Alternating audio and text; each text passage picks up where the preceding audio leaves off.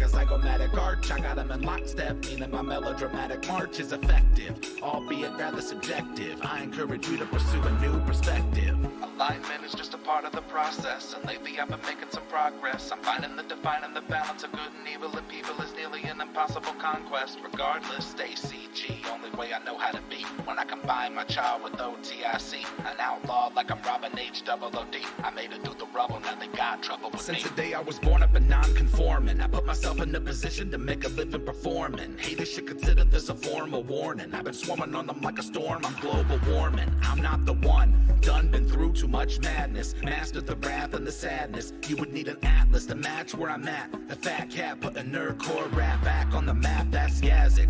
Weaving that underwater basket, rap till I'm wrapped in a casket. Snapping them back on the track like a Matt Foley. Stay blown like a fiberglass gasket. Gassed up, I'm a maniacal minotaur. Try to hit me with your best shot, Minotaur. Try to get me on a guest spot, but I stay in the lab, and that's where I'ma be until they put me up on the slab. It's magic. Alignment is just a part of the process, and lately I've been making some progress. I'm finding the defining the balance of good and evil in people is nearly an impossible conquest. Regardless, stay CG, only way I know how to be. When I combine my child with OTIC, an outlaw like I'm Robin H-double-O-D. I made it through the rubble, now they got trouble with me. Life is short, do with it as you please. You're the only person that you ever have to appease. Assert your weaponry by stepping in DSDs, but you gotta know that nobody gets any guarantees. Seize opportunity, embrace your development, replacing the elements, erasing the relevance, facing the blatant display of decay and our elegance. Merrick was a man, not an elephant. Sell him on the merit of the self-reflection, minimizing any malevolent misdirection, keeping them at a downright distant disconnection. An example of natural selection. And I might be slightly erratic, ghost in the shell, I'm a light in the attic, and I'm quite the dramatic, a minute for the attention, ready to ascend and transcend dimensions. Alignment is just a part of the process, and lately I've been making some progress. I'm finding the defining the balance of good and evil in people is nearly an impossible conquest. Regardless, stay CG, only way I know how to be. When I combine my child with OTIC, an outlaw like I'm Robin H-double-O-D. I made it through the rubble, now they got trouble with me. I'm like a falling star, I burn alone. I've got a heart without a home. Underneath this empty sky, just waiting for a sign. And it seems to me that gravity has got its hold on me, but I'm about to break free. Mothership, take me home tonight. Help me find a way to turn this darkness into light. Oh, mothership, take me home tonight. Help me find a way to turn this darkness into light. Like a flare without a spark, a shadow wish into the dark. Far across the galaxy is where I dream to be. And it seems to me astrology has got its plans for me. I just gotta believe. Oh, mothership, take me home tonight. Help me find a way to turn this darkness into light.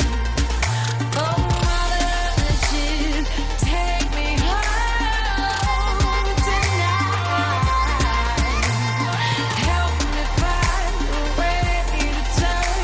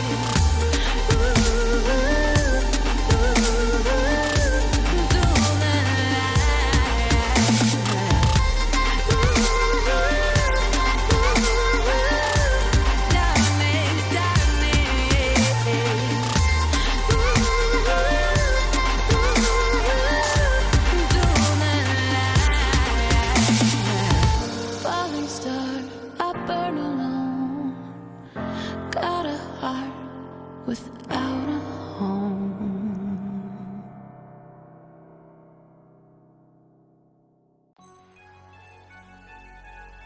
A glass cannon is a character that can put out obscene damage very quickly, but is also incredibly frail. I'm the one that gets it done in the clutch, so you know I never really gotta worry too much. I'm a glass cannon, glass cannon. You don't even want a dose of the smoke, so I'm recommending that you never try to provoke. A glass cannon, I'm a glass cannon. If your objective is blatant confrontation and you haters have greatly underestimated my station, I dominate with divination, I conquer with conjuration, I'm bonkers with evocation, I'm astonishing at abjuration, patiently waiting for my invitation to help alleviate my already unbelievable reputation. No conversation, the brains of the operation, the pain of the population contained in a concentration of a spell slot. I got 27 in the clip, missiles emitting from my fingertips like warships. That's a handgun, damn son, shooting from the hip. Only one using telekinesis to get a grip. Cantrips waiting to be cast off. Prismatic wall, make them all blast off. Cackling my ass off, incapacitating them with laughter. Yazzik ain't the caster you wanna go after. I'm the one that gets it done in the clutch, so you know I never really gotta worry too much. I'm a glass cannon. Glass cannon.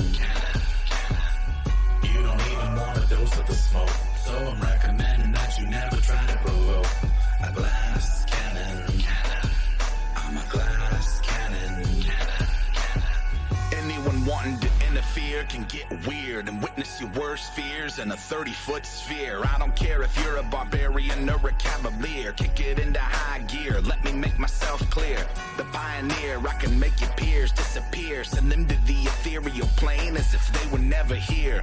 Cheers roaring in my ears, dearly revered. I'm happy to domineer any volunteers. Sincerely out of control, top of the totem pole. My cone of cold is freezing them fire trolls whole. I got the strap, just looking to trap souls. I've been snapping my firebolt, leaving smoldering holes. It's incredibly difficult not to acknowledge me. I am a prodigy, you'll read about me in your mythology. No apologies, I'm impossible to demolish. Consider this admonishing, second guessing my polish, you bitch. I'm the one that gets it done in the clutch, so you know I never really gotta worry too much. I'm a glass cannon. Glass cannon. You don't even want a dose of the smoke, so I'm recommending that you never try to provoke. A glass cannon. My glass cannon. I'm the one that gets it done in the clutch, so you know I never really gotta worry too much. I'm a glass cannon.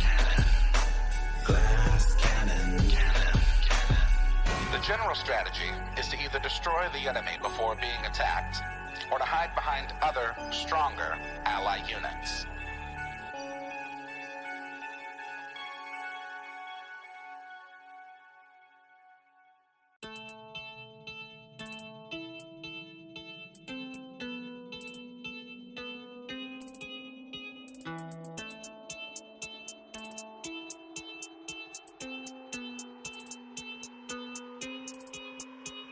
Who goes there? Why you dummies always coming in my lair like you want the smoke? All these wannabe heroes underprepared for the nightmare and despair that they dare to provoke. Most folk are doing their best to avoid me. Floor full of bones of the people that annoy me. Every now and then I get a couple of daredevils with the audacity to think that they can destroy me.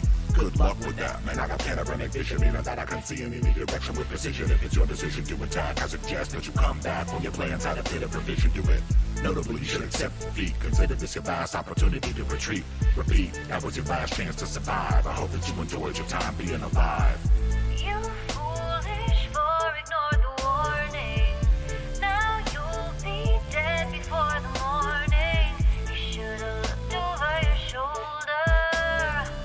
You're in the eye of the beholder. I am the tyrant, get it? I've actually been told that I'm a pretty funny guy. Wait a minute, what were we discussing? I lost my train of thought. Oh, that's right, you were just about to die.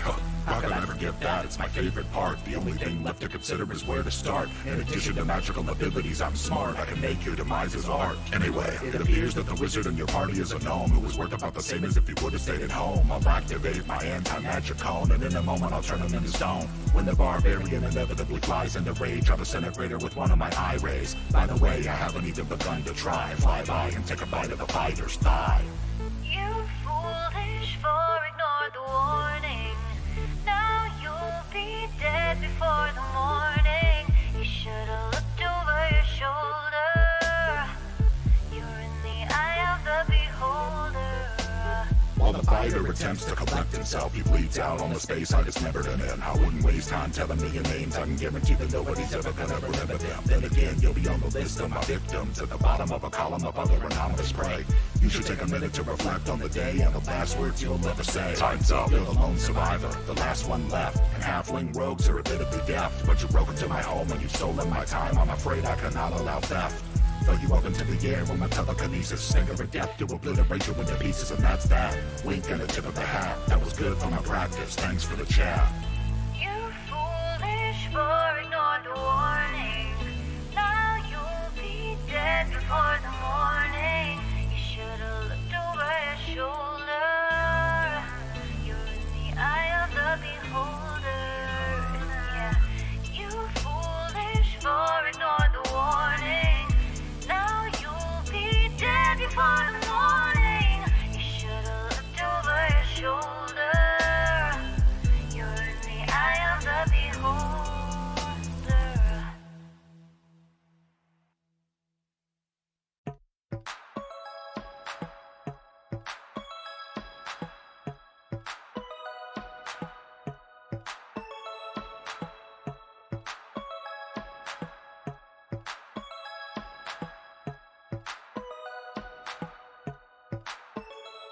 Some see me as a cynic. They come in for the base, but they stay for the acidic. I've been on that paper chase, keeping pace for a minute, and I'm aiming to appreciate the moment while I'm in it. Genesis a menace on the mic, so sinister. You might get some venom from the bites I administer. Winner from the start, superstar with the finisher. I got a decent heart, but I'm hardly a minister. A bardic apprentice, I'm innocent as a lamb. Worm like I'm... Hello, everybody, and welcome to the Bard's Playhouse for the Vampire the Masquerade V5 one-shot, Moonlight Reflections. Tonight, I'm going to be your storyteller. My name is TheDMB, otherwise known as Brandon, and I have a wonderful group of kindred that are joining me tonight for this one-shot. Let's introduce them. Starting off with our very own Ash. Hey guys, I'm Ash, and I am playing Thrustalia Blackwell, and yeah, that's all you get to know about me for now. Emily. I am Emily. I am on a bunch of stuff right now. I'm playing Wendy, the Thin Blood. PJ. Hi, my name is PJ Megaw. I am from, you might see me in the chat, Nat20 Productions. You can find us at twitch.tv/Nat20 Productions official. And I am doing Mark Dawson. And take a wild guess what my clan is. Seren. Hello, I'm Seren Briar, and I will be playing Mrs. Alice Louise Warner. All right, and last but not least, Zach. Hi, Zachary Vaudo from ATL by Night and Vancouver Adjacent by Night, among other things. And tonight I'll be playing Ronin Book. Alrighty, and just a quick reminder for everybody, all of our characters' pronouns are below our character portfolios here, so if you need to know them, they are there. Now, Vampire the Masquerade is a horror RPG. Specifically, a personal horror RPG. This game explores those types of things, not just that go bump in the night, but also that make us look at our morals and question, what would I do? What lengths would I go to? How far is too far? tonight's story are going to be exploring those types of themes. Now, previous to the game, I and the players have discussed all of our lines and veils, and we are using this system in order to not cross each other's boundaries, because even though we're playing in a game that explores personal horror, we're not here to push our players' boundaries. Keep in mind that consent in gaming is one of the most important things that we here at the Bard's Playhouse stand for, and at any point in time, if any of my players feel the need that the scene has gone too far, we will address that accordingly and steer the scene to a path where it is more comfortable for everybody that's playing. Now, that being said, this stream does also include mature content. This is a very adult stream. If it were a movie, it would be rated R, so if you're uncomfortable with the types of themes that you would see in an R-rated movie, you have been warned. Let's go ahead and introduce the scenario. Tonight, our group of kindred have all gathered at a pier. Looming out in the water as the sun has just recently set and the moon is beginning to rise on the horizon is a massive cruise ship. One of those types of cruise ships that you might see that regularly takes a week or two out into the ocean to get away from the land.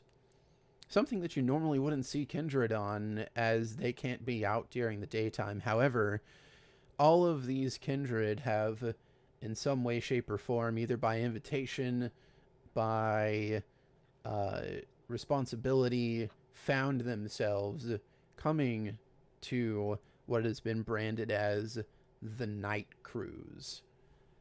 A kindred-friendly cruise where you can go to relax and get away from the stress of the nightly life and politicking of vampire life.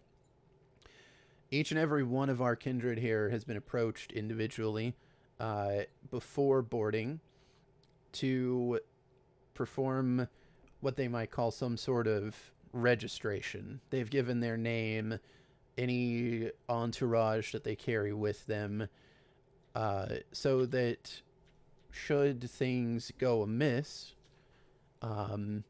the staff of the ship know who to report these things that have gone amiss for.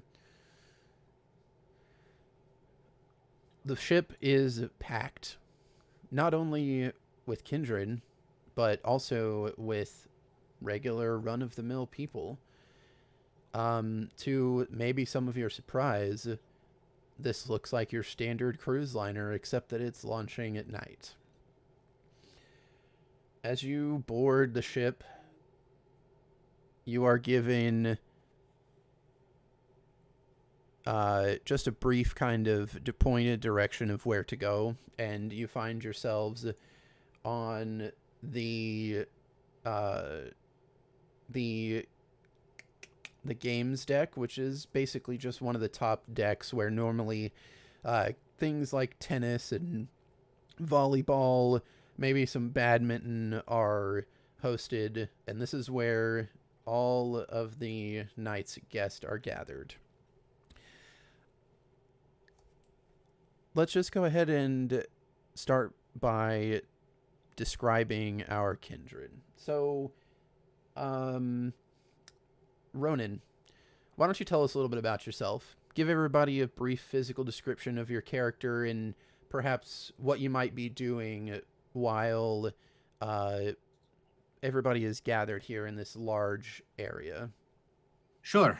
Ronan probably stands out the most, I think, from everybody else, because while everybody else actually seems to be dressed up like they're going on a cruise or maybe more in line with their clan, Ronan walks on board with just like a beanie, sunglasses, and an overcoat, because he is half here on invitation to relax and also half here on employment. So with a bit of a hunch shoulder, is like taking in all the people that are around him, but then also just kind of weaves his way through this lot. Pardon me, and actually kind of cuts his way over to the nearest bar so he can actually set up and work a bit for the night. He was given a bit more leeway than a typical employee would, so he can wander about, but they still asked him to work. So he wants to get a little bit started to get the feel of the place before he mingles in a bit more. Sure. And like I had mentioned before, this cruise ship is absolutely massive.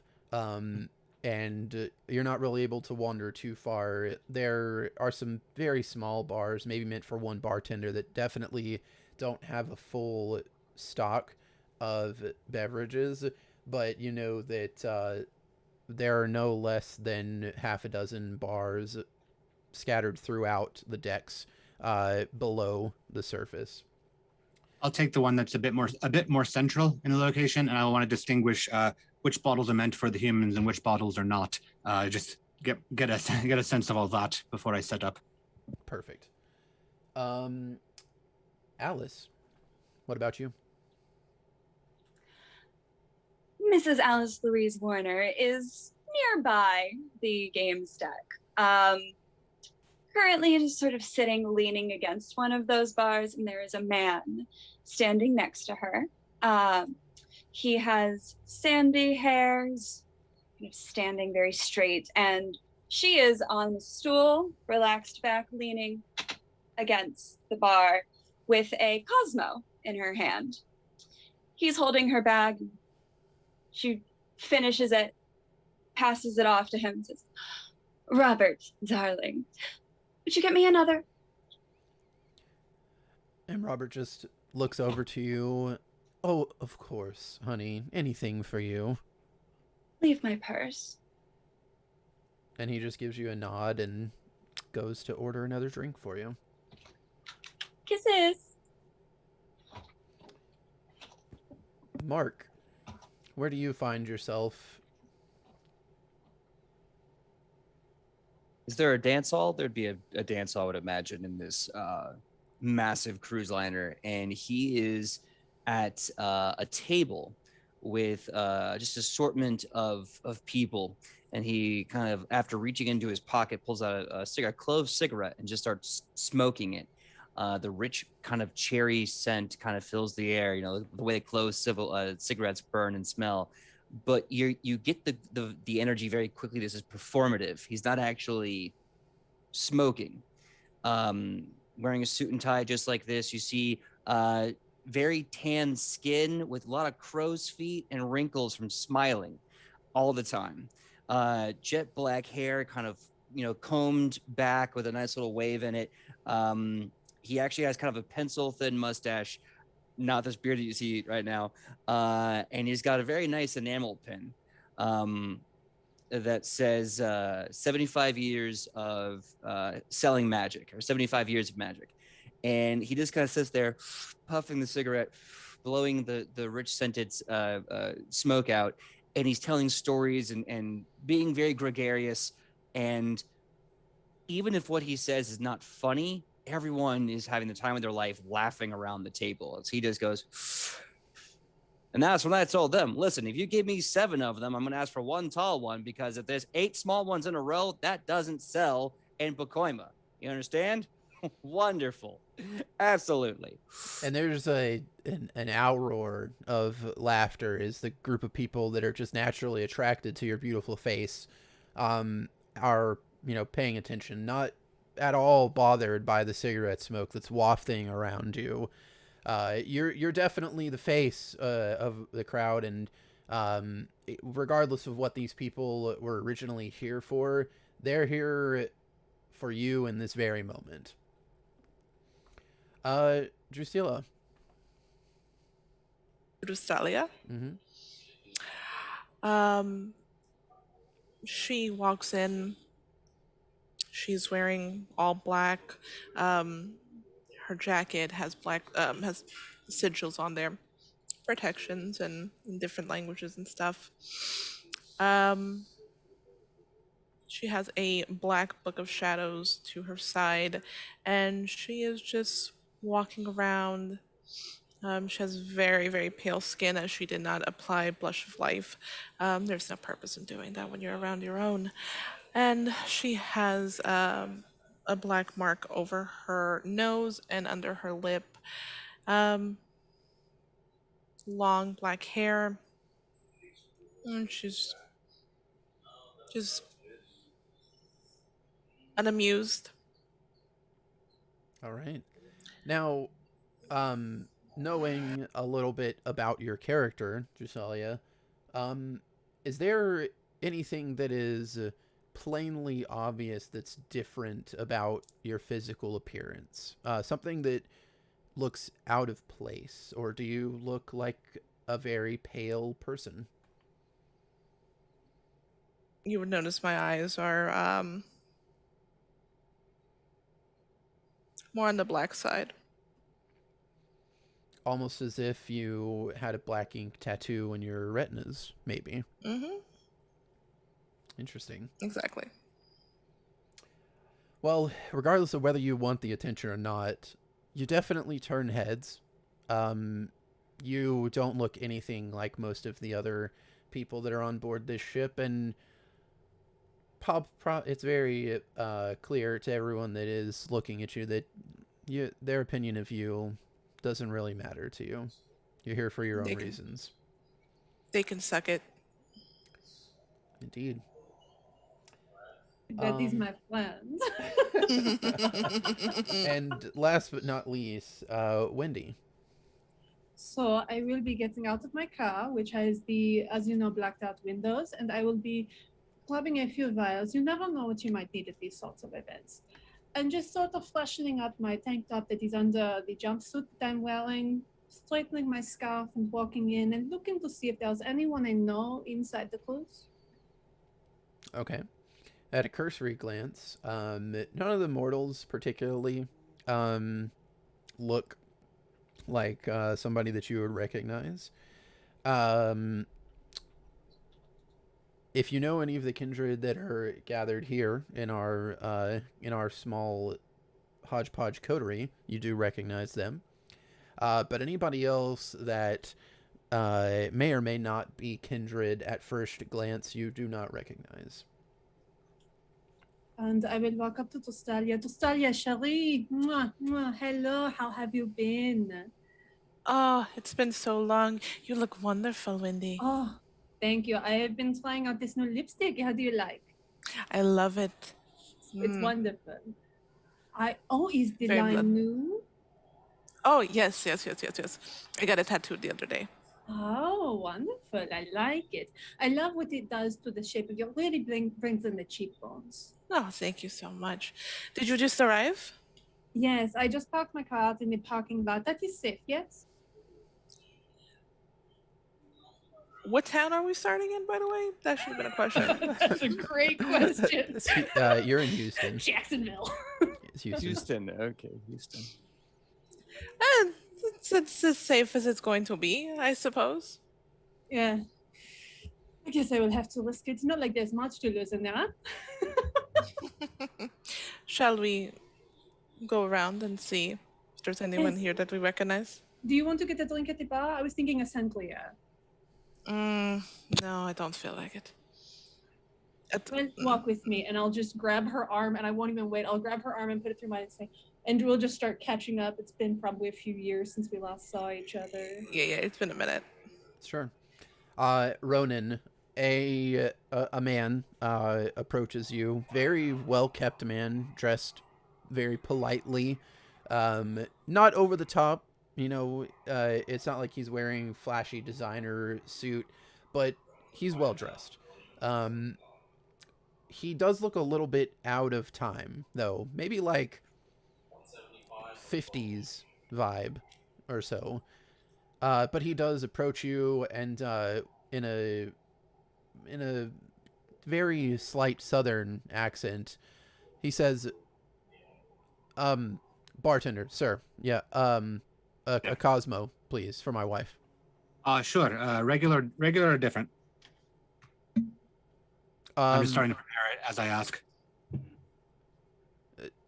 Different. Suit yourself. And I put the things for the Cosmo up on the up on the counter, and as I get the glass, I grab the blood supplies that are underneath and mix it in. Underneath the bar, there's actually a little hose that it's kind of like what you would see like a soda dispenser at a bar, and there is one separately that is specific to the crimson liquid. Yep. And I'll prepare the drink my way, and then put it back up with just a flourish in it, and just slide it forward and go, "Hey, you're the boss." He slides you a 20 and just nods, appreciated. You can keep the change. Thank you. I'll wait till he walks away, and I have not been told any prices or charging for any of this, so I just put the 20 in my pocket. You have not. That's an appropriate reaction. Okay, then. Suffice it to Friendly say crowd. that this is a cruise ship, and if you were told the prices, it would probably be $15 for a well. Friendly crowd. Yeah. So anyway, Alice, your husband returns with your Cosmo, and it's tainted a little bit more red than everybody else that's drinking a Cosmo around you. I will take a sip. Bobby, honey, if I wanted a meal, I would have told you I wanted a meal. Oh, I'm so sorry, honey. I thought. Where did you get this? He looks over his shoulder and points directly at Ronan. Hold my back. You know, there's stuff in there. Go use it and get me a meal since that's what you want to do. I'm gonna march over to the bar. And he just with a not so much cowardly, but like a very submissive, just grabs your bag and gives you a nod and apologizes again to you. But he does leave. I will approach the bar and I'll put the drink down, flat-handed on the base. Hi, my husband got me this drink and it's not made correctly. Could I have another? Not made correctly.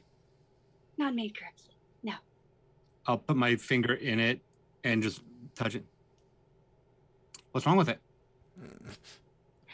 I wanted a regular Cosmo, not with extra maraschino. I asked him regular or different. He told me one. I'll make you the other. Don't even worry about it. And I'll slide it back towards her. Like, you can keep that one too, and I'll make it anyway. Thank you. You're so sweet. He tipped pretty well, so not a problem by me. Oh, of course he did. He's trying to buy affections. I like to think it's just the goodness in people sometimes. Hmm. And I prepare You wouldn't say that if you knew him. I prepare the rest of the Cosmo and I put it next to the very red one and just push them both towards her and go, call it a hunch. You can keep that one. Oh no, please, I've already made it for you. I could, but I don't want to. And I'll take the other. Sit yourself. And I'll just pick up the other prepared glass and just raise it towards her. Hope that one's more And, chilly. and now I'm gonna hang out by this bar. Is this the same bar that Dressalia and Wendy would have been coming to? I was gonna say, like, would we have been able to like make it there by now?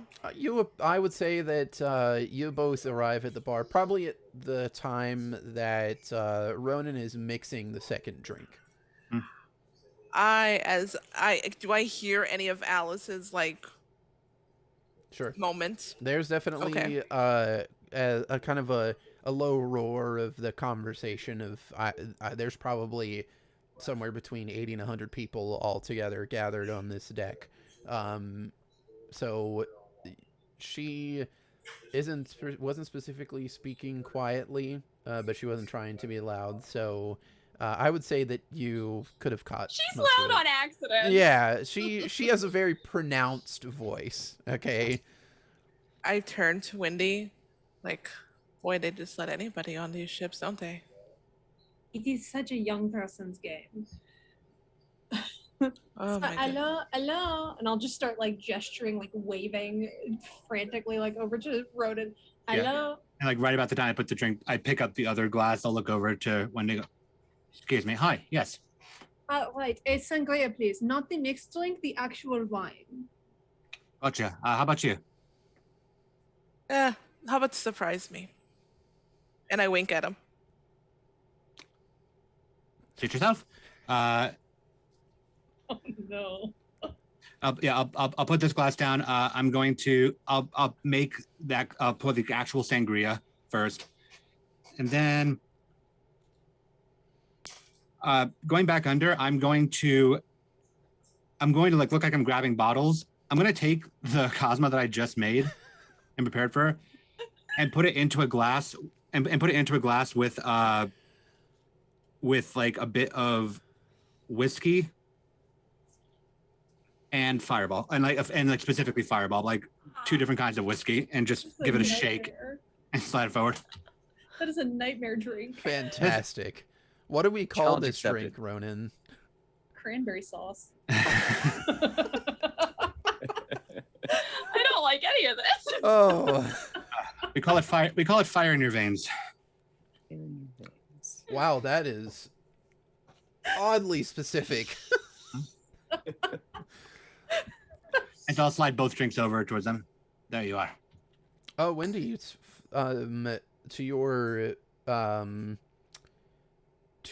your delight, this sangria is actually made with like the fresh fruits that you would expect a sangria to be made with, and there are small pieces of them in the glass.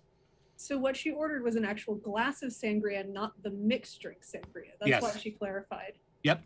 You got a regular sangria. Yep, literally, it's just a red wine. Oh, okay. I apologize. I thought that. It's the mixed drink is named after the red wine. It's usually made with. It's a very dry red wine. Got it. Then I okay. I redact that. You're getting your alcohol lesson today. Yeah. I will just drink it, like, just down it real quick. Are these complimentary with the invitations? Or You know, nobody's told me, so let's go ahead and say yes for this one. oh, I like you. You can stick. Wait a second. I've met you before, right? Panama Possibly. City Beach, perhaps. I've worked there before, so it's very possible. Oh, were you at that little gay bar with the drag show? One of they them, make yes. Wonderful. Yes, I remember you. It's the glasses. They stand out. Their prescription. This one he make, and I'm turning to Drustalia now. This one he makes fantastic drinks. You will like it. Seems like she already did. It I does did. taste fantastic, Drusalia. Like, you have never tasted a drink in your entire life that tastes this good. Yeah, and I'll just down the rest of it. Okay, yeah, and I mean, like, this is the only thing that you want to drink for the rest of your life. It's that good. I'll take 2 more. Cinnamon blood whiskey cranberry vodka. And as you ask to order for 2 more, Drustalia, and it looks like Ronan's about to respond to you, there's actually one of the what appear to be the staff that approach you. A man, very tall and bulky, who is wearing kind of leisurely wear, but it looks like the uniform, a pair of nice cargo shorts, a button-up, like a polo shirt, and around his left arm is a band that's sewn into the arm that is yellow, the color of mustard. Mhm. And he interrupts your conversation and actually addresses all 4 of you and says, excuse me, if you wouldn't mind, since you are our special guests, we are having a, let's call it an orientation that the captain is requesting that you attend. Not optional. Somebody else going to replace the bar then. Yes. Do it yourself, and I'll just. Who is the captain? I'll let him introduce himself. Oh, wonderful. Let me just go get my purse back from my husband. I'm not exactly sure where he went. I'm going to start looking around. Bobby! Just Oh, no, as she's you coming with us. go to turn around, Alice, he is approaching you. Oh, there you are. Hi, darling. Did you get me some food? He does. In fact, you are approached with on his arm a woman that appears to be roughly the same age as you, maybe late 30s or so. Very chic haircut, almost like it's a Karen haircut. Okay, I'm just gonna lay it out there. It's a Karen haircut. Dressed in a nice pantsuit. And they are talking about Tupperware as he brings her over to you. Oh, wonderful. Honey, did you find me another woman who wants to host a party? Of course, honey. Look, we've already been talking about all the different things that you can offer her, and she's so excited. Oh, yes, and I'm just going to interrupt him and grab her arm. Did he tell you that how you can work from home and just be your own boss all the time? There's so much freedom in it. It's wonderful. And the staff actually does kind of clear his throat again. Mrs. Warner. Oh, what? Sorry. I forgot you were there. 1 second. I'm going to grab my bag from Robert. Just lean in, give him a little on the cheek. Can he come with me? Can she come with me? Mr. Warner can definitely accompany you. I would ask that you save any outings that you desire until after the orientation. All right. I reach into my bag, just pull out a little business card. Here, darling. I'll find you later. And she gives you just a wide smile, like she's ecstatic that you've given her your business card and she's ready for the opportunity that you have to offer her. Come on, sweetie. Apparently we have an orientation with the captain. Is that right? Yes, ma'am. Wonderful. Come on. I'll loop my arm through his. All right. And all of you follow the staff member. Mark, the same thing happens to you. You're regaling another one of your tales. Everybody's having a fantastic time. And from the crowd comes a similar staff member, same build. His skin is a little bit darker of a tone than the one that approached the other four. And he just says, Mr. Dawson, if you wouldn't mind, I understand that you're having a wonderful time entertaining all of these folks, but the captain wishes to meet with you. Do I get the feeling that this is kindred business? You could assume that, yeah. Mm-hmm. Okay. So looking at him, I kind of go from this giant smile, and it kind of deflates into a very, very fake smile as I look at him. Wonderful. Well, by golly, that sounds terrific. And I take the cigarette and I put it out on the underside of my penny loafer. I'm kind of sitting in the figure 4 old style. I put it out on the shoe, and I just kind of like leave it in the ashtray on the table and say, "Well, everyone, it's been a dream talking to you all. Until we meet again, follow your heart's desire.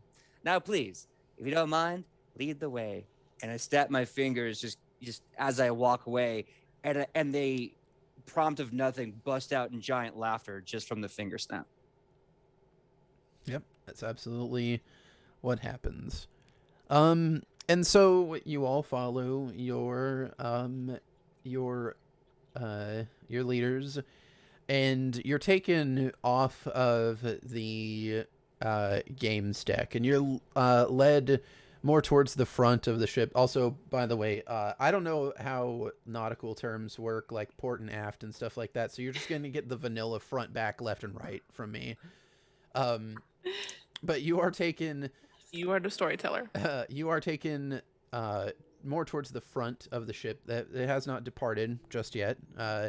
You're led up a set of stairs, and then another set of stairs, and then another set of stairs into the bridge, and then up a small lift onto the very, very top deck, the observation deck, as it were.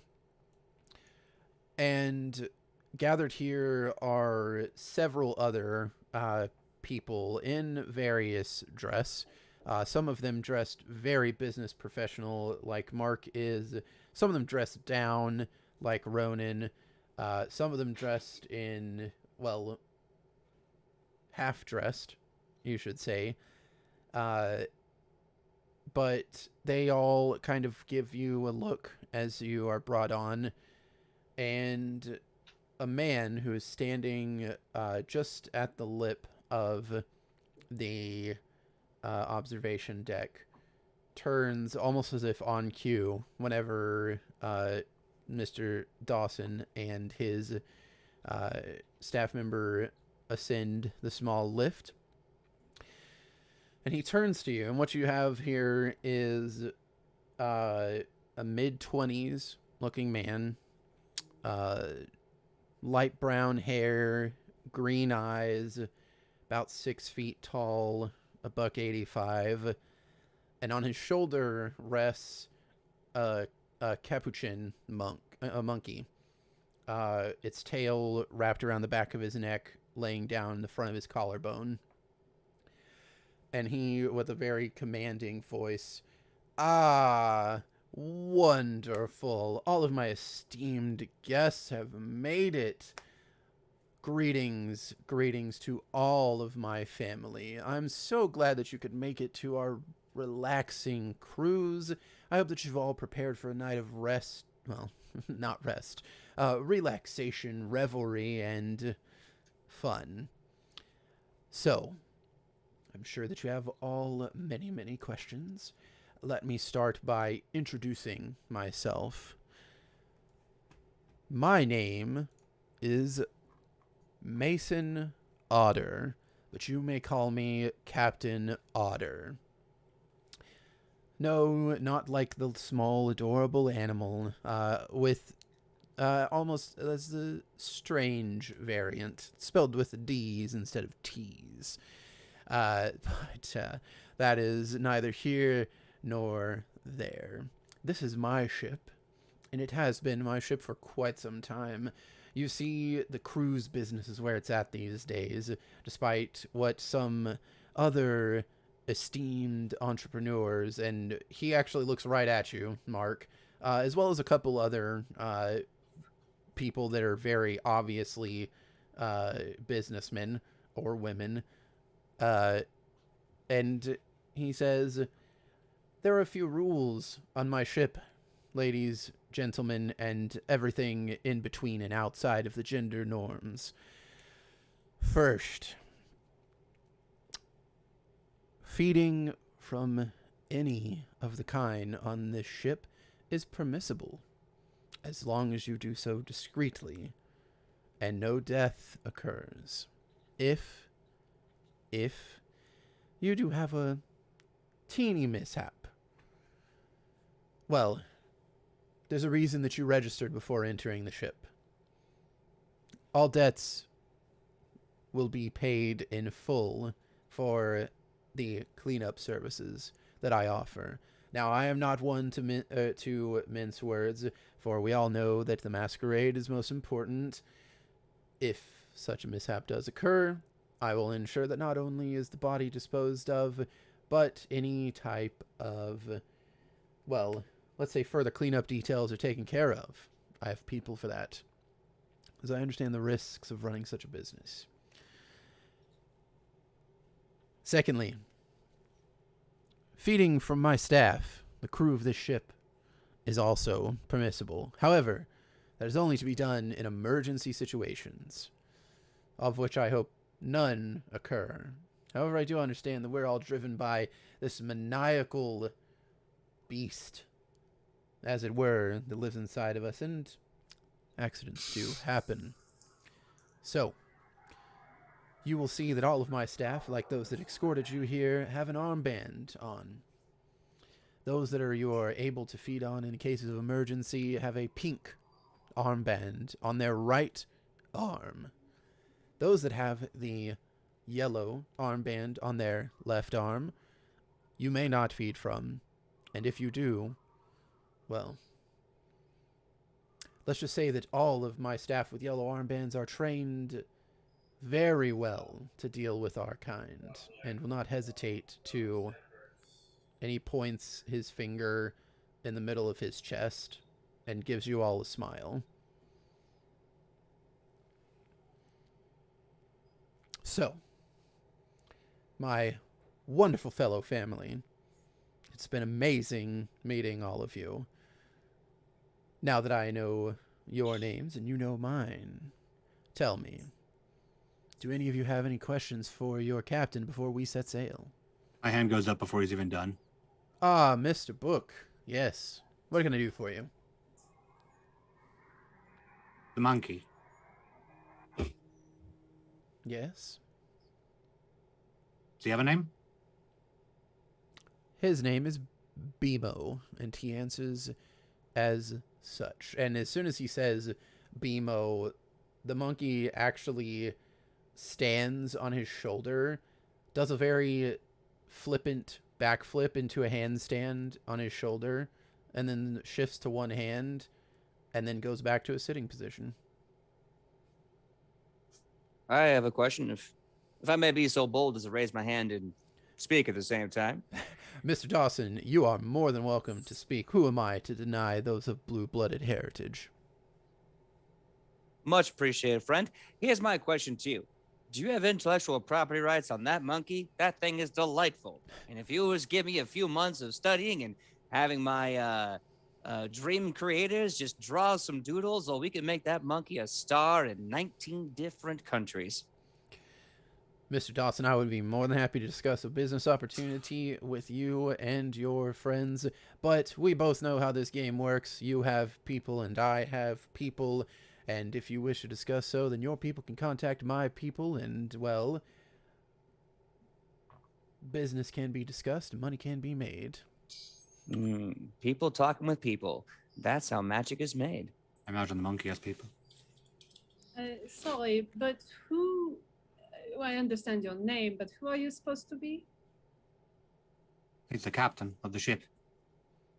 Yes, Miss Ross, that is indeed the case here. I am the captain of this ship. I am your film director. I am your leader, your El Capitan, whatever it is that you choose. But I am the one that directs this ship. I am the one that owns this ship. I am the one that have put mine and my staff's and many, many other people's blood, sweat, and tears into these decks, all for your pleasure and enjoyment. So please, to the fullest extent that you may do so, enjoy the facilities that are availed to you.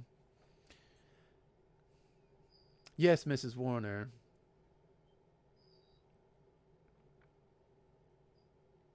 The cleanup. Is that why so many people go missing from cruise ships? Ah, I see that you are not one to avoid the rumor mill, Mrs. Warner. Well, we could say specifically for this cruise ship, perhaps that is the case. However, for the fellow businessmen that I know in this industry, who's to say? You know, I don't know if you're there when we wrote... Yes! I don't know if you're there when we wrote Maritime Law, Mrs. Warner, but it is garbage on purpose. You go out there in the boat long enough, you pretty much get away with anything. Ah, see, Mr. Dawson here himself is a smart cookie and truly understands the reason and rhyme between being in and out of international waters. I'm not a lawyer, but that sounds fun. Oh, did you all know? Oh, I must remind myself, and the monkey laughs too, strangely enough. Did you all know that the Bermuda Triangle is not only rumored to be, well, what it is, it's also a lawless part of the ocean, and anything goes there. Don't ask me how I know that. I mean, I want to now, but all Are you right. going to the Bermuda Triangle? Not on this particular cruise, although I do make once a quarter trips there. That is a premium service, though, and, well, has many more dangers than our typical night cruise. Now, there's one other thing that I'm sure many of your minds are buzzing away with thought for. Well, where are all these kindred from? What sect do they align with? Am I here among my enemies? Is this a ploy to have me assassinated? Was that blood Wouldn't hunt that be I the avoided first. 6 decades ago finally going to be facilitated against me? No. I can guarantee each and every one of you that your safety here is paramount to me and my staff. Therefore, I will allow you to know that this ship, every single square inch of it, is considered an Elysium. And any of you that attempts the slightest hint of violence against one another can consider me the prince of this ship, and I will enact my majestic right to leave you out to bake in the sun. Hear you loud and clear, Captain.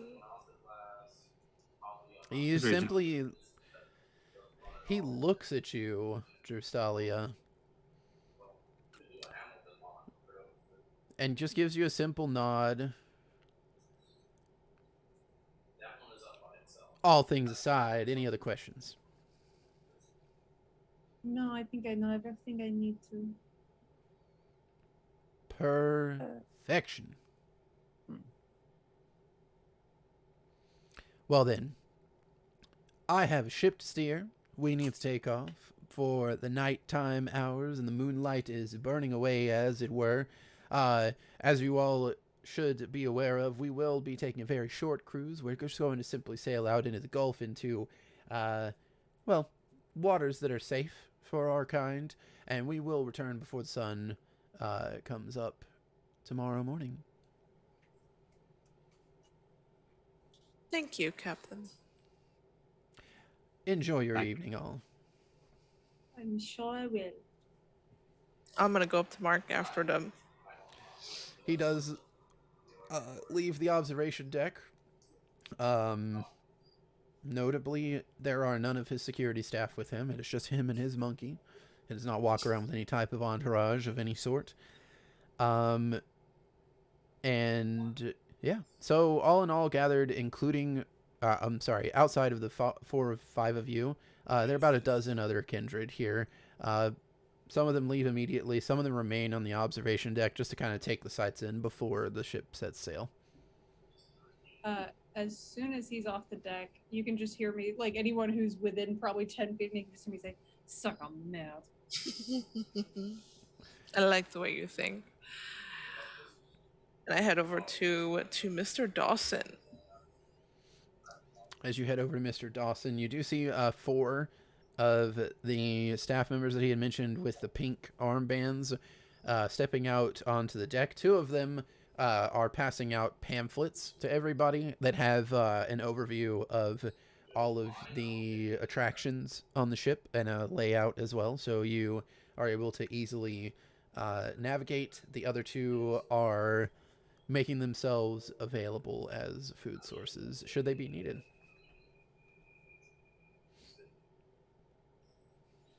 So, I'm at hunger 1, so I'm good.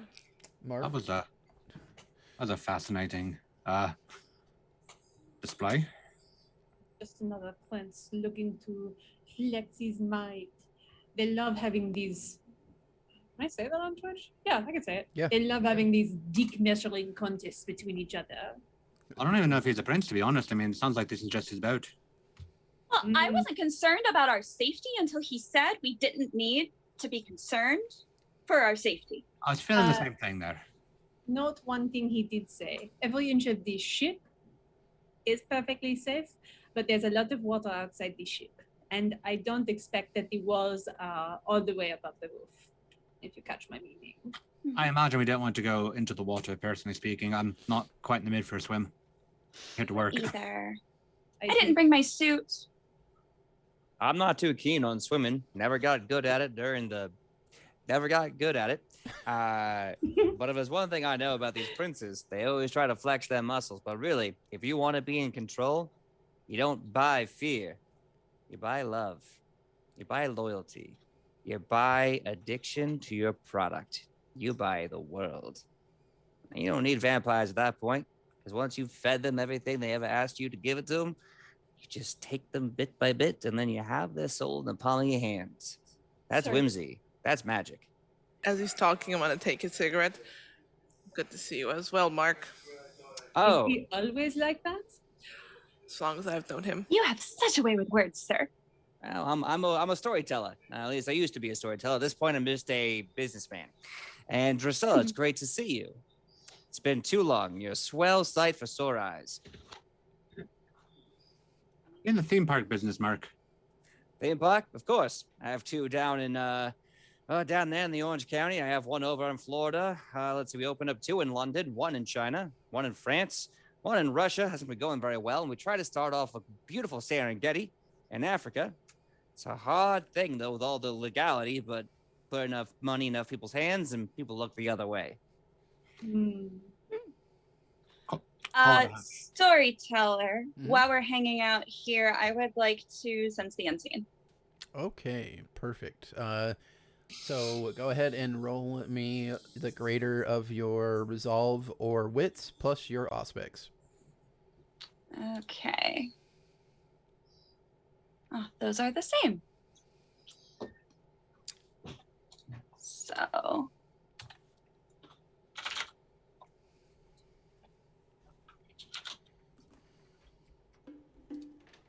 It's gonna be 3. 3. All right. So, first thing that you do notice, in line with your question to the captain about why so many people go missing on cruise ships, there are definitely wanton spirits floating about this boat, and there are quite a few of them. None of them appear to be violent at this very moment, but they're plentiful.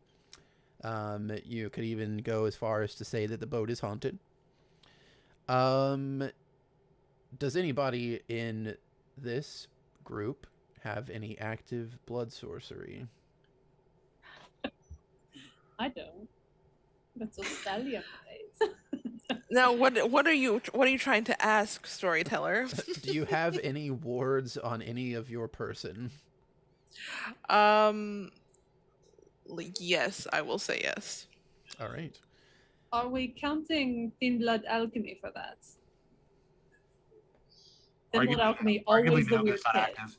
Yeah, if it's not active, then no. Okay. Do you have... Actually, I will ask you this, Wendy. Are any of your concoctions readily visible? No, they would be in my pockets. Then I no. do not want them to be seen, just in case it might be a problem. Sure. So outside of Drustalia, who has a few glaring red glyphs on her, 4 of the other 12 kindred that are here have blood sorcery active. Okay. And it all just kind of looks like wards? Yep. Okay. Storyteller, Mhm. can I piggyback off the awesome instinct that Mrs. Warner had? I think I have a ability called Kindred Legacies. I don't know if that's something we can do now or something else I have to do.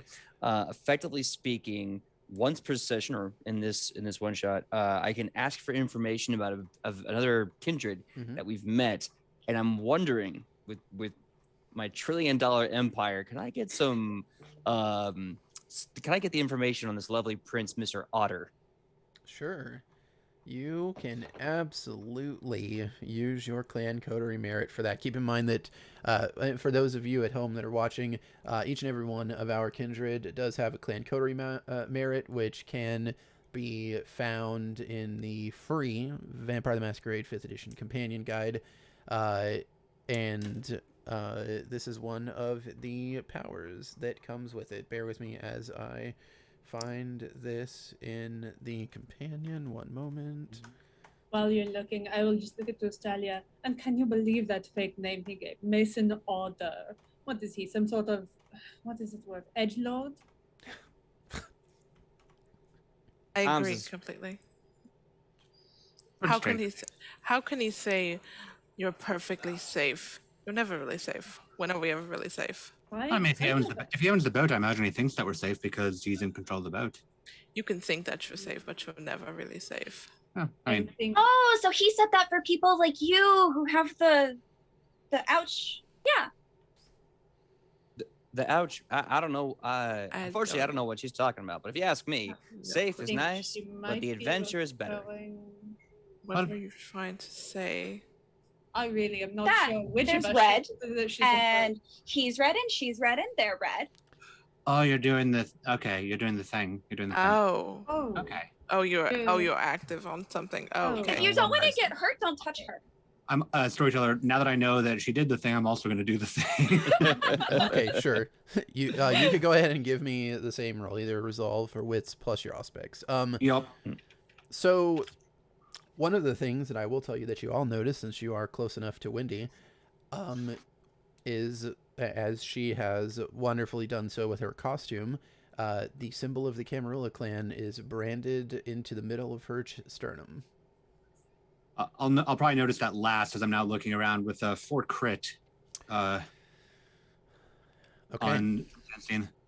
So, you see the same thing that Alice saw, minus something that you're not quite sure of.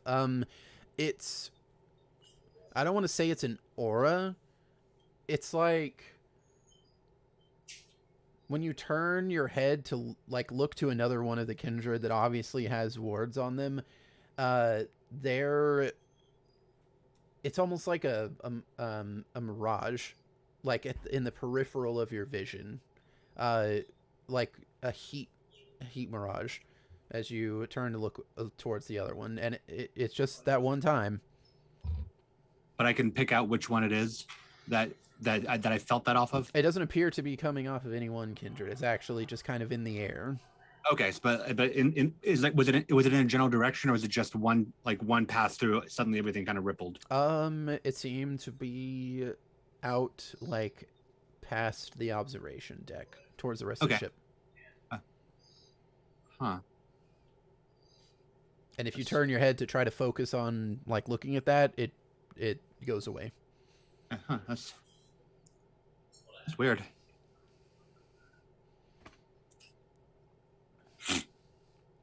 So, What's here? Sorry. no, that's okay. So really quick while that's happening. Oh no, I was asking him what's weird in character. Oh, go ahead. Got a little fuzzy for a second. Are you okay, sweetie? Oh, I'm fine. No, yeah, I think I haven't been on a ship in a while, so I'm thinking it's tights or something. But things got a little woozy. Oh, do you still get nauseous? I haven't been, but again, I also haven't been on a ship in a while, so I think we're going to discover that at the same time. Okay, that sounds like an adventure. Mark.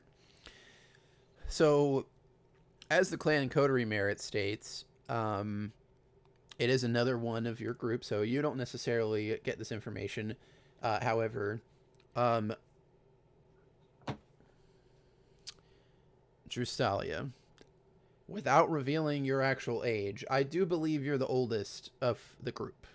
I think, from looking at your character sheets.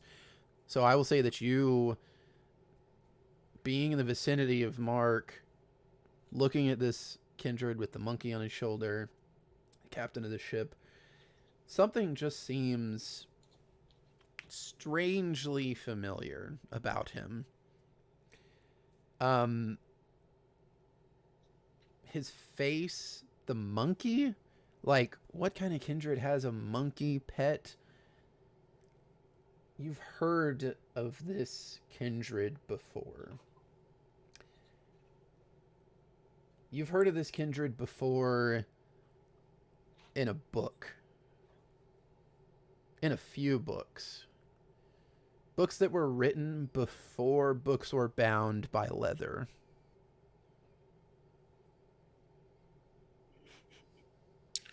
Can I do some sort of check to see if I remember his name? Or remember anything about him?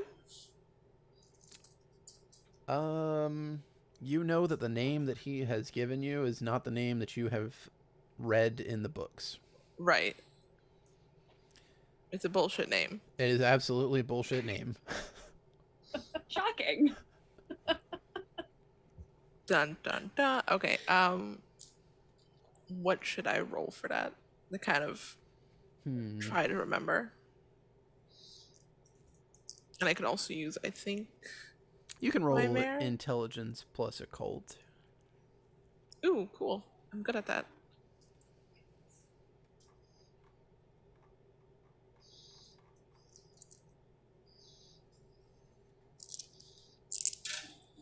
God damn it. Hold on.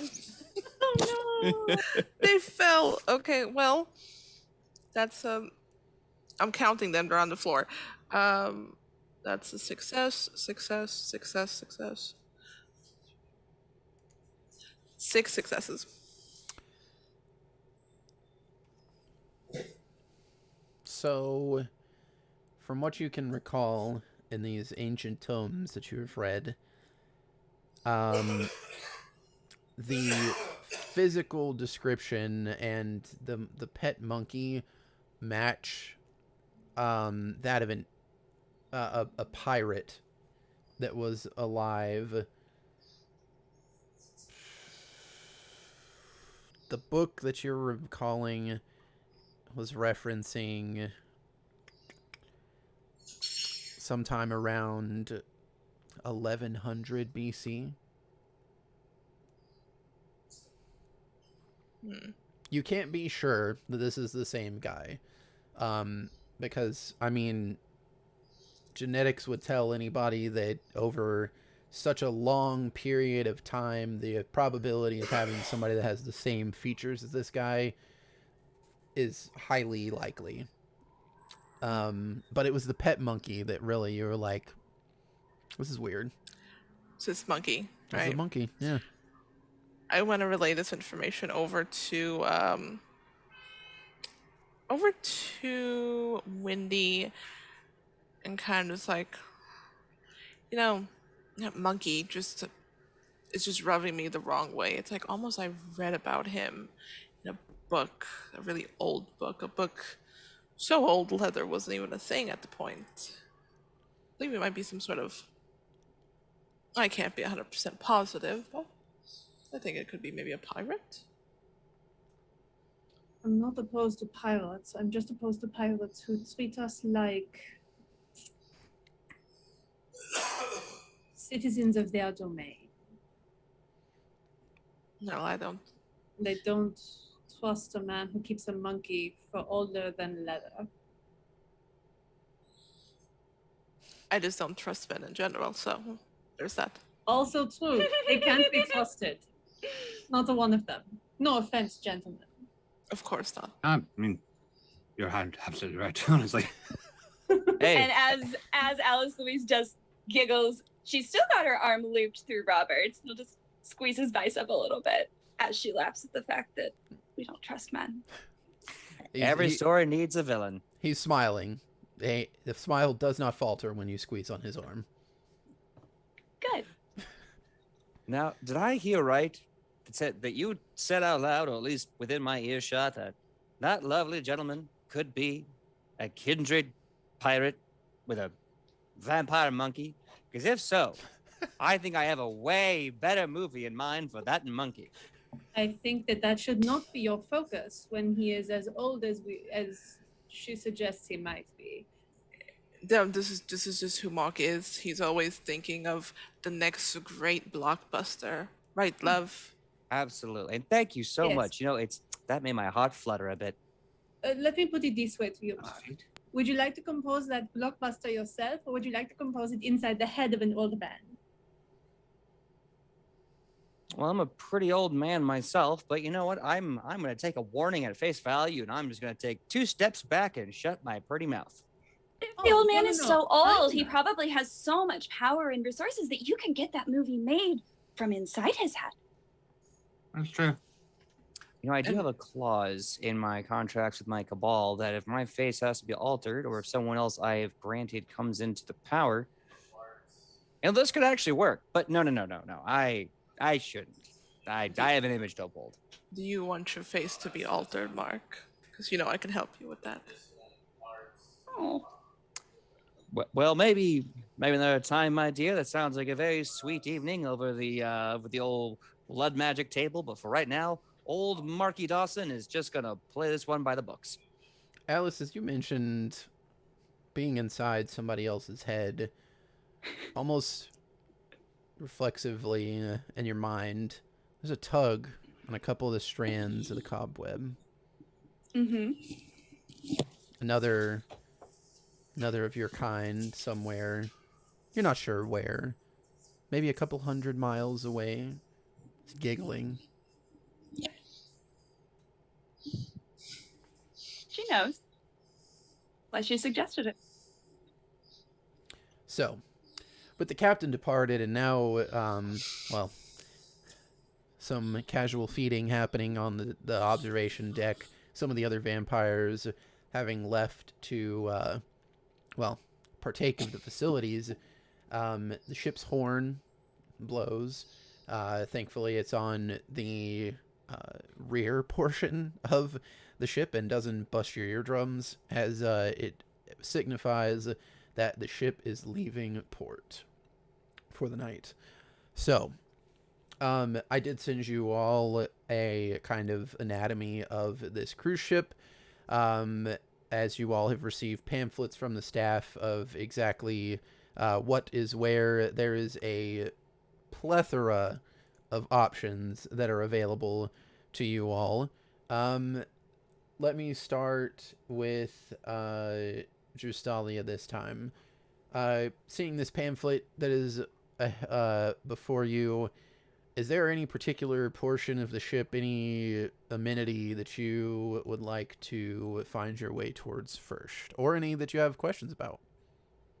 I am just more curious about. I just need more information. I want to know more. What's going on here? This doesn't feel right. This isn't really necessarily. Why are we here? We were kind of called. I'm just curious. So I want to do some sneaking around. Okay. Are you going to be trying to eavesdrop on some of the kind that are around? Are you going to try to follow some of the kindred? What type of information gathering are you going to try to do here? I am going to kind of just do some eavesdropping and seeing what kind of information I can get. Maybe whatever. What are others saying? So I'm going to use heightened senses. Mm-hmm. And just kind of make my way around, follow around, see. Do you know anything about the captain or? Alrighty. So nobody on the observation deck is particularly talking about the captain. However, as you kind of look over at the observation deck, you do notice that many of the kind that are here have started to find their way beneath the top deck, possibly to enjoy themselves as well. So they are going to be, heading to whatever attractions that are here.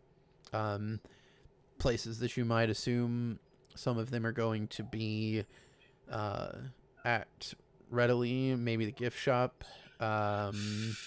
Perhaps some of them are going to the casino that is on board.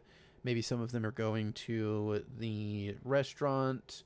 There's also a library and a writing room that are next to each other. The casino. All right. So you begin to make your way towards the casino. Wendy, what about you? So I think first I would like to investigate the library and see what might be in there. Okay. You head off to the library. What about you, Alice? Where are you and Mr. Warner heading to? Back to that snack, perhaps? Are the names on this map accurate? Because I noticed there is an Alice Springs pool and bar. Yes. Excellent.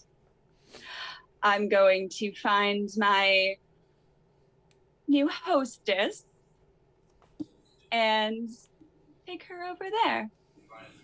Okay. Ronan, what about you? Are you going back to work, or are you going to go mingle amongst the people?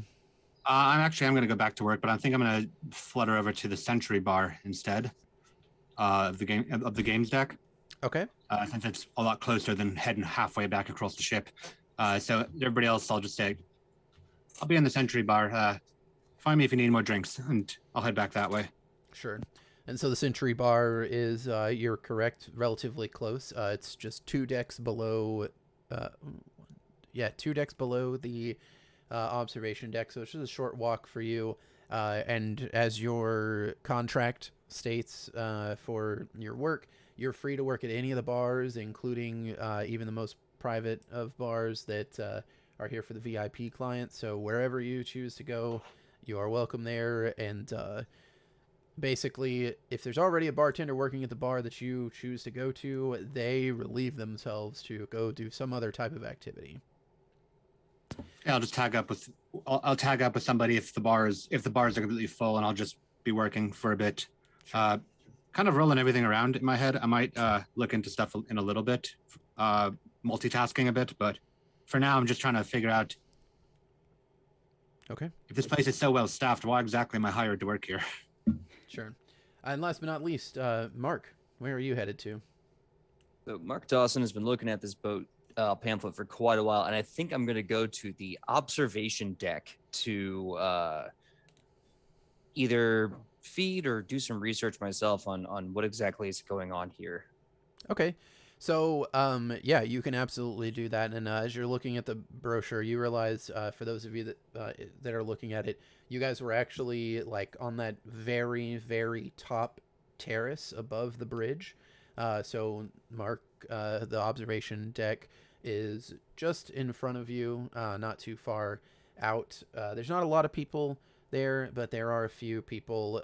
One of them, it actually looks like there's a couple, 2 men that are posing for a photo, trying to reenact that iconic scene from the Titanic movie. All right. So I love that. Why not? So I gotta make my way over there and say, fellas, this looks marvelous. Are you together? Are you in love? Is this a very special occasion? Oh my God! Yes, this is my fiance, and the one that's speaking holds up his hand to show a very fancy diamond ring. His name is Bobby, and I am Greg. Oh, you know what? I hate to bother you, sir, but since you're down here, it's just, we can't get the right camera angle if we're taking a selfie, even with the selfie stick. Would you mind taking a picture for us? You've seen the Titanic, right? Oh, I don't know about that. Normally, I'm not the one taking the pictures. I'm just, you know what? I'll give it the old can do my best. So let's see what I can. How do I work this thing? He actually doesn't give you a smartphone. He gives you a DLSS camera, so it's much easier to operate. As obvious, like press this button to take the photo. you don't know anything about all the knobs or the buttons or any of the settings that you need to change on the thing, but there's definitely a button that you press to take the picture. Yeah, I say I feel like I'm about to land the rover on the moon here. I am just head over heels with this fangled with all these buttons. My goodness. I take the photo and I hold their hands together, and I want to use one of my oh gosh, I'm trying to think of the right discipline, but I want to basically give them a memory that this is like the most magical night of their lives. Like I want to give them fireworks and music swelling.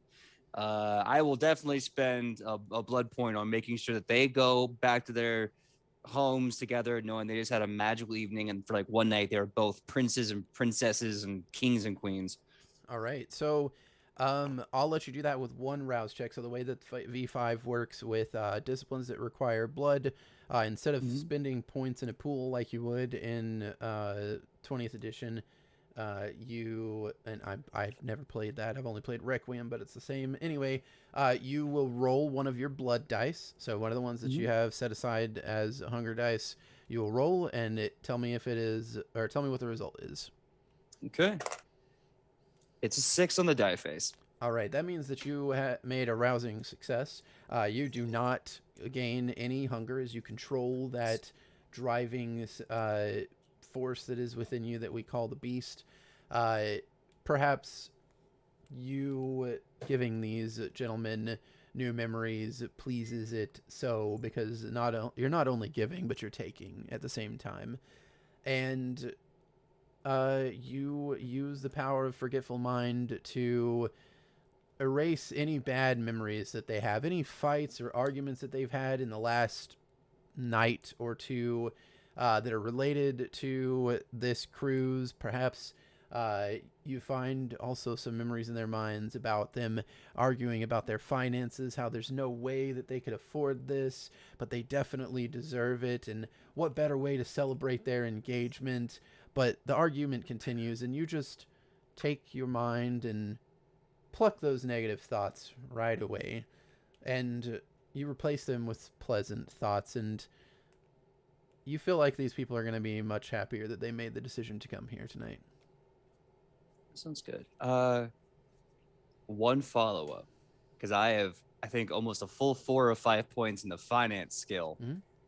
Is there something I can do to help them financially a little bit? Either like wave a hand and have some of my people remove some debt, or just, put some of their stuff away in a high return yield like shell company. I have like 4 points in finance alone. What could I do to help these gentlemen? So with your 5 dots, or four dots in the finance skill and your 5 dots in resources, which basically means you have more money than you're ever going to know what to do with, you could spend money every single day for the rest of your own life and you'd never run out. You absolutely know that they both have student loan debt that of course they do. is readily coming up on the next increase in the graduated scale of repayment that they have it set up for.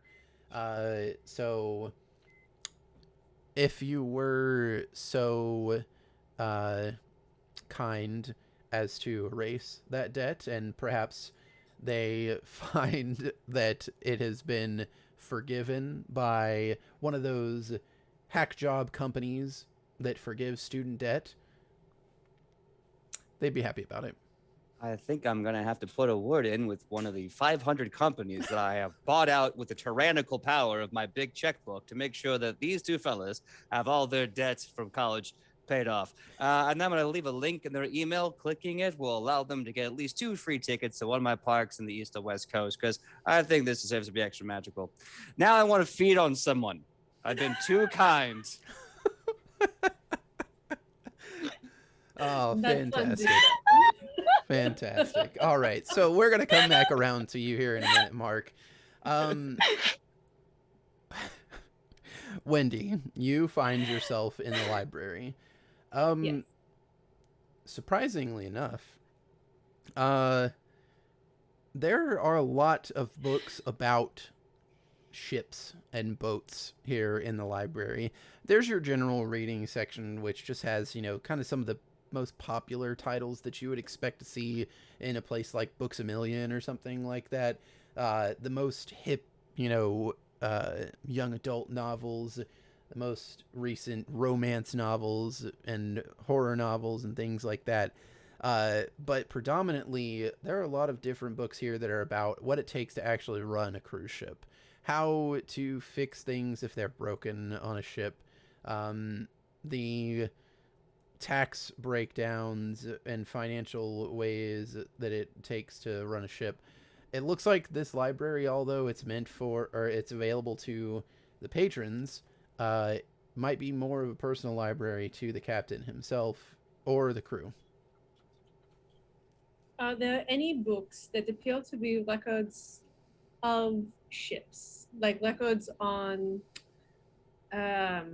historical records, not current, obviously, that would be the captain's log, but historical records on things that were traded, people who entered and exited, people who died on the ship, staff records, Sure. but historic, that appear to be under the name of this ship.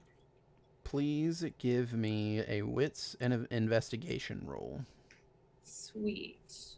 How much did I put in investigation? None, but I have 3 wits, so. I would like to claim coterie merit. All right. Learning these early.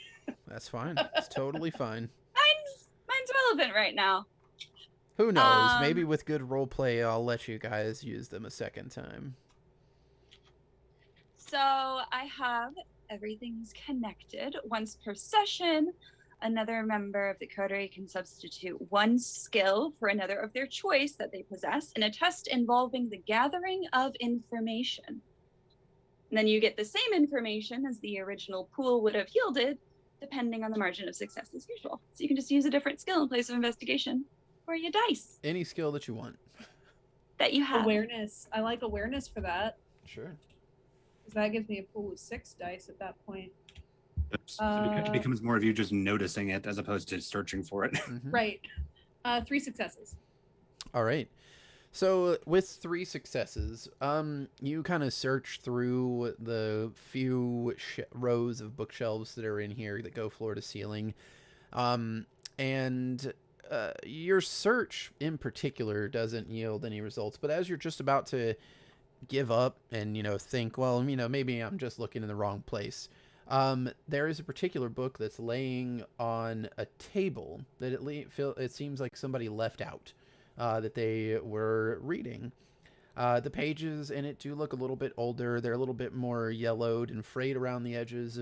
It isn't anything in particular that is has to do with this ship, but it is a almanac of the ages of different types of ships, all the way from the beginning of whenever the first ever ship was created up to the most recent, like this cruise ship, Megaw ships that cost billions upon billions of dollars to create. And this ship in particular, the Night Cruise, is listed in the almanac.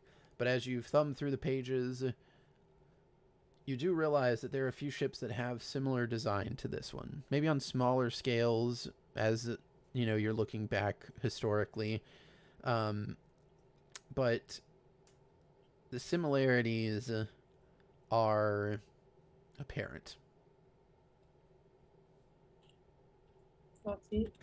And are there any notes in the margin of this book or anything that appears to be like someone may have marked a page or dog-eared the page perhaps? There are not, but I can tell you that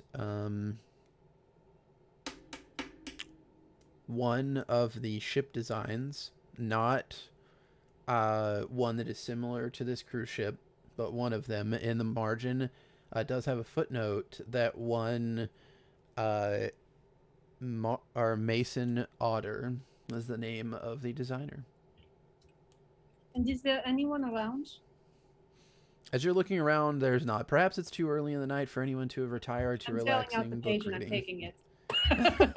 Sure. And you close the book as you realize that nobody is around and take it with you. All right, fantastic. I am folding that and putting it in my pocket very carefully so I don't mess up my vials. And I will be off to wander. All right. Let's go to Alice next. Then you have found your newly acquired hostess, who, without any type of conversation or coercion, is all on board with exactly what you're selling, and made your way back to. Everybody needs Tupperware. And you have made your way back to the Alice Springs pool and bar. There are a handful of people here. None of the other kindred. I brought her there with me, for clarity. Sure. That's where we're chatting. Yeah. So it's you, Robert, and your new friend here that you've brought with you. Okay. At the pool, there's a handful of people. None of the other kindred that you saw on the captain's observation deck are here. To your enjoyment or dismay, maybe up to you. But there are maybe 5 other people here that are enjoying a leisurely swim in the pool. Okay.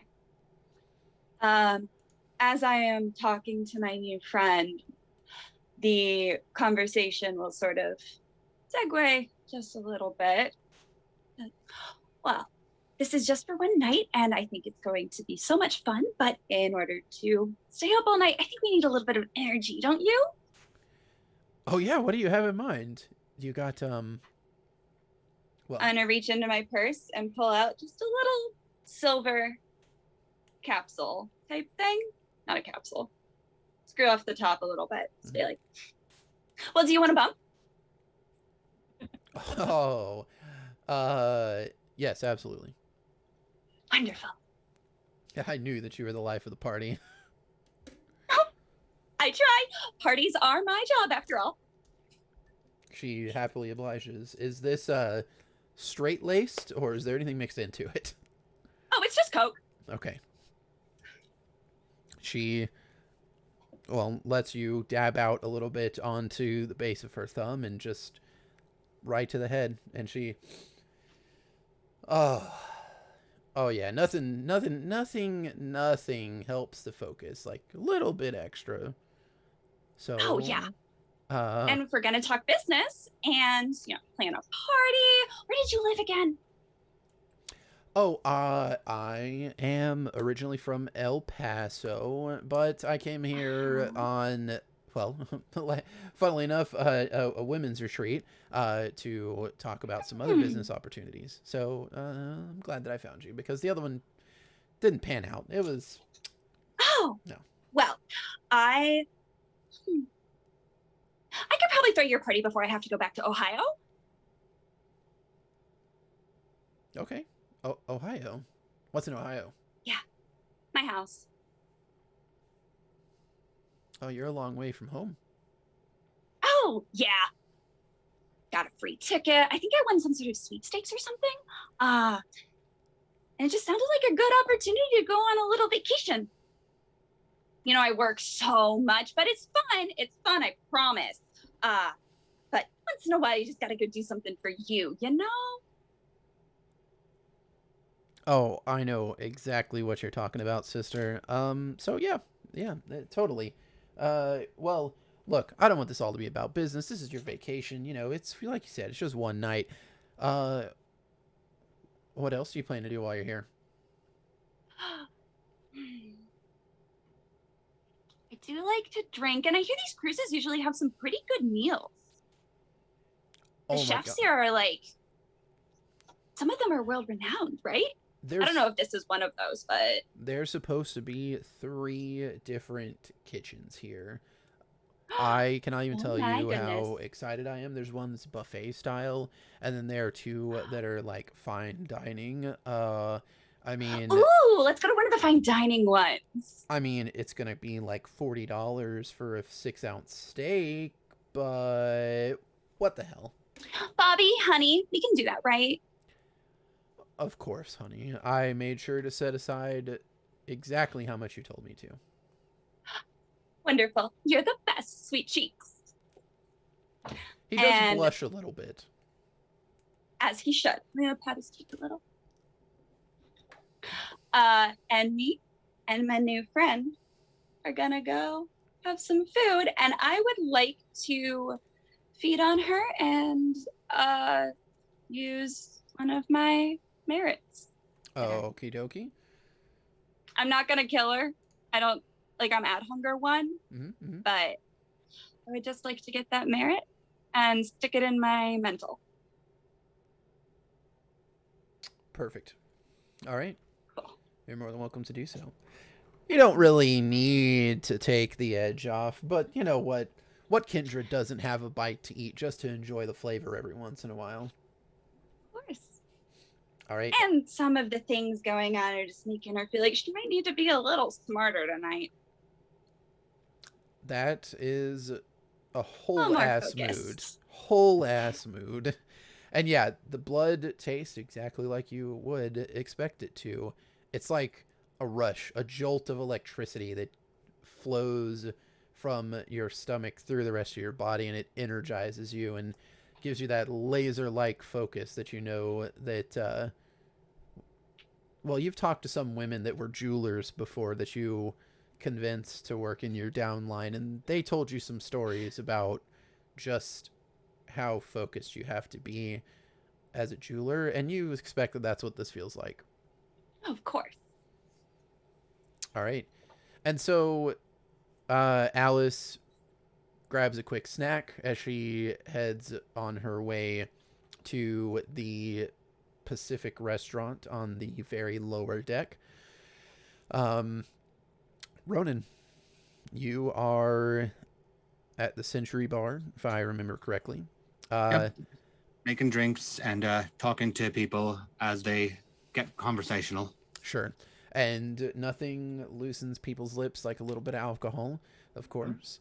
In this room, it does appear that there's a small area of the room that is designated as a dance floor. Not very large at all. This isn't the ballroom proper, as it were, for the ship. But there are also 3 semicircular bars that kind of create a half shell around the dance floor on the opposite side of where the entrance is. Behind these bars, which is also behind you, are a very long string of windows that give a view of the outside of the deck and the very nose of the ship, with a pool as well as several lounging chairs and things like that. While you're kind of doing your thing here, you can tell me what it is exactly that your goal is, but I do want you to go ahead and give me a wits and awareness roll as well, please. Sure thing. My goal right now is really just to connect with some people here. Like you said, everybody's relaxing and whatnot on the ship, so I just want to mingle, want to get to know the people that are here, talk about what's on their mind. I got 4 successes. Okay. So as you're, conversing here, the foot traffic in here is pretty steady. One customer after another. You might have, a couple of minutes in between to just give the chit chat. In general, it seems like many of, the kind that are assembled here think this is a normal cruise. They definitely aren't under the guise that this is the night cruise.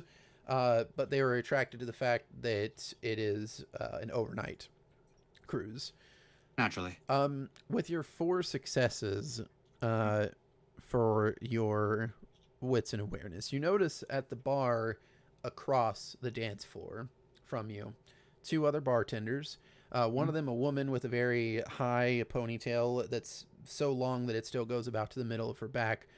She's wearing a crop top, t-shirt, as well as some just below the butt cheek booty shorts as she's dishing out drinks and getting tips left and right. There's another individual though that's bartending with her. Can you tell me what Micah looks like, Ronan? Yeah, Micah is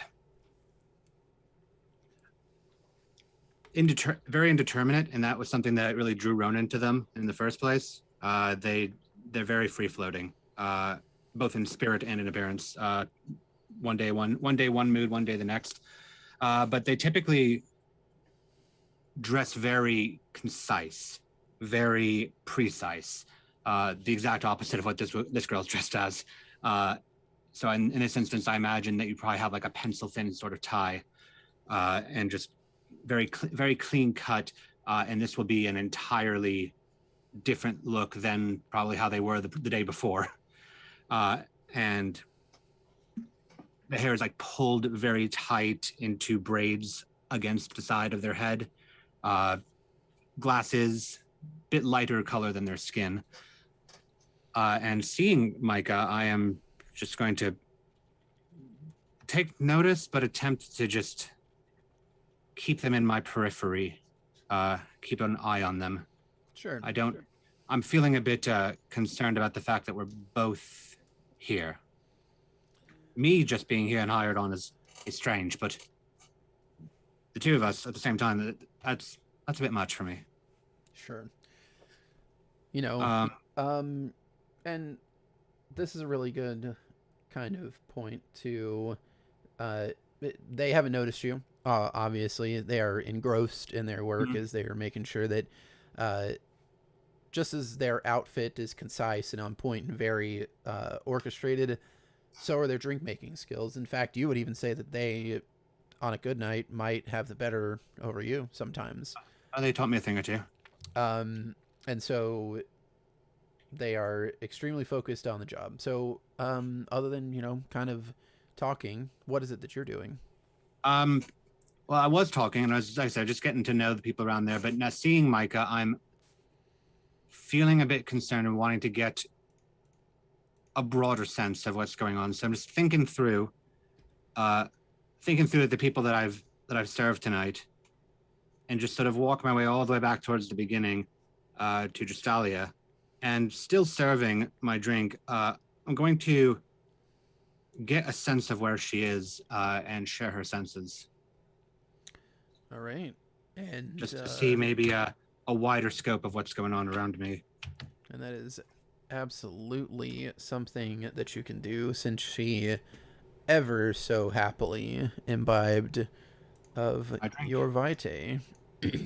Unknowingly, have you? I'm going to get hungrier, so I'm at hunger 2. Okay. And 4 successes. So just still working, just kind of letting my focus drift a bit to wherever she may be. Drustalia. Where does Ronan get a sense of that you are?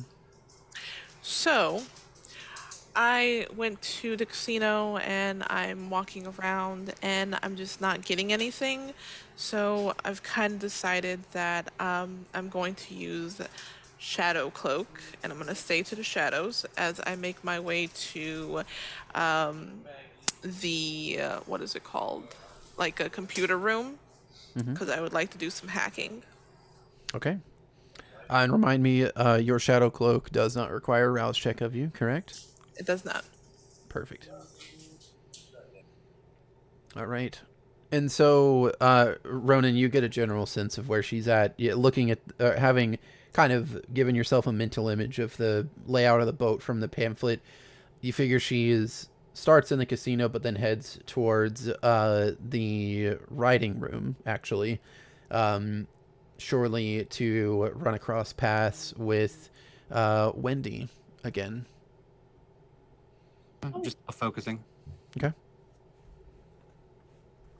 So you two meet just outside of the library, Wendy and Drustalia, as Drustalia is heading towards the writing room, which is next door to the library. Would you be ever so wonderful, Wendy, and to keep a slight eye out as I am going to hack the system? It's always fun to be a lookout for you. Anyone in particular following you?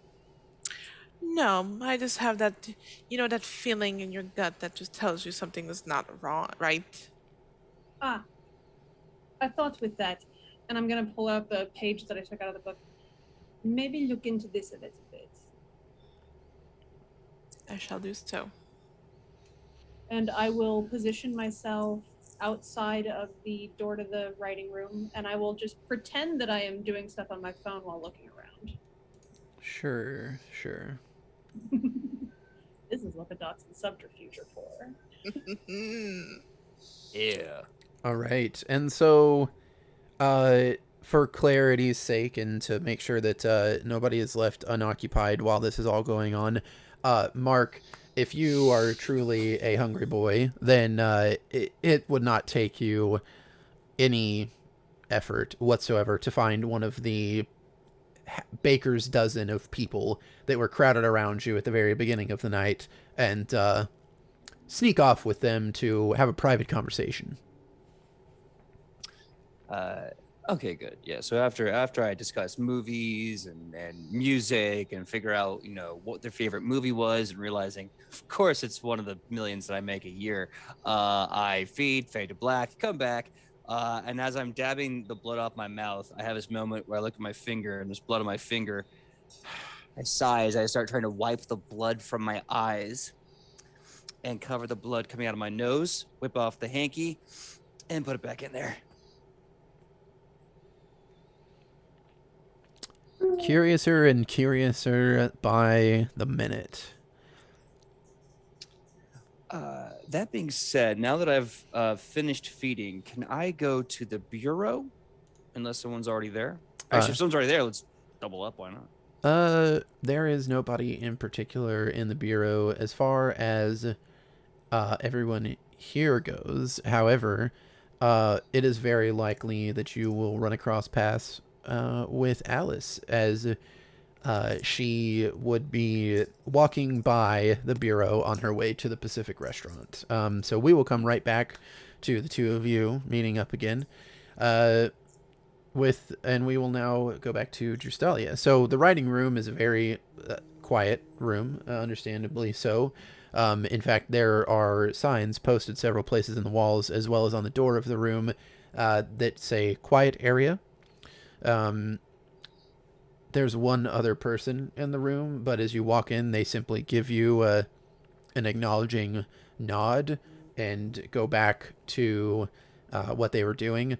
All of these computers do have privacy screens on them, so there are like kind of what you would see in a public library. Each of the cubicles has its own privacy screens, as well as on the screen of the computer is the type of membrane that you can only see what's going on in the computer when you're looking directly face front at it. You cannot see from the side of it or any other angle. Okay. And so, yeah. What exactly is it that you're trying to find with your hacking skill? So, this is what I'm doing. Well, first of all, I'm Shadow Cloak, so can I be seen? How does it look on camera? So Shadow Cloak, all it does is actually, you know what? I think I have the PDF of the Chicago by Night book. Let me take a look really quick. Did not have that pulled up. Way to hit me with it. Sorry. That's okay. For purposes of this, it doesn't completely make you invisible. All it does is make it so that all the lights around you are kind of dimmer.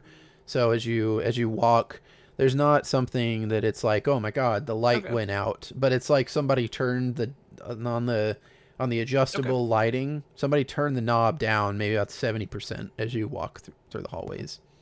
Extra stealthy, extra spooky. Yeah. Okay, cool. So what I'm looking for is, one, I'm going to look at whatever Wendy gave me. Okay.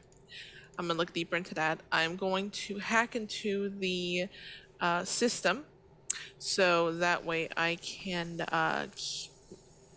maybe keep an eye on the captain. Okay. So go ahead and From give me my your phone. intelligence plus technology roll with your hacking specialty included. Yes. Okay. Now I do include my hunger die, right? Correct. Okay. And what does it mean when you have a crit on your hunger die? Do you have another 10 on a regular die? Yes. Okay, that is a messy critical. So how many total successes did you get? So that's 4, 5, 6. So I got 3. I'll call them crits. Or 3 whatever. tens. Yeah. 3 tens. There we go. 3 tens and then 2 normal. And one of them was on my hunger die. 5. So that's 7 successes with a messy critical. All right. Bear with me 1 second here.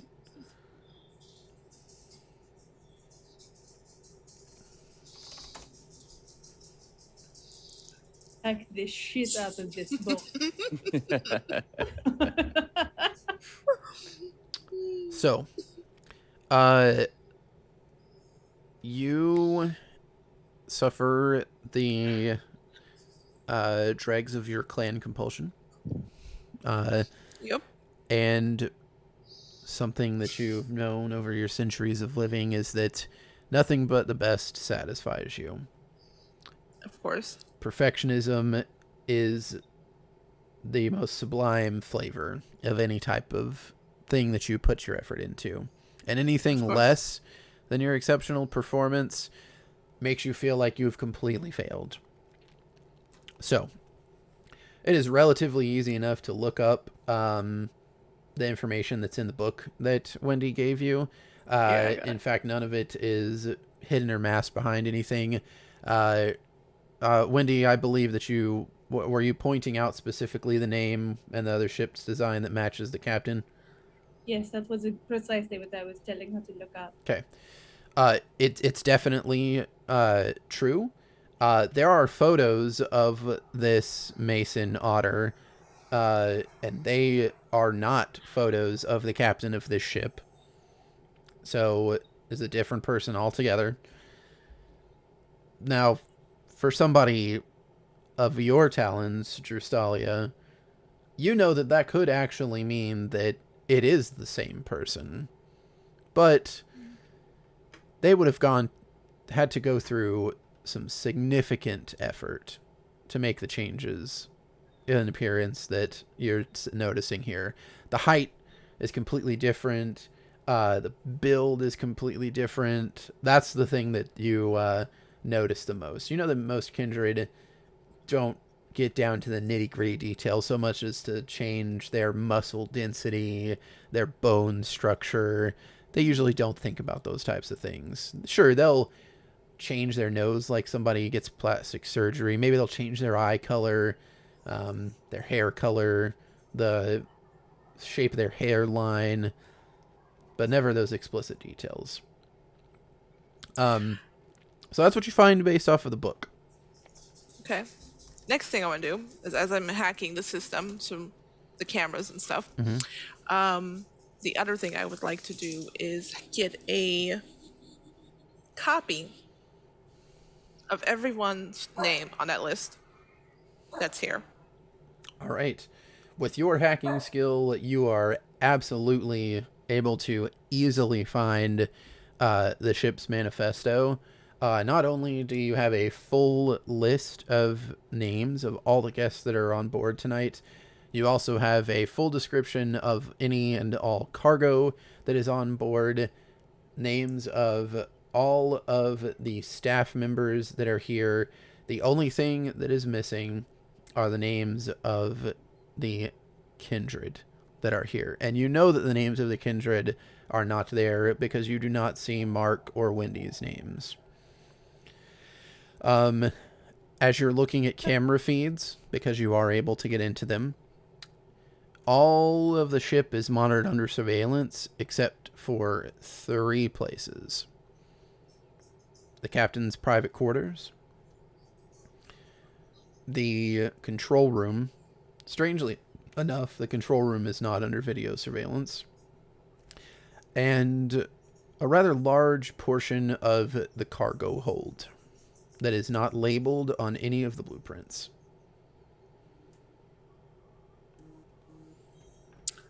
Okay. And that clan compulsion is affecting you in the fact that your entire motive in trying to look at these camera feeds was to find the captain, and he is nowhere to be seen. So Well then. I will say that as per the compulsion, as it is in the book, until you get another critical on a skill roll, you're at a -2 or -2 penalty to all of your other dice rolls. I'm going to take this back to Wendy. Mm-hmm. I relay the information I found out about from the paper. And I also hacked into the security feed. 3 areas are not under surveillance, and I tell her which ones they are. Also, I got a list of all of the names of the people that's on this boat, along with everything that's in this boat. But none of the kindred was on there.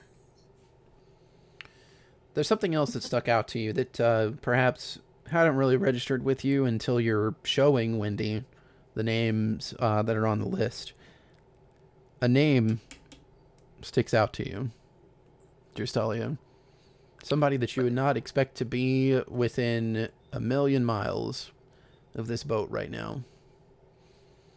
Aiden's name is on the guest list. I knew it!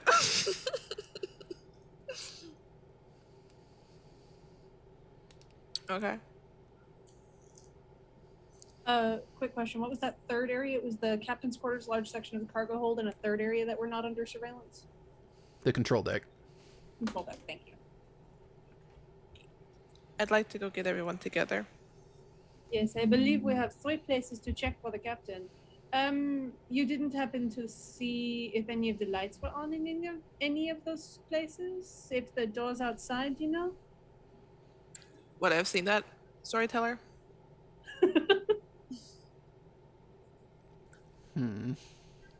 Says something I would not thought about. No on the captain's quarters. Yes on the control deck. Yes on the cargo hold. I think that narrows it down slightly.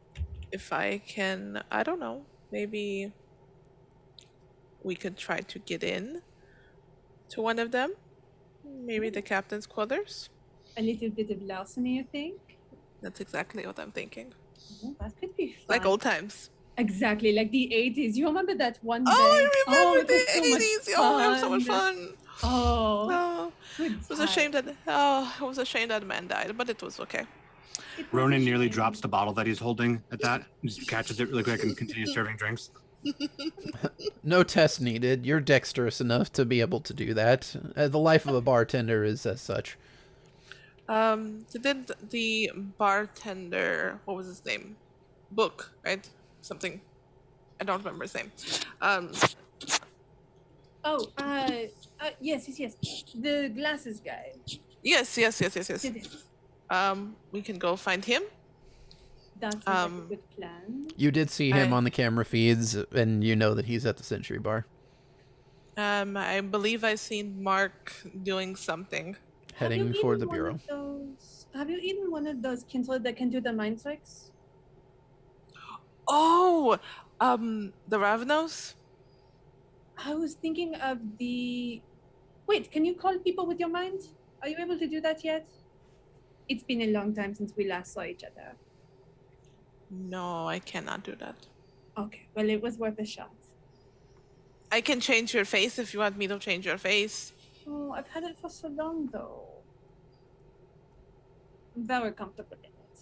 But maybe... And it's beautiful nonetheless. You know what? I could use a better arch on my eyebrows. Oh, okay. After we kill the captain, then we can do that. Fantastic. Let's do it later tonight. Okay. Like old times. Exactly. I cannot make a facial expression that communicates my bewilderment at that statement. I love it. Just 2 people like, yo, after we kill this dude, you want to just go get cosmetic surgery? Down. Let's do it. Yeah, Ronan has the most perplexed look on his face, but half of it is obscured by the glasses as he's making drinks. What else are... The real reason he wears the glasses. What else are kindred girlfriends supposed to do than talk about murder and manicures in the same sentence? New podcast. Right. There's the manicures. Oh my god. Yes. Write that down. Or you can make a drinking one and make it murders and martinis. Okay, look, hold on, wait. That falls into more of the serial killer niche than the vampire you're niche. right. So, but anyway, let's rejoin our prestigious Blue Blood and our now laser-focused Malkavian. Mark, you're on your way to the Bureau. Alice, you're on your way to the Pacific Restaurant. And it's a pretty straight shot from the Alice Springs Pool and Bar. You go down one deck and walk the length of the ship to find yourself in a small elevator. But before you make it to that elevator, Mark, you round the corner, come across the cross-section of the ship and run into Alice, her husband, and a woman that you are entirely sure is not kindred. Oh, it's you. Lisa, honey, this man makes movies. Amazing ideas. Wonderful brain. I love movies. I What a go to good the theaters storyteller. at least once a week. Fantastic. Well, Oh my. I want to talk to you. You have a mind for business. I think we should talk. Bobby, sweetie, honey, can you take Lisa over to the restaurant, pay for her meal, get her her food? Bobby, I don't care if we go over budget. You pay for hers, okay? Oh, yes, of course, honey. Would you like for me to order something for myself as well? If you must. An appetizer, then. That should tide me over. You can get 2. How's that? You can get 2 different ones. You can have a little sample plate. Does that sound fun? That does. It sounds delicious. I wonder what they have. I'll find out. Lisa, please. She's happy to take your husband's arm. He's not an unattractive man. She No, looks at him not physically. in a way. Damn. I'm gonna, the first words out of my mouth once they are all out of sight, they're gone. and I talked to Mrs. Warner, I'm like, so I hate to be so rude, but what exactly is going on between you and that strapping tall man there? Are you actually together? Is this like a Oh, yes, he's my husband. husband? No, we got married. And oh gosh, what year was it? 40-something? Lovely. Yeah, I was turned probably a few years before that. Listen, do you feel like you're losing some magic in the relationship? You know, love is always there. You just gotta find the spark again, kiddo. Oh no, he does everything that I want whenever I want, and it's great. And I couldn't ask for anything else. And is he happy with that arrangement? He's happy when he makes me happy. Here's 2 tickets to Dawson Land by Night. Please, Dawson Land by Night. Please take your goonish husband with you. And I hope you guys have a wonderful time. The fireworks are very spectacular. Well, thank you. Oh my goodness, I forgot to get my purse back from him. You did. Right. You did forget to get your purse back from him. Well, now, Safe. it's safe. Good. Not my place, madam. Believe you me, I am just here to make the love happen. I'm not a participant. But that being said, look, so you have an idea for business. I'm trying to figure out who in the hootenanny is. I sort of have my own business. But you seem to dream a little bit bigger. That's exciting. Well, you can't go too big. Really? Mm-hmm, that's right. You see, it started off Too with big just might a couple of- eventually blow up. Was that? I would think that too big might eventually just. You know what the trick is to not blowing up when you get too big? Hmm. Pander. Letting a little bit of air out of the balloon? No, never. Get a bigger balloon. You always want to pander force feed them what they want. If they have a question, you answer it. If they Do you have a put the desire, balloon you that's give about it to them. blow up inside of the bigger balloon so that when it blows up, it's inside the bigger balloon? Or do you like transfer the air somehow? He again, big fake smile, like takes out a clove cigarette, starts smoking. My dear, are you a Malkavian? I think it's kind of rude to ask a lady her clan. Oh, my apologies. Clearly you know what clan I am from. So, No, because I didn't ask because I am not rude, sir. well, you know what? My humblest apologies for overstepping my boundaries. I just want to make sure that I can communicate in a way I think that would work for this metaphor. So, let's just say this. You have two balloons, one in the middle, one on the outside. You're pumping it full of air. Every time someone says, I want to be air, you make them air, and you get a bigger balloon. See, on the outside. The first one, the small one, well, that's always going to pop, but it's always going to be filled with more and more air. All you got to do is let in more air, get a bigger balloon. And next thing you know, you have a balloon the size of the whole world. That is one of the things that I said. Yes. You didn't listen to me. Expound. Well, it's. You know what? I would love to hear some ideas. I think I may be. Hi, I'm Mrs. Alice Louise Warner. What's your name? Puts out the cigarette, throws it away. My name is Mark Dawson. My apologies if I ever mansplained anything to you. My apologies. I'm trying my best to adapt in this modern age. Pleasure. So, Mr. Dawson, do you ever find yourself needing a place to store things? You know what? I think I do. Fantastic. You know, most of my clients are women, but men need Tupperware too. Everyone needs something, and if you Everyone got what needs they all need, Tupperware. You always need somewhere to put your things. Mm-hmm. You just need to put them in a organization. You seem like a very organized man. I mostly pay people to make sure that I'm organized. At this point, I'm a little old on that one. As the two of you are having your conversation here, it's going strong. Alice is giving Mark the best pitch you have ever heard about Tupperware. You have never heard anybody sell Tupperware this well to you. If you were one of those types of people that was gullible and not a seasoned businessman, you would have bought 10 Tupperware from her right here and right now, regardless of whether you had the money or not. But you hear a familiar voice, Mark. Somebody that's also walking along this section of the ship, coming from behind you guys. It's two voices, in fact, but you only recognize one of them.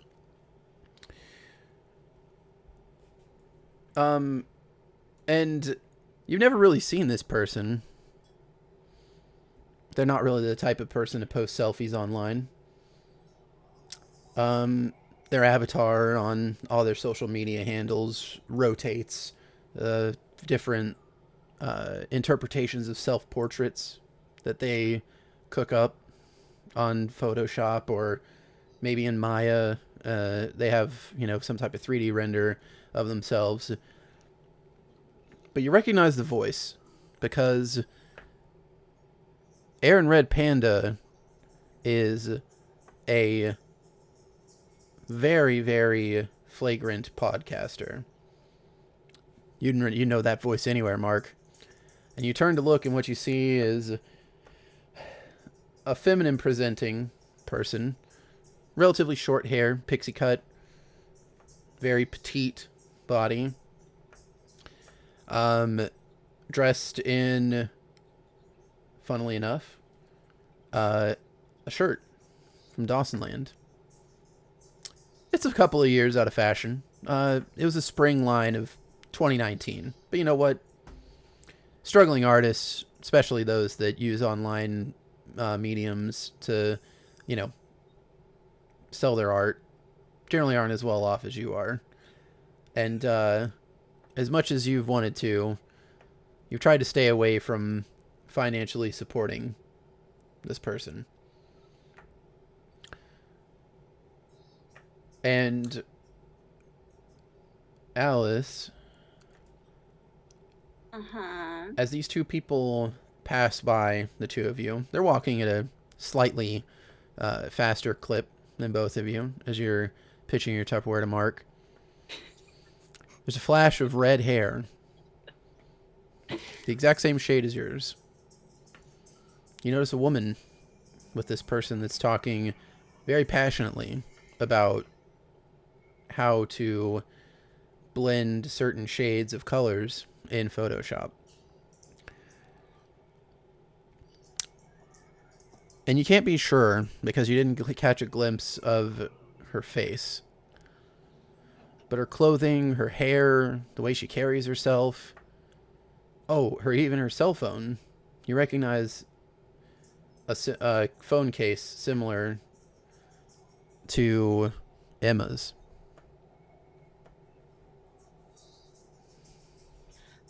Let's go over here and talk. Okay? I would really like to speak to that young person over there with the t-shirt. I'm just a really big fan Wait, which of one them. with the t-shirt? Oh, well, it would be the one with the Dawson Land t-shirt. I know them. They're a great kiddo, and quite frankly, I'd love to. Well, I just be honored Okay, to well, shake I their don't hand. really want to talk to the one that they're talking with. I don't think she's supposed to know I'm alive. So, You want me to make her go away? I just make her go away. No. Don't do that to her. Don't do that to her. Okay. My apologies. You should be. I can't. As you stumble across your words, Mark, unsure how to talk with Mrs. Warner, it's like playing ping pong, but you're playing from both sides of the table. All of you have seen, minus Wendy, somebody that by all rights shouldn't be here. Somebody that you hold near and dear to your unbeating heart. You see, Kindred may be monsters, but ultimately there's something, even if it's just one person, that embodies the ideals that these Kindred will refuse to break. Somebody, maybe they aren't a love interest, maybe they're family. Maybe they're just somebody that reminds them of a friend long gone. But these people are absolutely precious to our Kindred. Why are they here on the ship? Nobody knows. And as we get ready to pause for our midstream break, the ship sailing across the waters of the Gulf of Mexico, we're going to leave off with Ronan. As you're focusing on just exactly what Mr. Stalia is doing, you're caught by surprise by a flash of light coming from one of the windows behind you, and then the crack of thunder that almost rocks the entire boat. And with that, we are going to take our midstream break.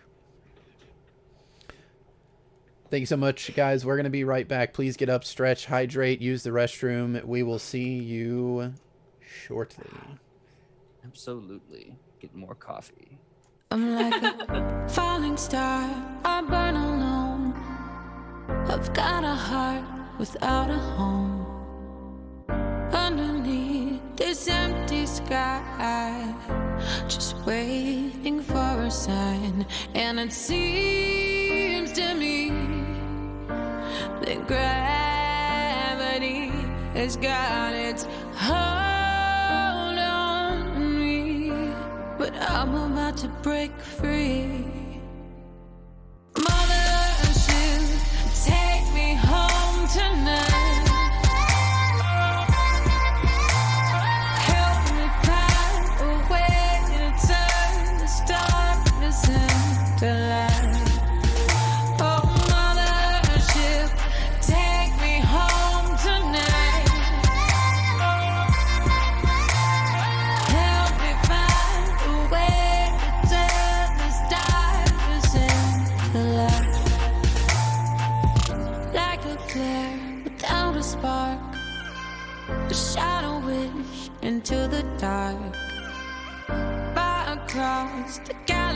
sea is where our dreams would be.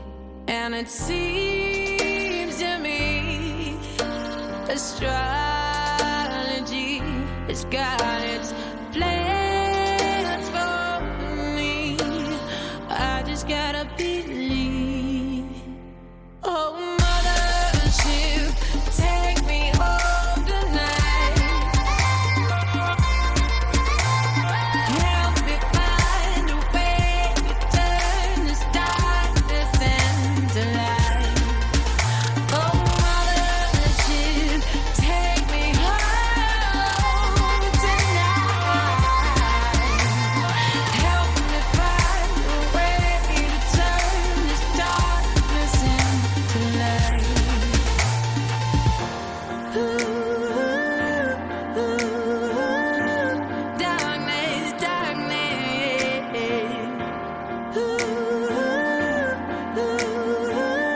Into the light.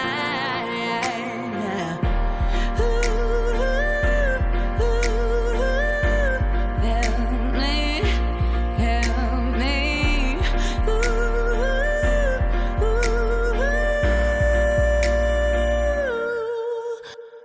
Mothership, take me home tonight.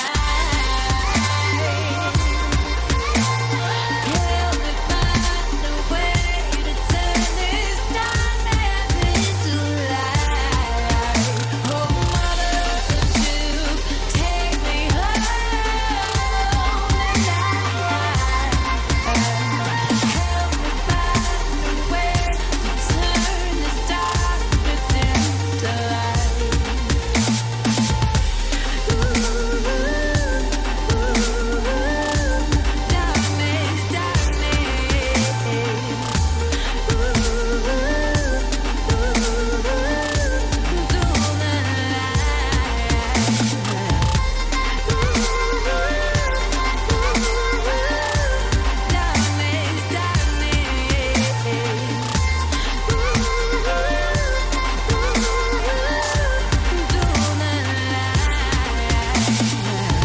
Falling star, I burn alone. Got a heart without a home.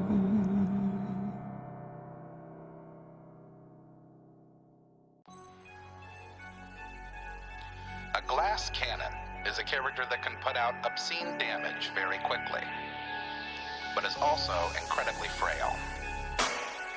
I'm the one that gets it done in the clutch, so you know I never really gotta worry too much. I'm a glass cannon, glass cannon. You don't even want a dose of the smoke, so I'm recommending that you never try to provoke. A glass cannon, I'm a glass cannon. If your objective is blatant confrontation, then you haters have greatly underestimated my station. I dominate with divination, I conquer with conjuration. I'm bonkers with evocation, I'm astonishing at abjuration. Patiently waiting for my invitation to help alleviate my already unbelievable reputation. No conversation, the brains of the operation, the pain of the population contained in a concentration of a spell slot. I got 27 in the clip, missiles submitting from my fingertips like warships. That's a handgun, damn son, shooting from the hip. Only one using telekinesis to get a grip. Cantrips waiting to be cast off. Prismatic wall, make 'em all blast off. Cackling my ass off, incapacitating them with laughter. Yazzik ain't the caster you wanna go after. I'm the one that gets it done in the clutch, so you know I never really gotta worry too much. I'm a glass cannon, glass cannon. You don't even want a dose of the smoke, so I'm recommending that you never try to provoke. A glass cannon, I'm a glass cannon. Anyone wanting to interfere can get weird and witness your worst fears in a 30-foot sphere. I don't care if you're a barbarian or a cavalier. Kick it into high gear, let me make myself clear. The pioneer, I can make your peers disappear. Send them to the ethereal plane as if they were never here. Cheers roaring in my ears, dearly revered. I'm happy to domineer any volunteers. Sincerely out of control, top of the totem pole. My cone of cold is freezing them fire trolls whole. I got the strap, just looking to trap souls. I've been snapping my firebolt, leaving smoldering holes. It's incredibly difficult not to acknowledge me. I am a prodigy, you'll read about me in your mythology. No apologies, I'm impossible to demolish. Consider this admonishing, second guessing my polish, you bitch. I'm the one that gets it done in the clutch, so you know I never really gotta worry too much. I'm a glass cannon, glass cannon. You don't even want a dose of the smoke, so I'm recommending that you never try to provoke. A glass cannon, my glass cannon. I'm the one that gets it done in the clutch, so you know I never really gotta worry too much. I'm a glass cannon, glass cannon. The general strategy is to either destroy the enemy before being attacked, or to hide behind other, stronger ally units.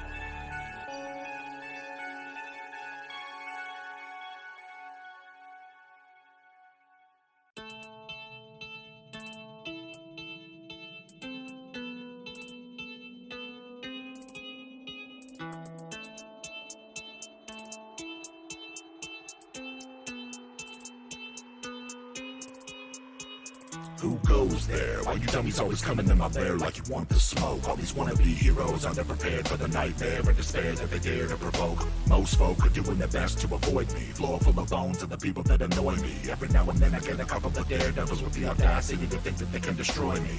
Good luck with that, man. I got panoramic vision, meaning that I can see in any direction with precision. If it's your decision to attack, I suggest that you come back when your plans had a bit of revision to it.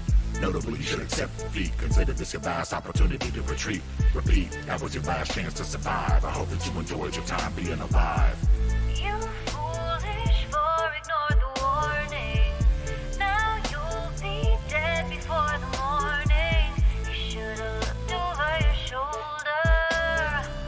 You're in the eye of the beholder. I am the tyrant, get it? I have actually been told that I'm a pretty funny guy. Wait a minute, what were we discussing? I lost my train of thought. Oh, that's right, you were just about to die. Huh.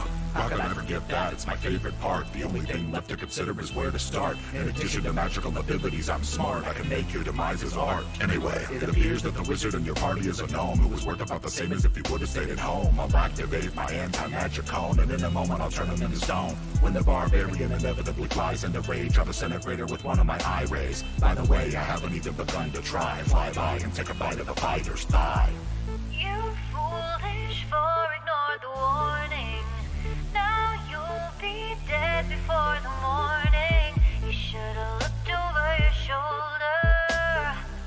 You're in the eye of the beholder. While the fighter attempts to collect himself, he bleeds out on the space I dismembered him in. I wouldn't waste time telling me your names. I can guarantee that nobody's ever gonna remember them. Then again, you'll be on the list of my victims at the bottom of a column of other anonymous prey. You should take a minute to reflect on the day and the last words you'll ever say. Time's up, you're the lone survivor, the last one left. And halfling rogues are admittedly deft, but you broke into my home and you've stolen my time. I'm afraid I cannot allow theft. Throw you up into the air with my telekinesis. Finger of death to obliterate you into pieces, and that's that. Wink and a tip of the hat. That was good for my practice. Thanks for the chat. You foolish for ignore the warning. Now you'll be dead before the morning. You should've looked over your shoulder. You're in the eye of the beholder. Yeah. You foolish for ignore the warning. Now you'll be dead before the morning. You should've looked over your shoulder. You're in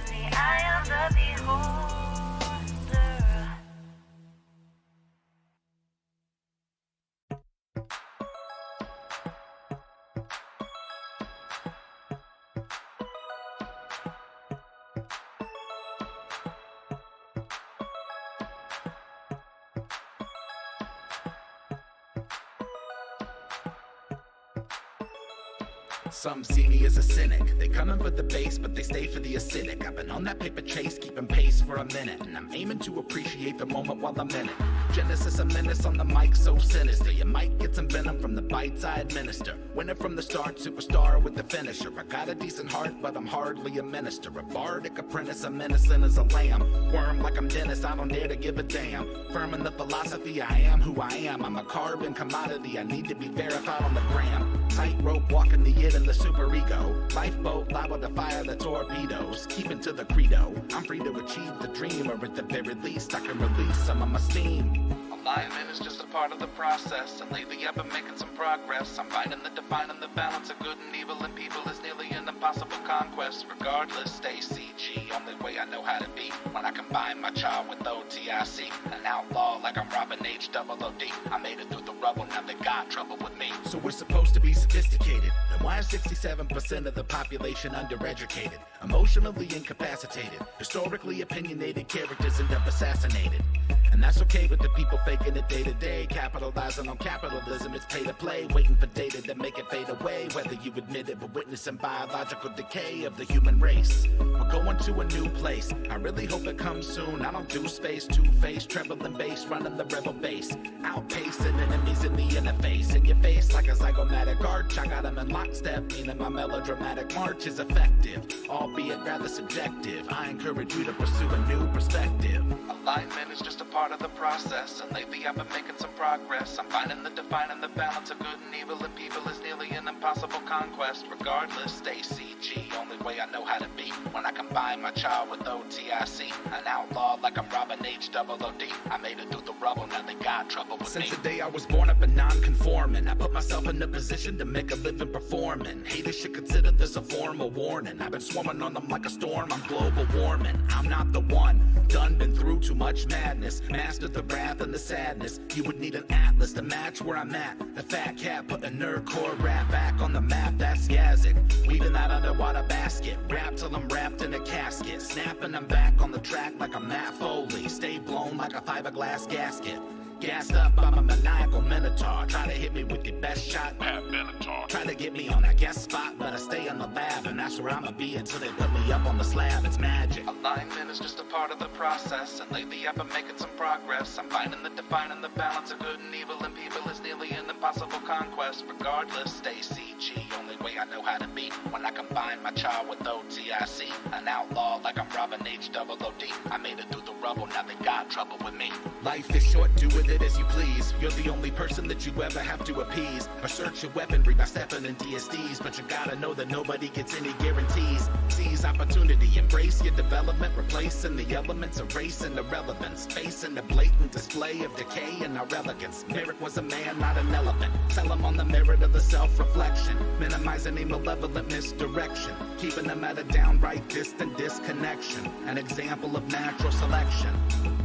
And I might be slightly erratic, ghost in the shell, I'm a light in the attic, and I'm quite the dramatic, a minute for the attention, ready to ascend and transcend dimensions. Alignment is just a part of the process, and lately I've been making some progress. I'm finding the defining the balance of good and evil in people is nearly an impossible conquest. Regardless, stay CG, only way I know how to be. When I combine my child with OTIC, an outlaw like I'm Robin H. Double OD. I made it through the rubble, now they got trouble with me.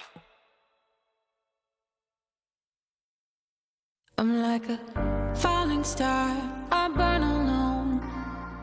I've got a heart without a home. Underneath this empty sky, just waiting for a sign. And it seems to me that gravity has got its hold on me, but I'm about to break free. Mothership, take me home tonight. Help me find a way to turn this darkness into light. Oh, mothership, take me home tonight. Help me find a way to turn this darkness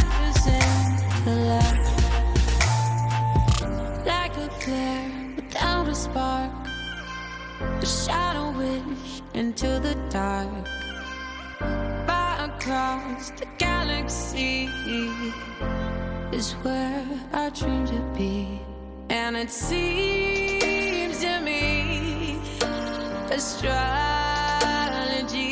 has got its plans for me. I just get. And welcome back, everybody.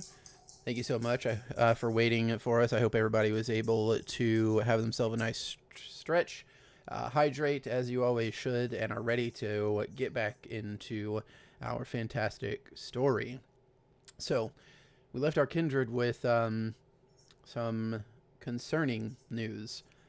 All of them have seen or found out in some way, shape, or form, minus Wendy, that one of their touchstones is also on board this ship. And we left off with Ronan bartending in the Century Bar as the flash of lightning and the crack of thunder, loud enough to shake the windows a little bit, is heard and seen. I just Ronan? grip the bar really quick.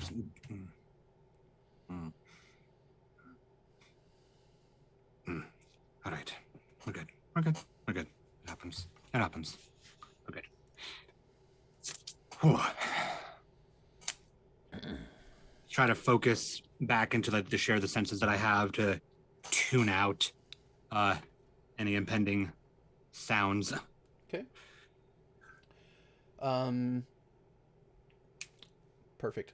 So, Drusalia, just give me a brief, what, you guys are heading back towards Ronan at this point, you and Wendy, right? Yes. Okay, Ronan, you know that that's the case right now. So I'm just basically failing them all the way back to me. Yep.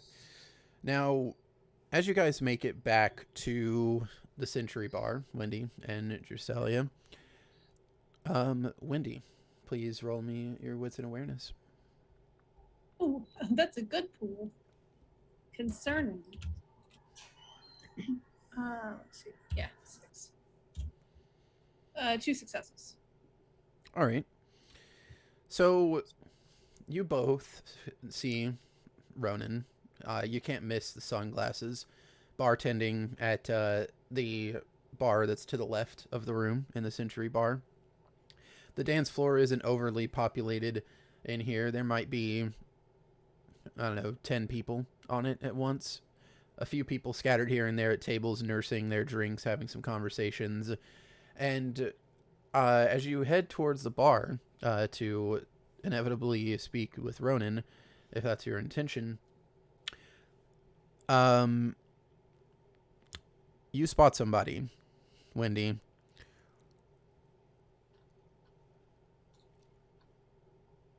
Edward is sitting at a table. Oh, what a mistake.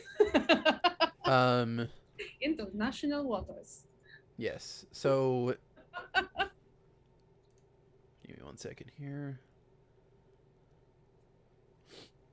Edward is sitting at a table and having a conversation with a rather well-dressed man. You would dare even say more well-dressed than the Mr. Mark Dawson that you're familiar with here. The suit is impeccably tailored, Italian in making for sure. And just as you're going to turn your attention away, perhaps that's something that you're going to think about another time. This well-dressed man turns and you see an enamel pin on the collar of his jacket. And you readily recognize it as the same symbol that's branded on your chest. Do I recognize the well-dressed man? You do not recognize this man in particular, but that symbol is unmistakable.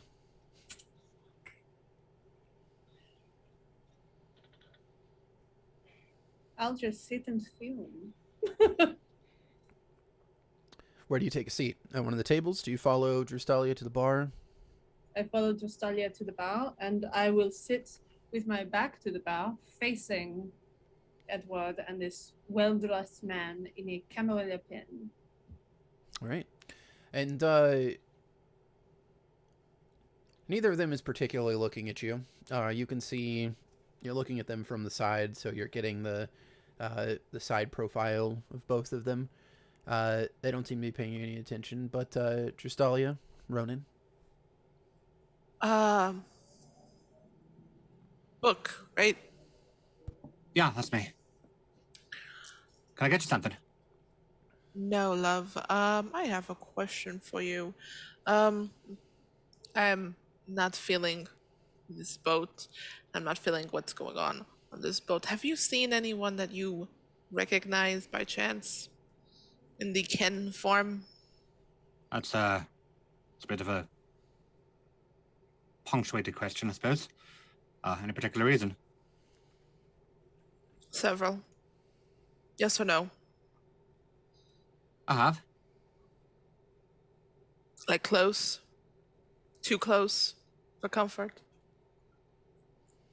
Gonna take an educated guess that you've seen something similar. I have. And this one here, and I'll point towards Wendy's back.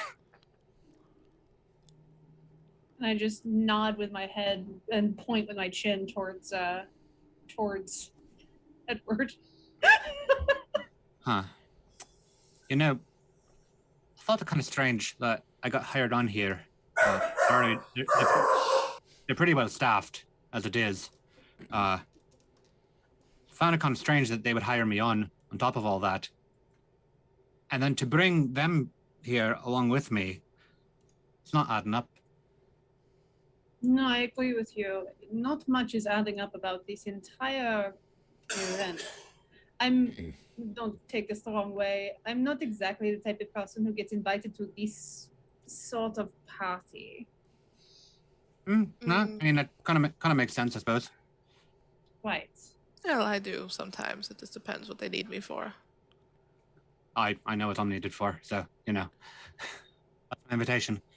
The Mine's usually sound more of artist another value. crack of thunder interrupts a conversation. And that's when like hand just slam right back down in the bar. Let's go find the others. You think you can leave the bar for a little bit there, handsome? Sure, yeah. Sounds grand. Find the others.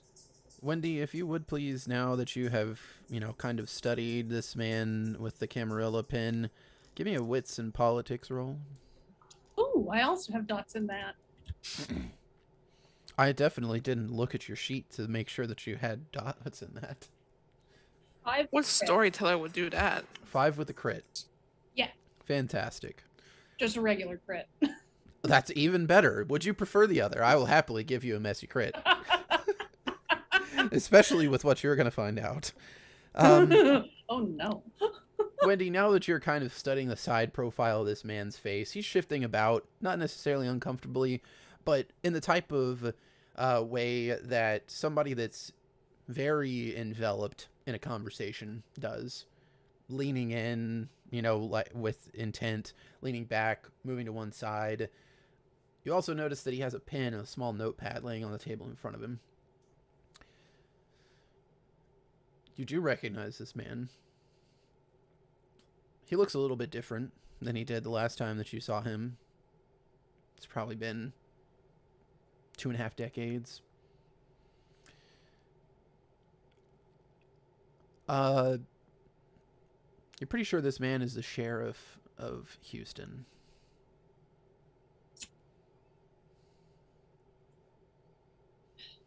And the person that my focus is talking to is a lawkeeper of sorts.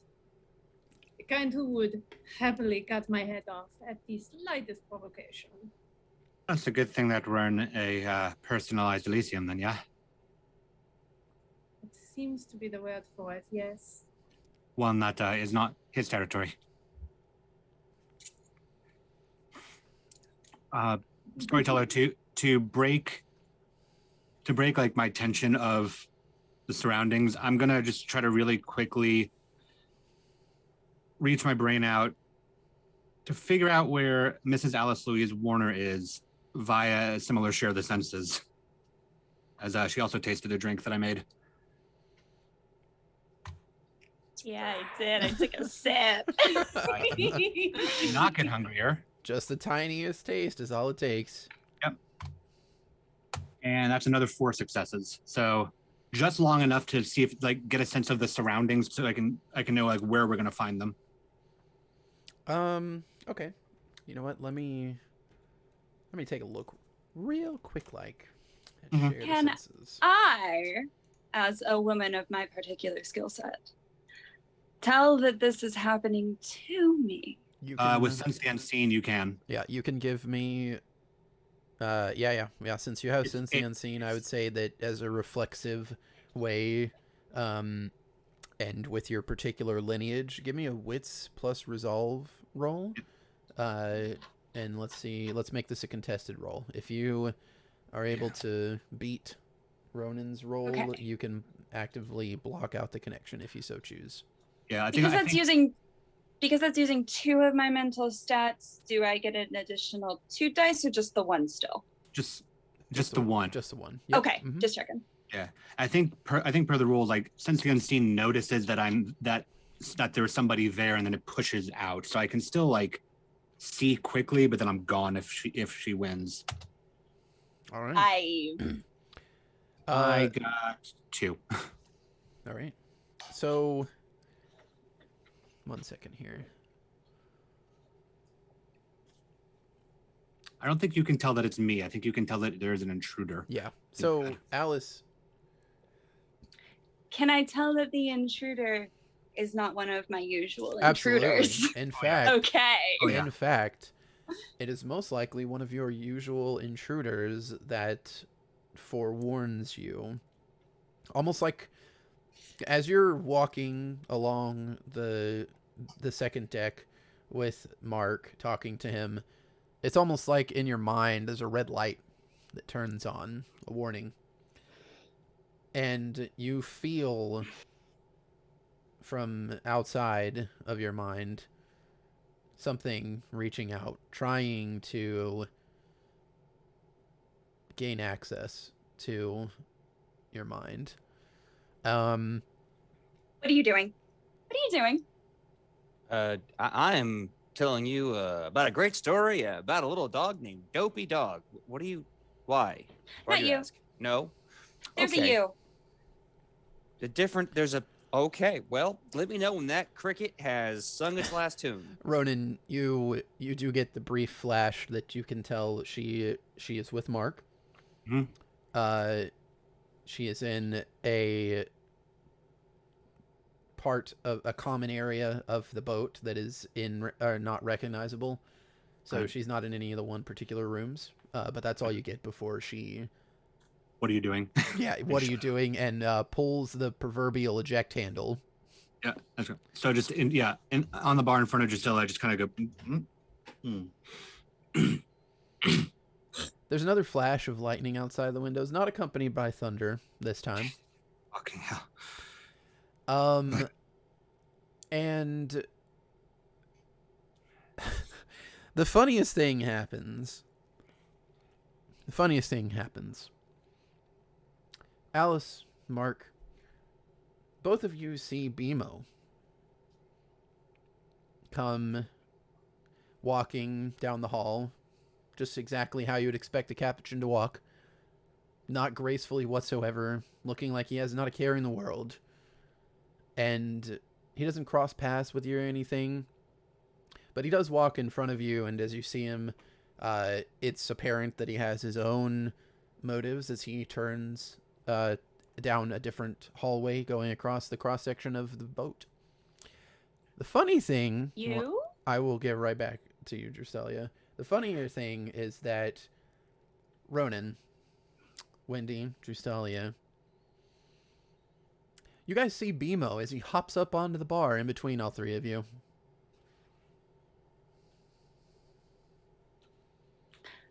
Hello, little Storyteller. monkey. Alice. I would like to focus on the stupid little monkey and trigger a premonition. All right, give me your rouse check.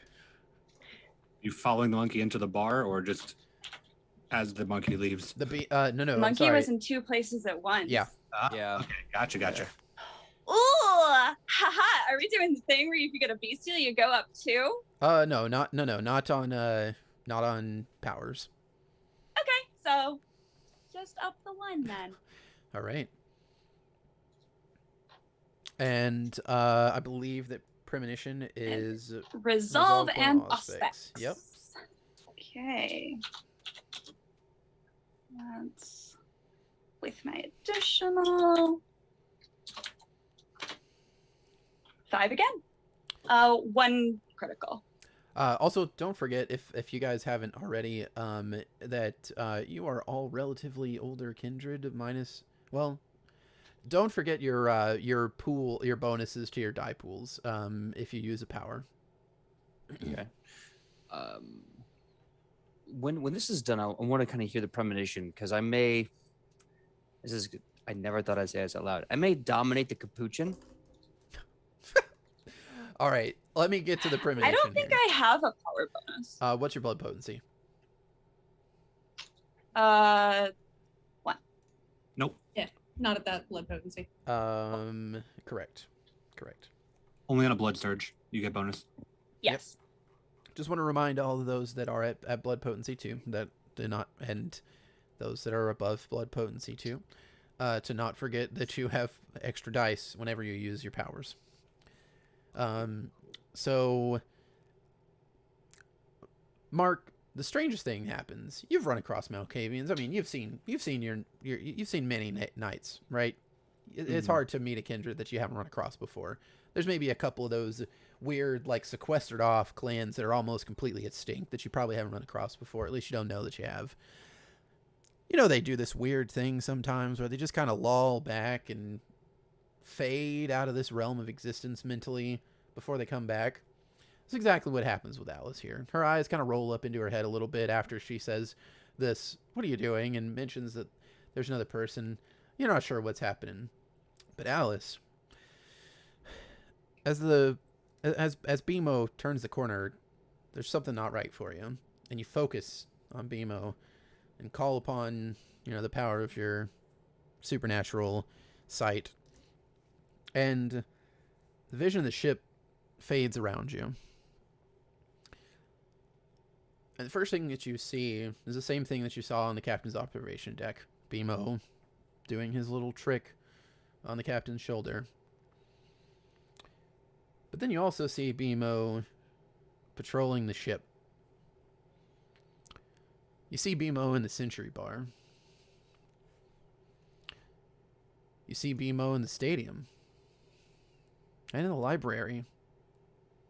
On the children's paddling pool, the table tennis room, the hairdressing salon, the gift shop, in the cargo hold. Your vision comes back, but you don't come back just yet. There's a chair. One of those chairs that you might see in an old-timey prison, like 8 Mile, the ones that they strap people to before they, There's no helmet on this one or anything like that. There's no torture implements laying around. But the woman is very plainly and obviously strapped down by her arms and her legs onto the chair. And as your vision kind of fades from the floor up, seeing all of this, the thing that sticks with you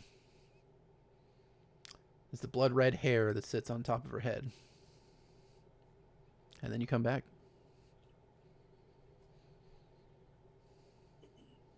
I don't like that stupid little monkey. Well, how about we go over there and have a word and bend that monkey's ear a little bit? Anything you can tell me about the little fellow before I decide to have an aggressive acquisition of his assets? Oh no, by all means, go have an aggressive acquisition of his assets. Speaking my language. I am now going to attempt to dominate the capuchin. I want to use sandwich. I'm going to start off with compel. To have the monkey come to us and Okay. I'm gonna come What's right up with back that? to you on that. Ash, you had a question. I just wanted to step away and I wanted to text Aiden real quick. Okay. I'll come back to you on that. So, really quick, Mark, you just saw this monkey around the corner and leave your vision. You pick up your pace just to kind of roll around the corner. You know the cross-section of the ship is pretty long. I mean, 40, 50 feet at least to get across to the other side of the hallway. There's no monkey in this hallway. I'm having this moment where I look down the hallway, think, slowly look up above me. Is Capuchin on the ceiling? Nope. Also, no types of like ventilation shafts or anything in this hallway that he could have snuck into. Seems like he's just vanished into thin air. Bamboozled by a vampire monkey.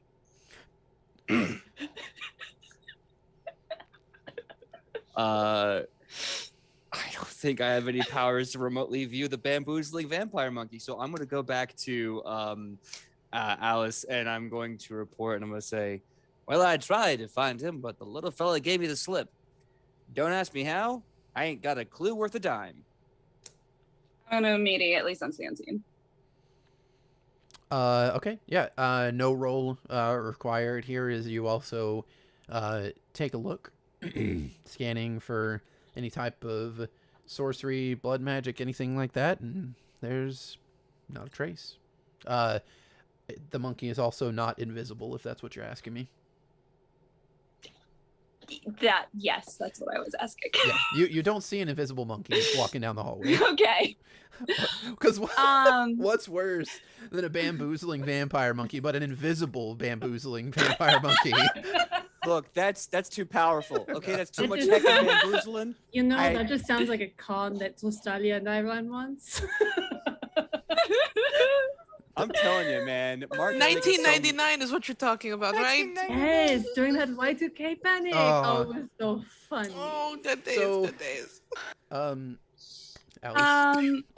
So when I saw the monkey in all these little different places in my premonition, Mhm.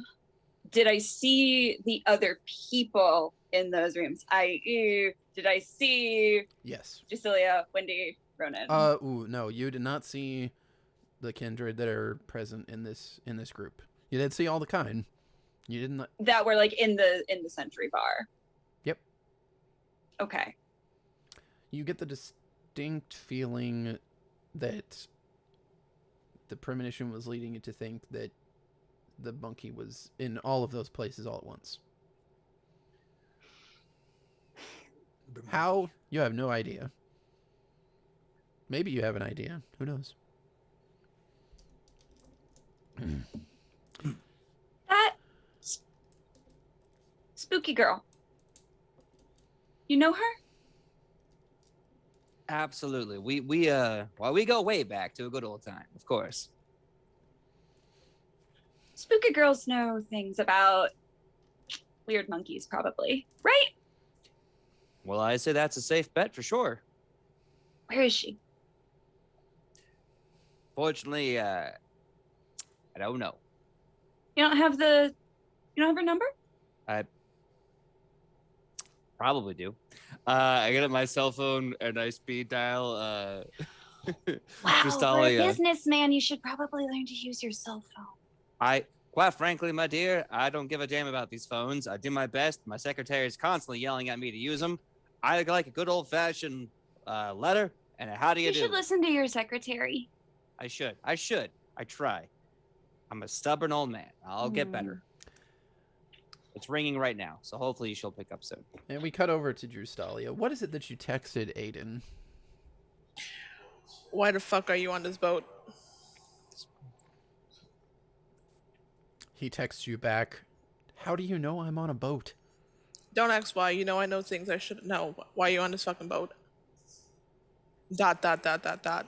Oh Angry man, face. she hit him with the ellipses.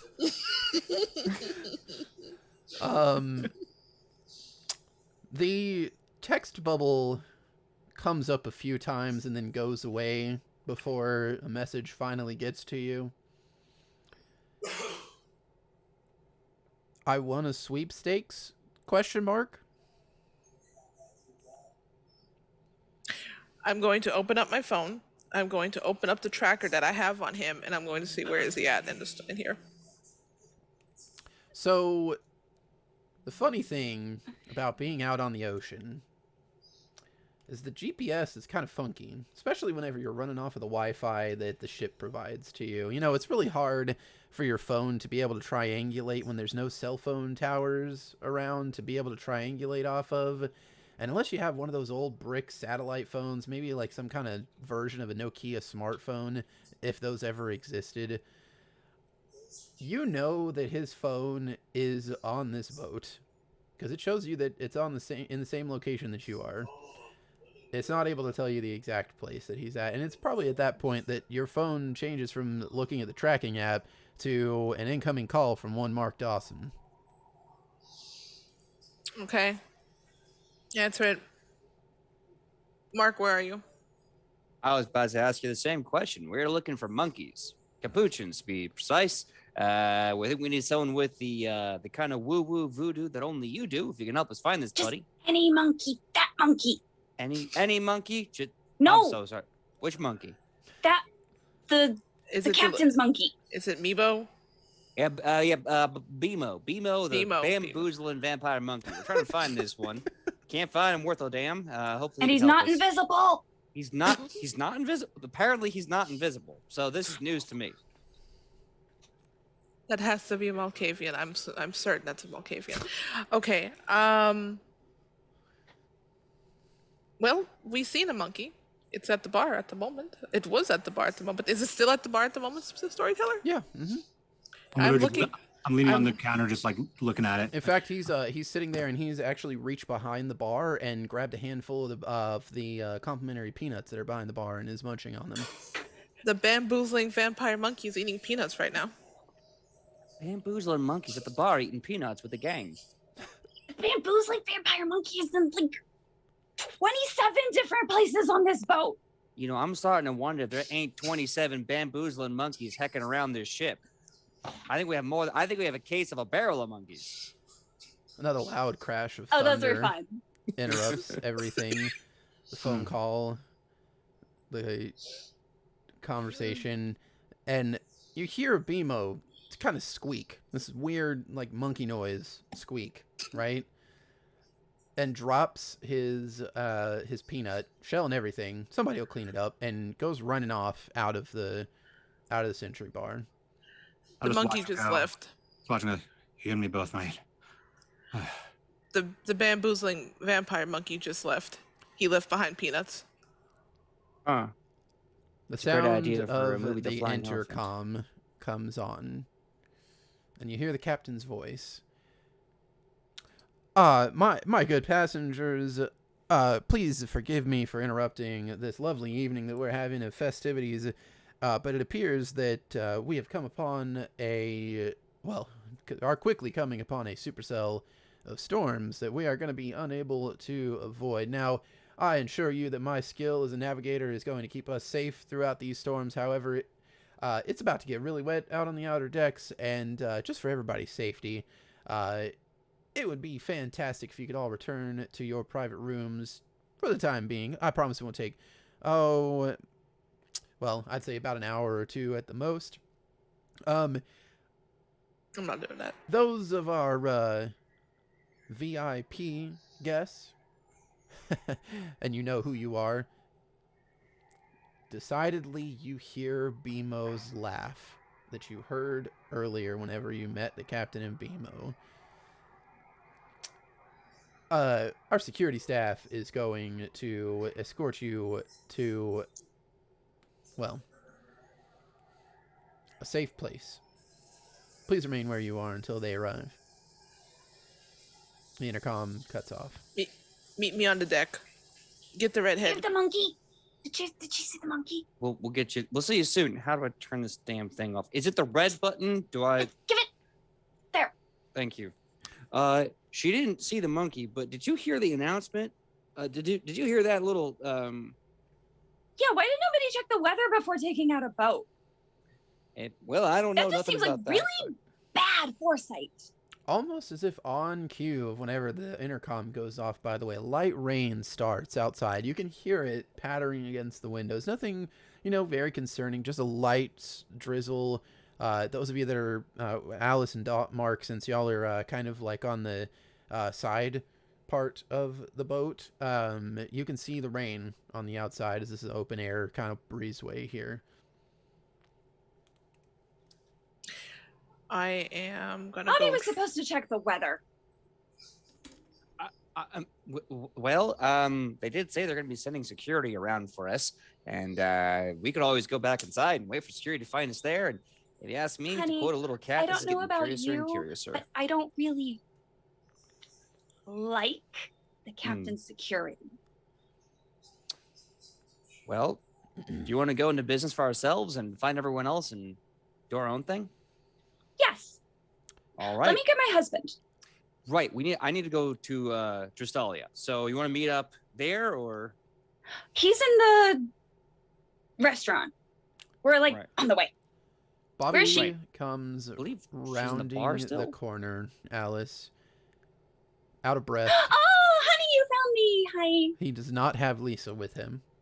Does he have my purse? He does have your purse. That's the important part. And he is looking at you bewildered. Honey, oh my god. Hi. Is everything okay? I No. I got that weird I got that weird feeling that I've talked to you about before and yeah. Yeah. Are you okay? Yeah. Oh, that's a big question right now, sweetie. But you know who's here? Who, I don't know why she's here. Emma's here. He goes slack-jawed for a minute. Like, Yeah. Emma. Yes. Yes. No. She's supposed to be in Oregon right now. Mm-hmm. What kind of trouble Did is you that know girl that gotten in? she was coming here?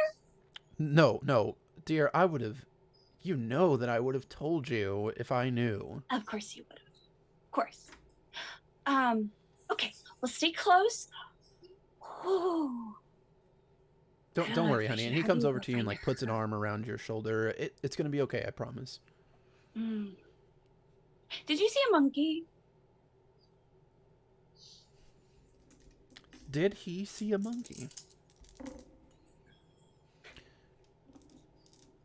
I mean, whenever we were on the captain's observation deck, yeah. Yeah, the same monkey. Did you see him again? No, honey. Should I have? That sounded very condescending, and I don't appreciate it, Bobby. Oh no! Why would I? No, of course not. No, I did not see the monkey, honey. Okay. Again, I did not see the monkey again. Okay. You know what? You go find Emma. Okay, give me my bag. Thank you. You go find Emma. You go keep an eye on Emma. And if anything happens, text me or something. Okay? Of course, dear. And if I need to look at something, tell me that I need to look at something. You mean you need? Yes. Okay. Yes. Like look at something. Yeah. Yeah. Mm-hmm. Yeah. And as this conversation is happening here, so the three of you. Well, first of all, let me get to Wendy. Wendy. Edward has gotten up from the table. It seems that the conversation between him and the sheriff of Houston has ended. The sheriff makes a few final notes on his notepad and tucks it into a inner jacket pocket. And he does kind of look around the room, and his eyes stop on you, You can tell he looks right at your chest. And he looks up, makes eye contact with you, and just gives you a big smile. No teeth, but the implications of that smile are written all over his face. I will look at Ustalia and say, I don't think that man likes me very much. And if this were not an Elysium, I would happily work to kill him. I don't give a flying fuck, quite honestly, that it's an Elysium. Some people are going to have to die tonight. You know, these boats are open on the side. He could suffer a nasty accident. Oh, that would be horrible, wouldn't it, now? So terrible. Oh, I would be so sad. Houston would be distraught. Oh, I'd be so distraught. Are you two in the habit of talking about your killing plans out in the open like this often? We didn't say we were going to kill him. Well, how could you say that? Why would you think that? I specifically There said were if it were reasons. not Elysium, I would love to kill him. No one said nothing about killing somebody. I said people might have to die. Might. There's a might in there. Precisely. Neither one of us actually mentioned actively See, killing him. I forgot Thank to run a debate team. Thank you, Wendy. 3 of the men with yellow armbands come in. Oh, I'm leaving. Each of them with a absolutely not legal to actually I forget, they were in Texas recently, and absolutely legal to carry assault rifle in their hands. Not pointing at anybody. Deep in the heart of Texas. But it does appear that everybody else in here is paying absolutely no attention to the fact that they are packing that heat as they approach the 3 of you. Storyteller, noticing this, with one of my abilities, can I tell that they're kindred? The security team. Yes. I don't have to roll for it. Can I tell? Oh, they're not. They're not. Okay. The security team, specifically. Okay. One of them, there is also a 4th one that has approached the sheriff, if Wendy is paying attention, and he very happily complies and follows out of the bar area. Can I do a thing? What is the thing that you wish to do?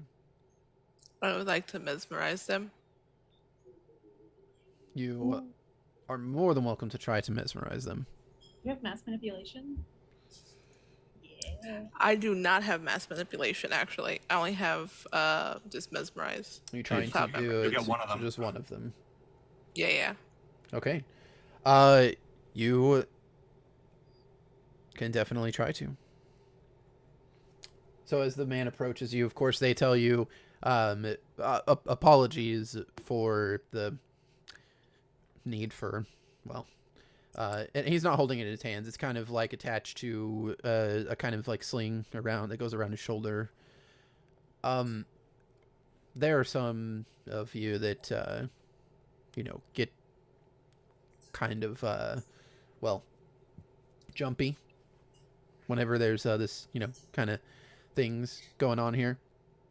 So the captain sent us to escort you to your rooms. Whichever one's talking to me, I'm going to make eye contact with them. Mm-hmm. Yes, I would love to go with you somewhere to my room. And then I'm going to try to escape. Okay. Wendy, did you want to add something? And isn't it the funniest thing? Mr. Bokir and Tustali and I were all going to go back to one room. Mm-hmm. After we found a couple of our friends, but yeah. No. The one that was just you and me and her. Because we were going to have one. our own private party. All right. And as she's saying that, I'm kind of like trying to mesmerize them. How you feeling right now, Ronan? That is a vaguely threatening question or response. Mm-hmm. Yeah, go ahead and give me your rouse check, Dusalia. Okay, I do get hungrier. Okay, up to hunger 2. Manipulation plus dominate, please. Yep. And you said I can use my blood potency? Yeah, so since you're using a power, whatever, I think it's on your sheet. Let me double check and tell you. It's not on the one that you sent me, but 1 second. I have the companion pulled up right here. What is your blood potency? 3, right? 3, yeah. You get 1 extra die. Cool. So you said dominate and what? Or Manipulation and dominate. manipulation. Okay. I'm also going to rouse my blood. Roll your rouse check. I get hungrier. This could not end badly at all. Not for the totally normal human bartender, in the slightest.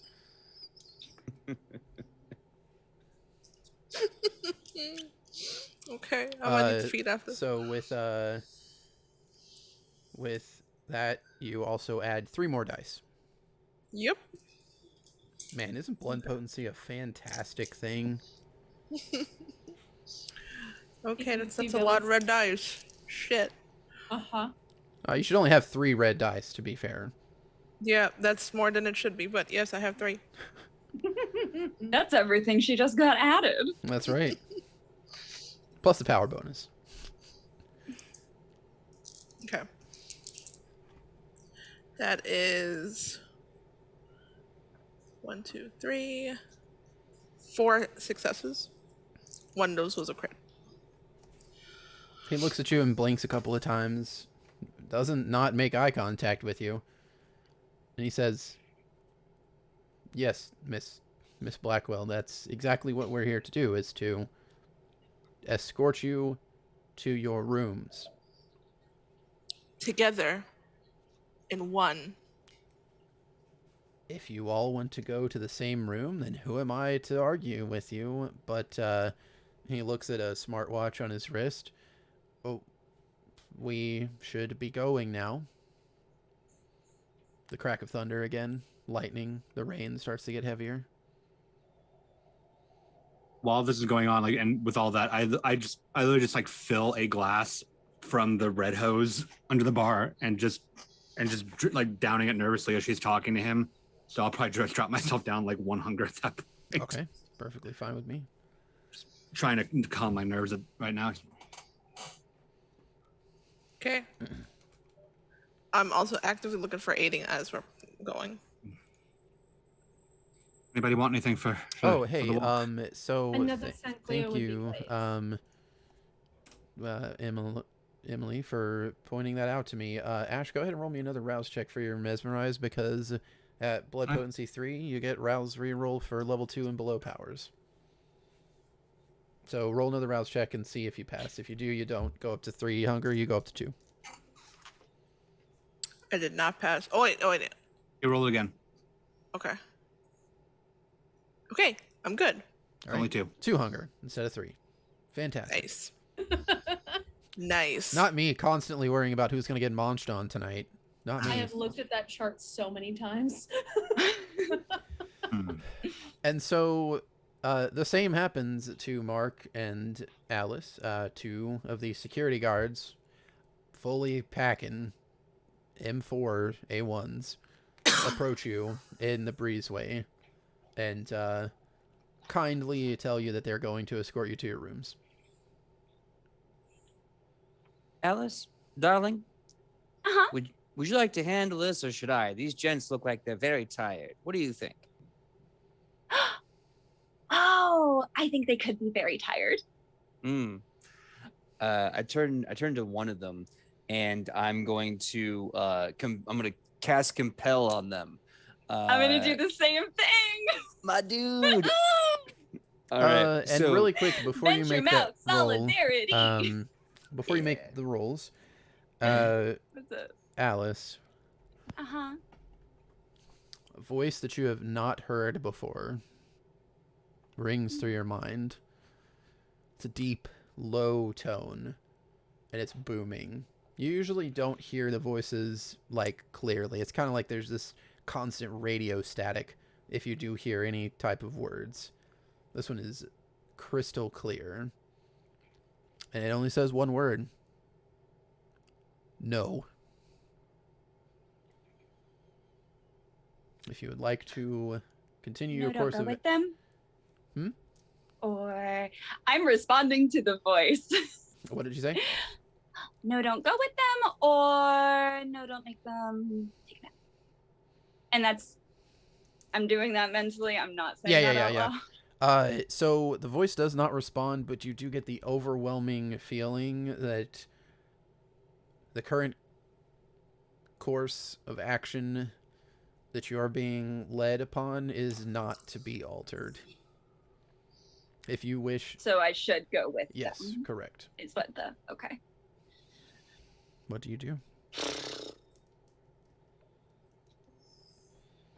Mark, Mr. Dawson, I don't think they look that tired. Well, then, by all means, by your leave, gentlemen, why don't you take us to your leader? Oh, I've always wanted to say that out loud. I mean, you haven't gotten to say that before? I've written it a couple hundred times, never got to say it. Well, that's a couple because... 100 times sounds like it would get overused. It does. It's quite a cliche these days. It's boring. Oh, is that your fault? Probably. I ruin a lot of things I buy.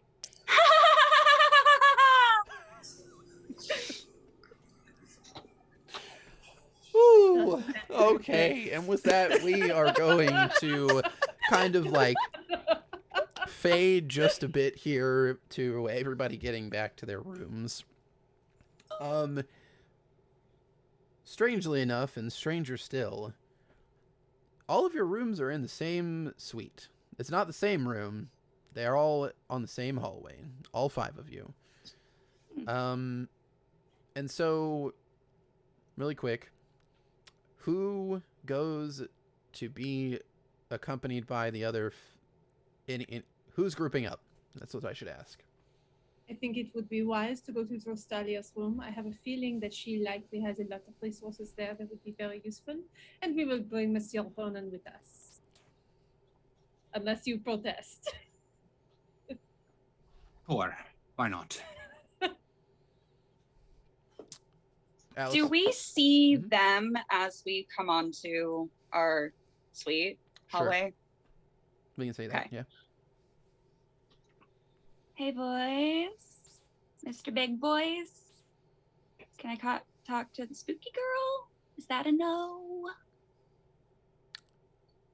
There's no response. No feeling of any type of... In fact, the presence of that feeling has completely faded from your mind. The cobweb is quiet once again. Hey, there's your friend. Yeah, My friend. Mark, you do see Drustalia, Wendy, and Ronan coming down the hallway the other end with 3 of the exactly same armed guards with them. Marvelous, marvelous. And I'm doing my best to act flirty with both Drustalia and the book. we are acting. I'm going to turn to my security guard. Did you get my husband? Yeah, about gentleman about this tall, not too sour to look at. Answers by the name of blonde hair, Bobby or Bob? Bobby or Robert, not Bob. Robert. Right. No, ma'am. Yeah, he did pass by us on the way for us to get to you. Okay, but you weren't told to grab him. Like you were told to grab me? He pulls out a small PDA and looks through a list. No? Okay, that's fine. We would like to go. Is that okay? Is that okay with you if we go talk with them where they're going? Would that be okay with you, Mr. Security Guard? Ma'am, it's none of my business where you go as long as you're in one of the private rooms in this suite. Oh, good. Okay. And I'm going to go on over to them and join up. Same. I'm gonna join her as she walks over. Just toodaloo, fellas, and I walk over. And you all go into Drustalia's room. As soon as the door closes behind us, I'm just like, all right, what's the plan? We need to get into the captain's quarters. I think we need to get into the captain's quarters. Maybe that's the wrong idea. I think we need to get our people. Right. So Is do this you about think the monkey? Yeah, it was at the bar. Yeah, Ronan seen him. Zach, we I think cannot you're, hear you. Yeah, Missed the book. I'm pretty sure. terribly sorry, but I So I can't. think I said, like, yeah, no, the monkey. I had a wonderful conversation with him, but why do we have to get into the captain's quarters? Well, okay, so funny You had a conversation story. with the monkey? Figure of speech. Back to the. Ugh, sorry, Storm's kind of getting to me. Why do we need to get into the captain's quarters? But funny story. So Drustalia and I looked into the captain a little bit, and Yeah. he is not to be trusted at all. And he might have been designing ships for at least a couple hundred years and putting his name on them and then stealing identities of people who have built ships. It's a very strange story. But Drustalia found that there are 3 rooms on the ship that do not have cameras on them. And one is the captain's quarters, one is a section of the cargo hold that is quite large, and the other is the control deck. Point of order. Isn't that pretty fucking standard for vampires to do? What? The whole go through the centuries, taking different identities and, just doing your thing. Oh, Yeah, sorry. that's how I make my money. I'm my own downline. I've been doing that since like 19. Or hold on. I forgot my own fucking age. Right, but he has designed For a a long ship time. like this. He's designed a ship like this before. Drustalia, do you see that paper I gave you? And I handed over. Right. So this is one of the ships that he maybe stole, maybe designed, but there was lots of different ships like this in the past. Did I gather from any of the designs whether the ships had sunk or anything? Like whether they were known historical sinkings like the Lusitania or the Titanic or something? A few of the older models do have record of them being sunk, but nothing since nothing since. Okay, so forgive me because I'm not so historically up to date on boats, but That's okay. whichever came first, coal or steam, nothing has been reported as sunk since then. Got it. It's not a particularly original fucker, but I mean, it's not really to be held against him. I just don't trust him. I also believe he's a pirate. Well, yeah.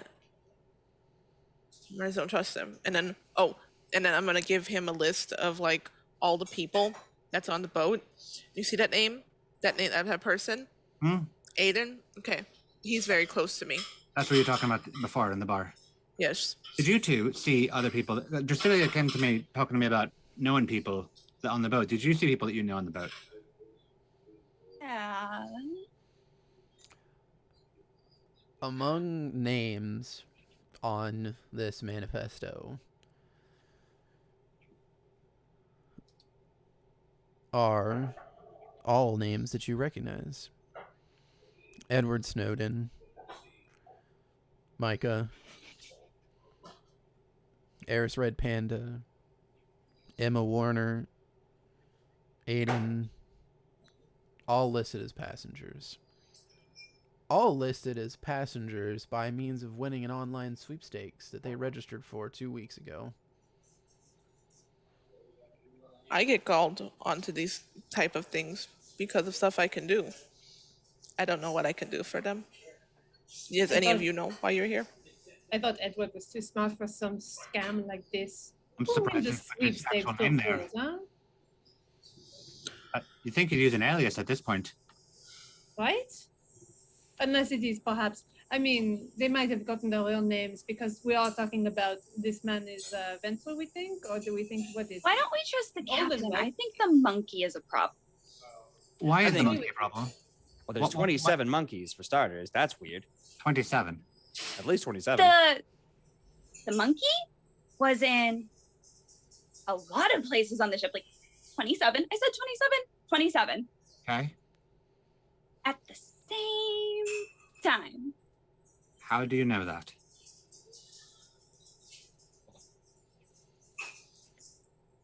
I know things. I looked at the monkey, and I saw the monkey in 27 different places all at the same time. We'll go with that. Sure. Okay. But I'm sorry. I'm a bit more concerned about the fact if we're going to suspect the captain, then sure, maybe the fact that we all know people on this boat via some bullshit sweepstakes is a reasonable thing. But to what end? Well, the sheriff of Houston is also here. Right. Sure. Who of what? The sheriff. I'm sorry. How many of you are versed in politics? Yeah, a little bit. Yeah. dabble. Yeah. So you know what the Camarilla is? Yeah, of course. Mhm. The Camarilla has these lawkeepers called sheriffs, and sheriffs put things like this on me so that they can know when to kill me. Yeah, So- they're kind of shite about it. Yeah. That Wait, is. it's not a fact. That's me. Very. Yes, I did not have this when I was made. Mm. Good This one. came Honey. after. Oh, honey. Kindred can be pretty They strange. can be some sons of bitches sometimes, but That's why I try to keep to myself. But well, Pause one moment, please. Hmm? Could everybody please roll me resolving composure? Absolutely. sure. yeah. Let me just look at my character sheet. Hunger die, right? Nope, no hunger dice. Okay. Oh, so it's. Is this a willpower roll or resolving composure? Because one of those gets my extra die and one of them doesn't. You can add your extra die. Okay, but no hunger. Correct. 1 success. 4. Can I spend a willpower on this? Yes. 5 crit. So, okay, I rolled a 10, so that's a crit, right? If you have another You know, 10. If you have 2 of them. Oh, got it. Okay, so I have 3 successes then. Okay. 1. Just 4.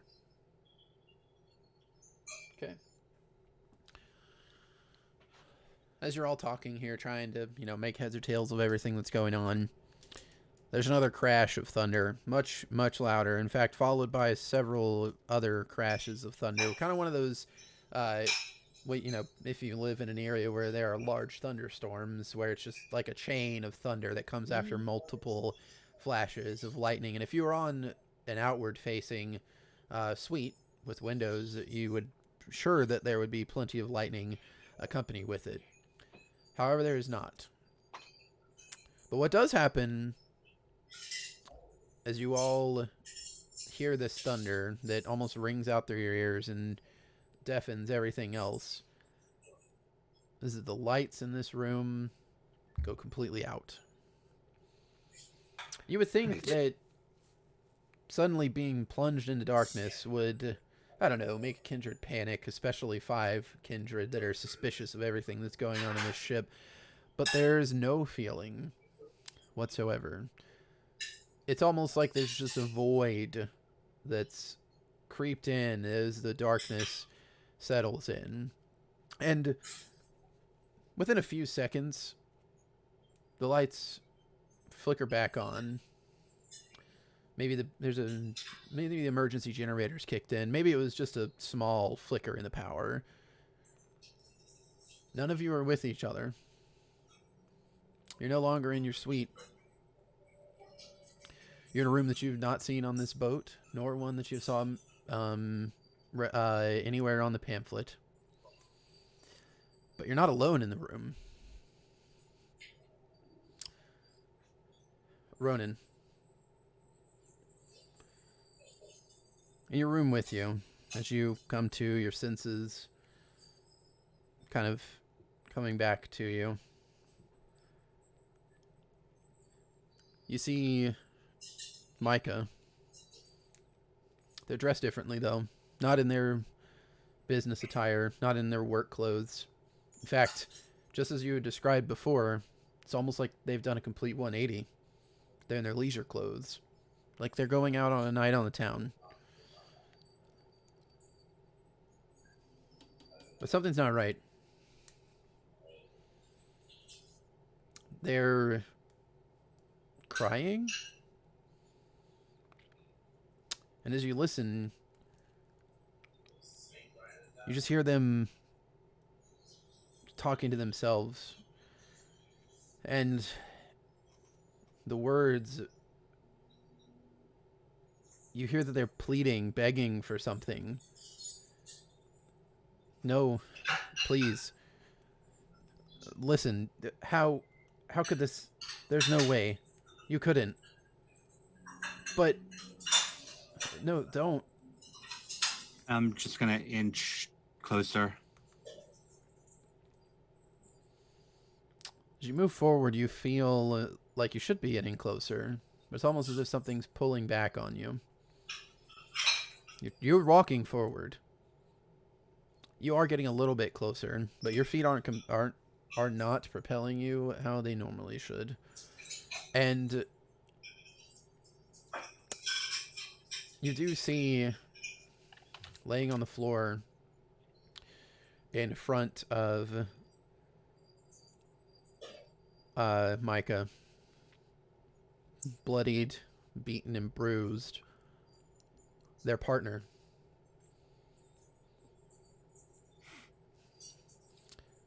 They're crying as they look up. There's a man standing above both of them. His features are malformed, disfigured.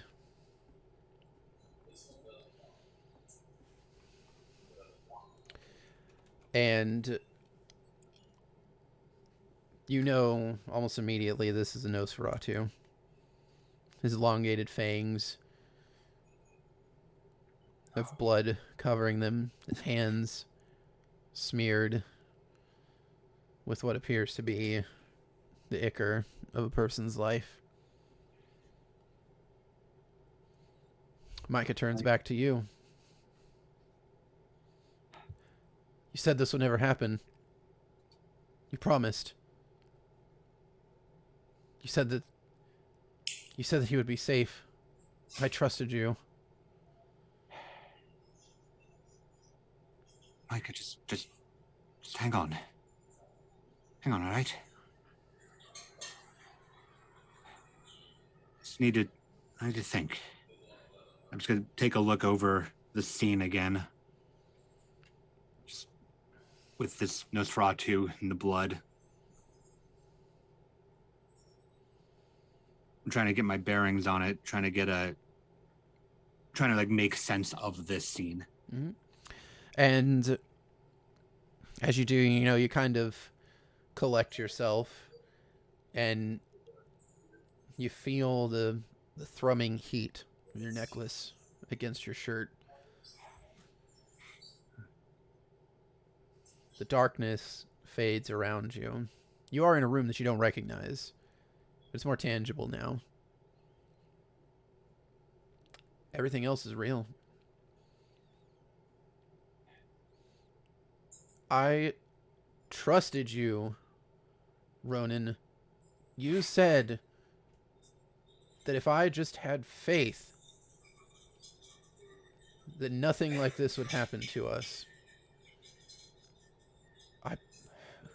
I put that goodwill in you, and now he's dead.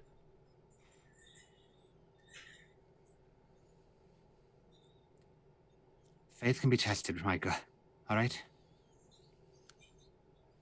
There's tests that happen that push against your ability to believe in the good things. And sometimes the tests are hard. Sometimes they're violent.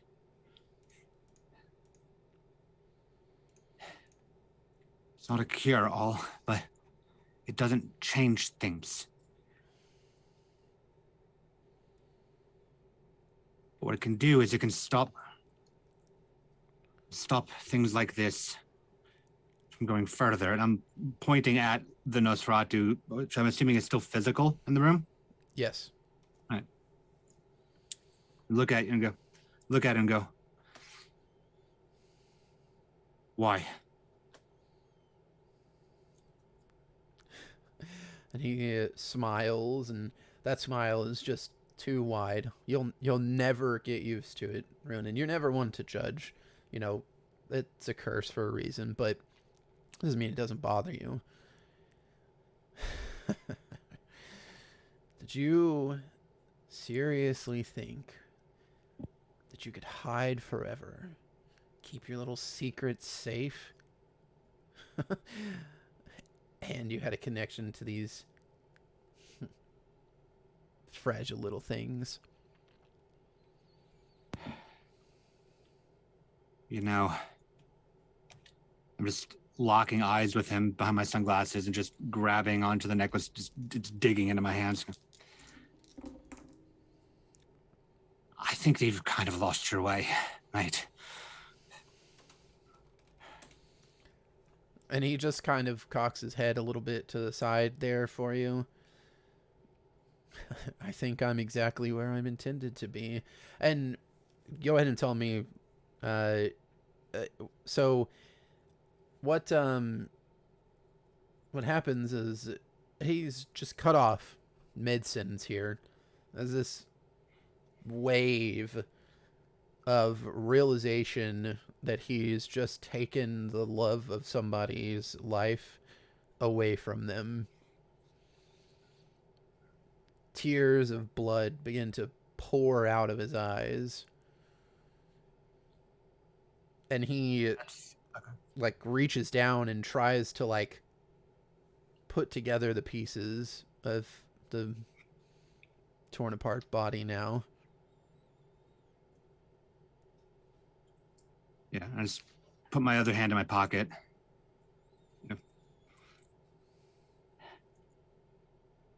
Make amends for it.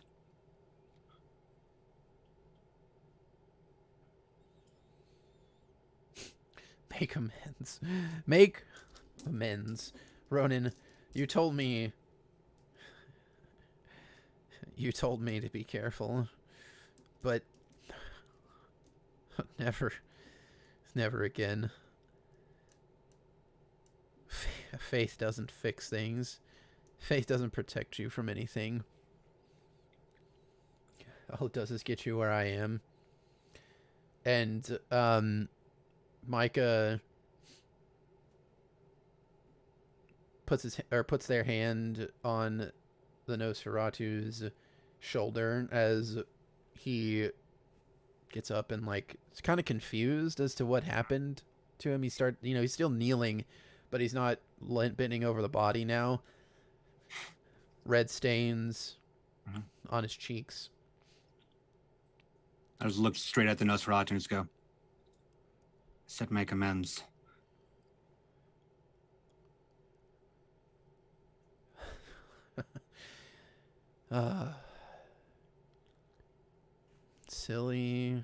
Silly man. You still think that you get a choice here. And I interrupt him with the bottle opener from my pocket into his chest. All right. We're going to call that a contested roll as you're trying to stab him in the chest. Mm-hmm.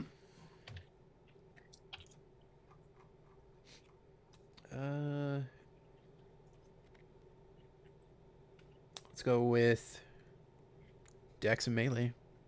All right. Rousing melee. Okay. Don't get hungrier. I mean rousing Dex. Yeah, sorry. Rousing Dex. Don't get hungrier.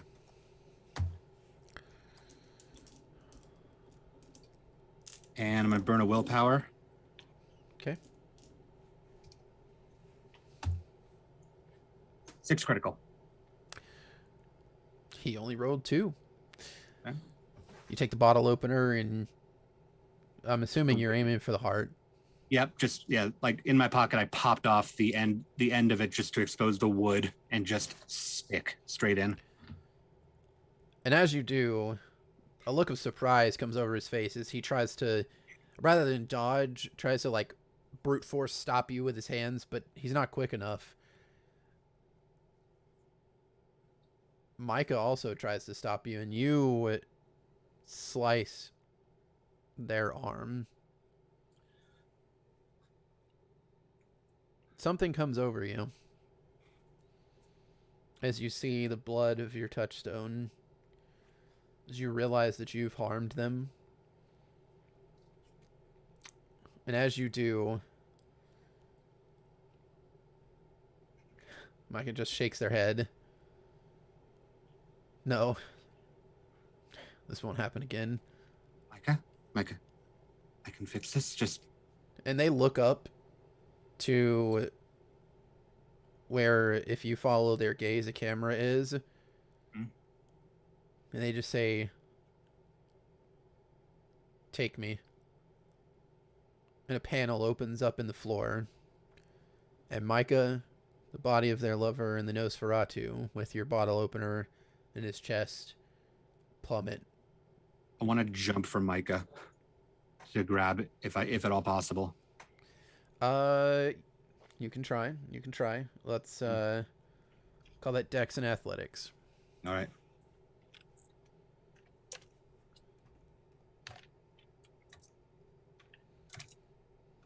Can't see in these sunglasses. 4 successes. You manage to grab hold.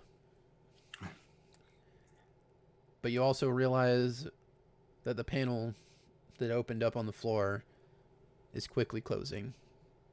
I'm gonna pull her up as hard as I can. Even if it hurts me in the process, I'm just gonna yank her up. Yep. Them up. No, I won't make you make a check on this since you actually managed to catch them. But as you pull them up, the mechanism of the sliding metal catches them just above the waist.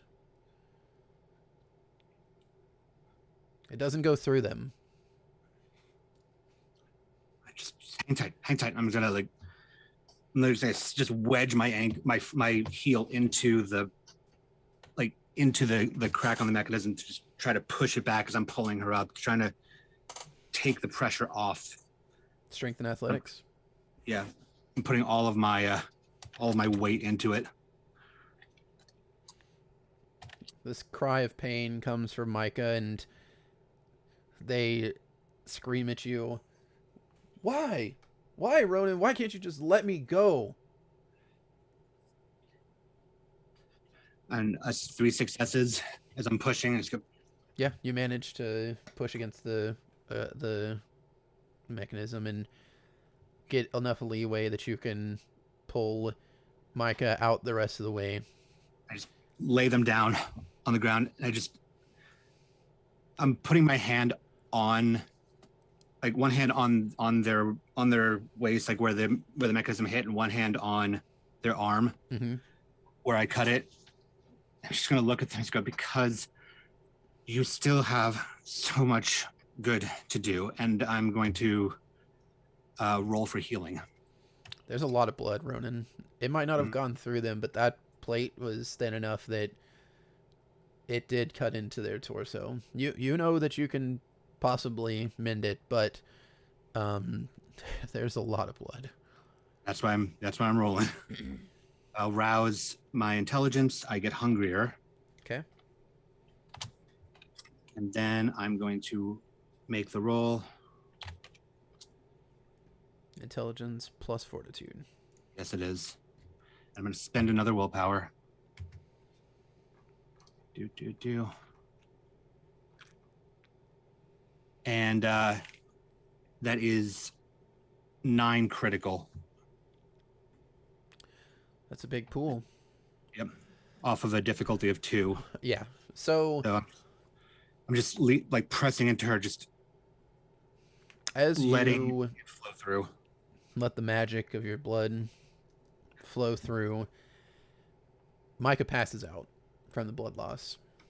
But you see it underneath the torn clothing, the probably 1.5 inch incision goes all the way across their abdomen. It knits and closes itself shut. Trickling down your face, dripping off of the tip of your nose. coming straight from your forehead. There's a line of blood.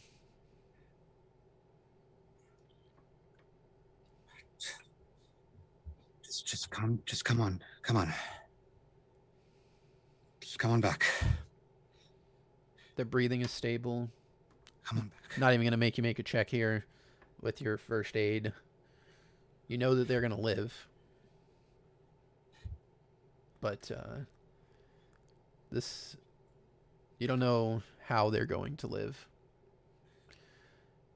Because as we fade out from Ronan trying to desperately console Micah, perhaps himself, you realize that your friend not only has lost faith in the goodwill that you promised them, but was also willing to go so far as to allow themselves to be taken by whatever is causing this for you in order to achieve some type of goal. And we fade over to Wendy. Wendy, you wake up. Well, and I don't want to say wake up. It's not necessarily that you felt like you went to sleep here. But you're in a room. You're in a room with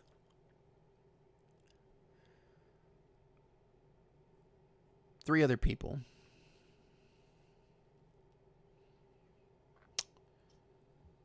The sheriff is here.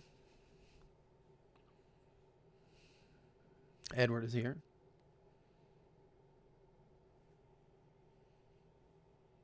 And Drustalia is here. Drustalia, you quickly come to as well. But the focus now on the camera is on Wendy. As you realize that Edward has been stripped of his clothing on his upper body, only in underwear, with chains wrapped around his hands, hanging from a hook on the ceiling. The sheriff is only wearing a muscle shirt with his fancy Italian pants, and has a karambit in his hand. What is a karambit? It is a curved, almost small type of dagger. With it's a curved knife, pretty much. Okay. From the karambit drips blood, fresh from a wound that he's just sliced into Edward.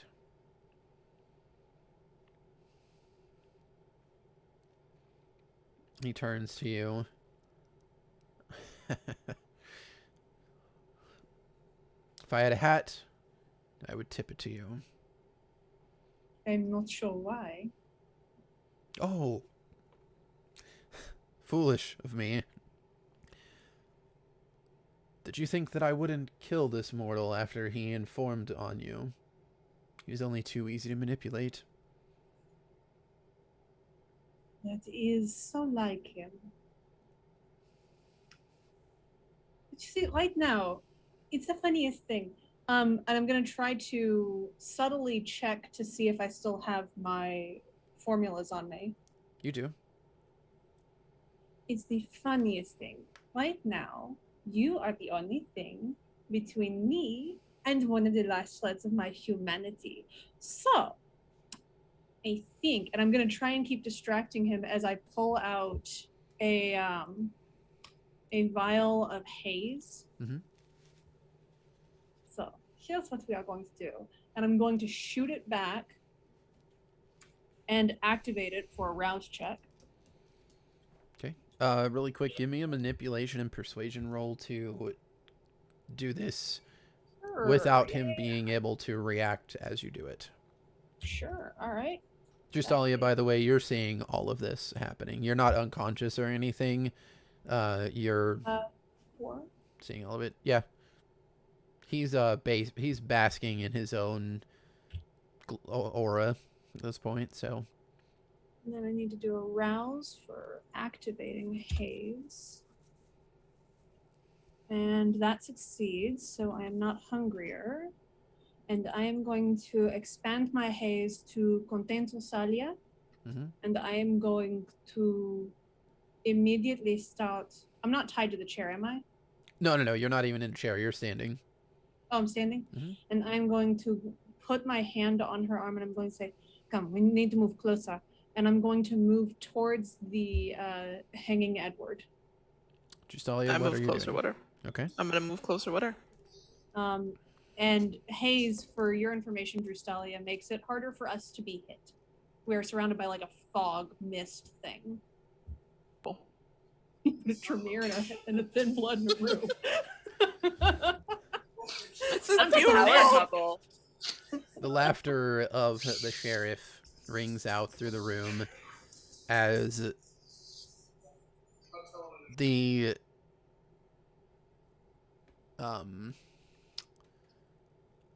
distinct sound of blade to flesh is heard. Stark quiet in the room other than what you guys are talking about. And Edward doesn't scream, but grunts in pain. And the sheriff says, you can't hide, you pathetic thin blood. Your Tremere friend won't save you either.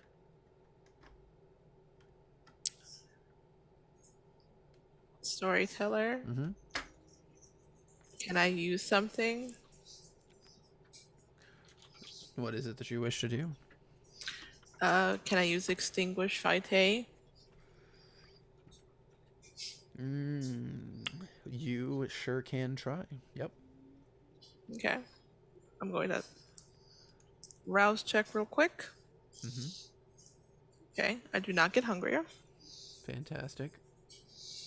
And it is intelligence plus blood sorcery versus stamina plus composure.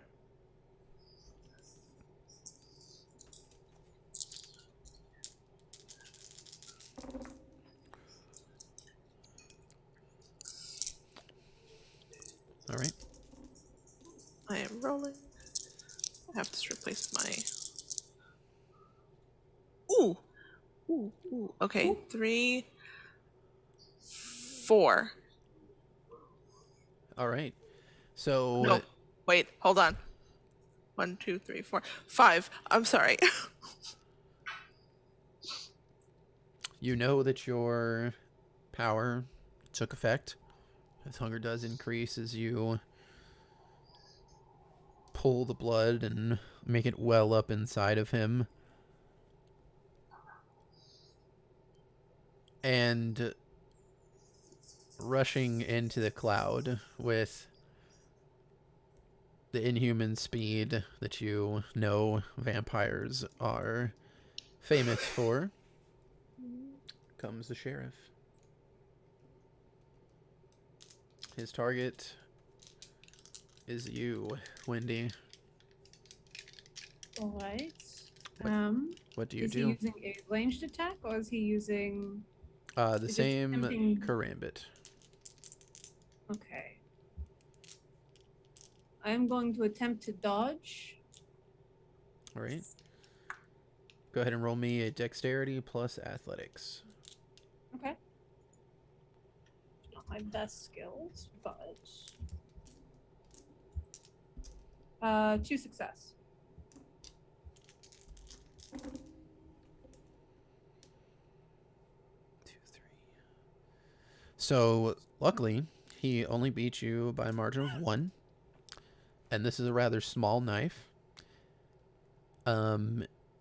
However, you feel the knife cut into your shoulder. It doesn't feel like a normal knife wound. In fact, it feels like underneath your skin is starting to burn, spreading out beneath it. Merd. Please take 1 aggravated damage. All right. As the poison on his blade begins to spread.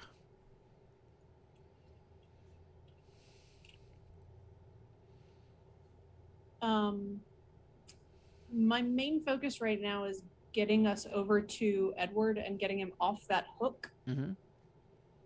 So I'd like to push that direction and use another rouse check to extend my, which I fail, so I'm hungrier, to extend my haze to surround him as well. Okay. Does he get any type of roll or anything, or does it just become harder for him to see?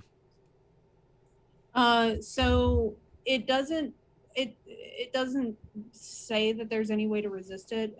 Essentially, masking their features, obscuring their silhouette. Anyone attempting to identify or hit them with ranged weapons suffers I'm good at English. Suffers a 2 dice penalty. Then that's kind of it. It's basically hiding him.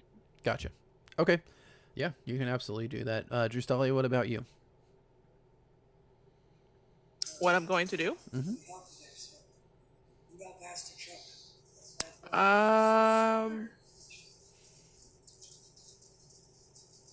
Do me a favor, can you tell me, because some stuff was going on just now. Can you tell me what just happened? So I do apologize. I'm sorry. No, that's fine. Wendy, I heard got hit. covered him, the sheriff, in this haze as well, and is starting to move. Not the sheriff, Edward. Oh, Edward. I'm sorry. Enveloped Edward in the haze, and I believe that she said that she was going to try to start moving towards him as well. Okay, yeah, I'll start moving with her and try to help her. Okay. I am looking around to see if Aiden's anywhere nearby. With the haze, limited visibility, you can only see a few feet in front of you. You do not see That's Aiden. fine. You also didn't see him whenever you came to. Okay, cool. Just want to make sure. Okay. I'm just gonna move with Wendy and try to help her with Edward.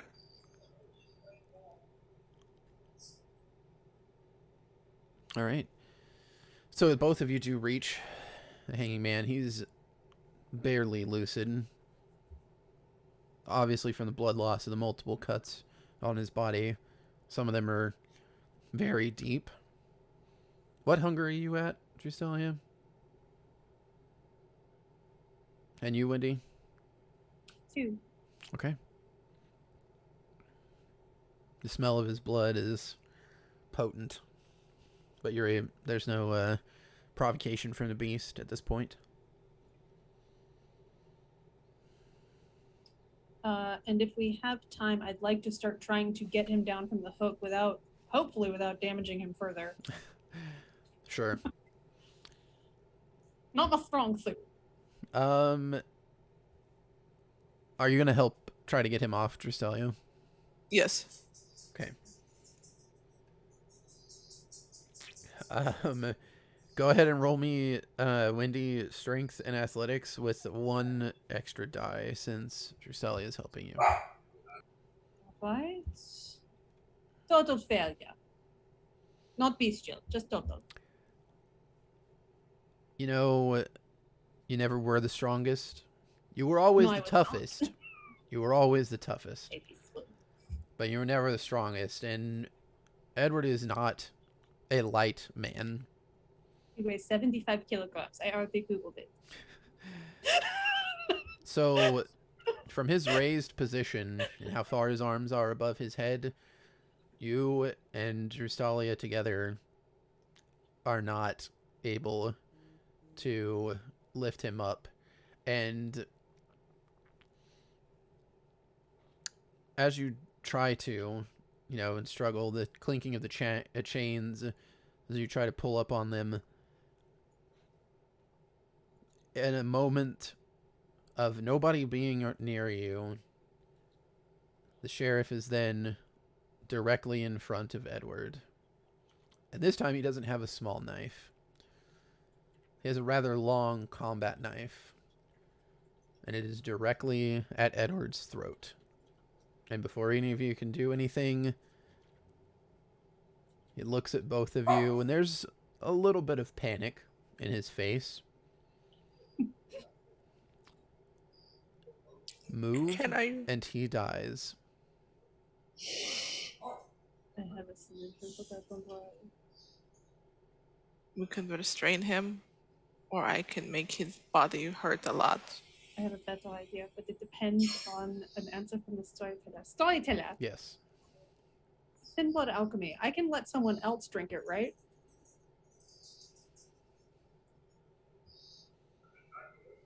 I'll allow It it. didn't say in the book, so I wasn't sure. I'll allow it. So what I'm going to do, because our silhouettes are obscured, is I'm going to hand a vial of Far Reach to Drustalia. Far Reach lets you lift, push, or pull a physical object or person under 100 kilograms within their sight and closer than 10 meters. And it's aroused to activate. Give me manipulation and subterfuge. Sure. As you try to do this without him noticing.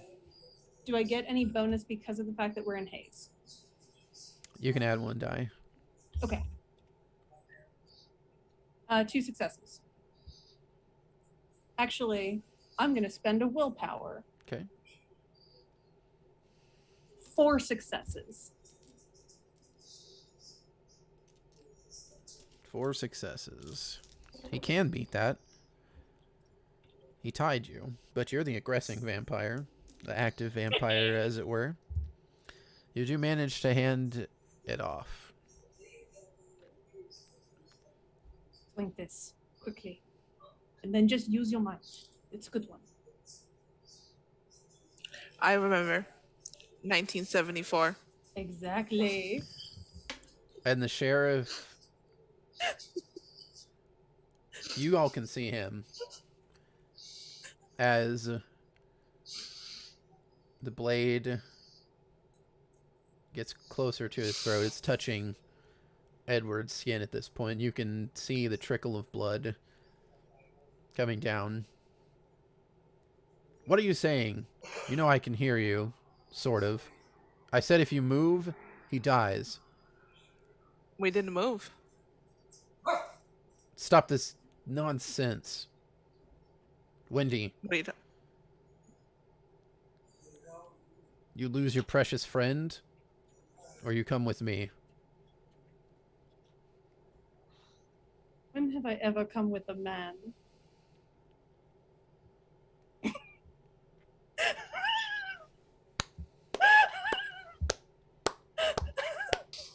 Fantastic. Beautiful. Wow. Please restore one of your willpower, spent willpower. Did we get a clip of that? Because I think that's requested on main. Like that clipped.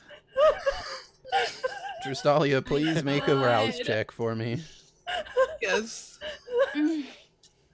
Failure. You are at 3 hunger. Yes. Did you remember to do your reroll? Since this Oh, I is could- your power, you cannot Oh, reroll okay. it. Okay. That's fine. What That's fine. what pool does she use? It resolve plus alchemy, and my alchemy score is 3 versus strength plus athletics. Would you like my resolve score? No, you would use Drustalia's. Okay. So Resolve, resolve plus 3. Resolve plus 3. Okay. Hunger, right? Yep. Okay. What is the aim here, by the way?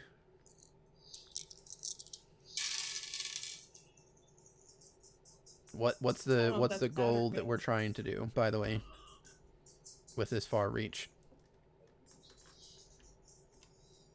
So tell me what this means real quick.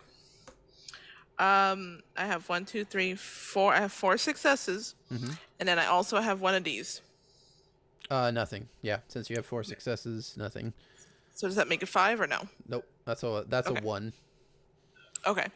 What are you trying So- to do with this far reach power, Drustalia? I'm going to try and see if I can get Edward and bring him towards us. That's the goal, right? To get him off the hook. Get him off the hook and get him away from the sheriff. Okay. I'm gonna make a roll for the sheriff.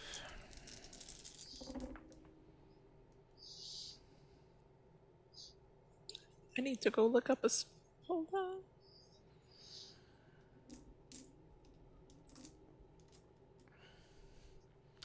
Unfortunately, the sheriff is quicker than you. You do manage to get him off of the hook. It does manage to cause the knife to not be directly over Edward's jugular. But the clink of the chains is obviously heard, as the haze does not obscure sound, but sight. Breath. Yep.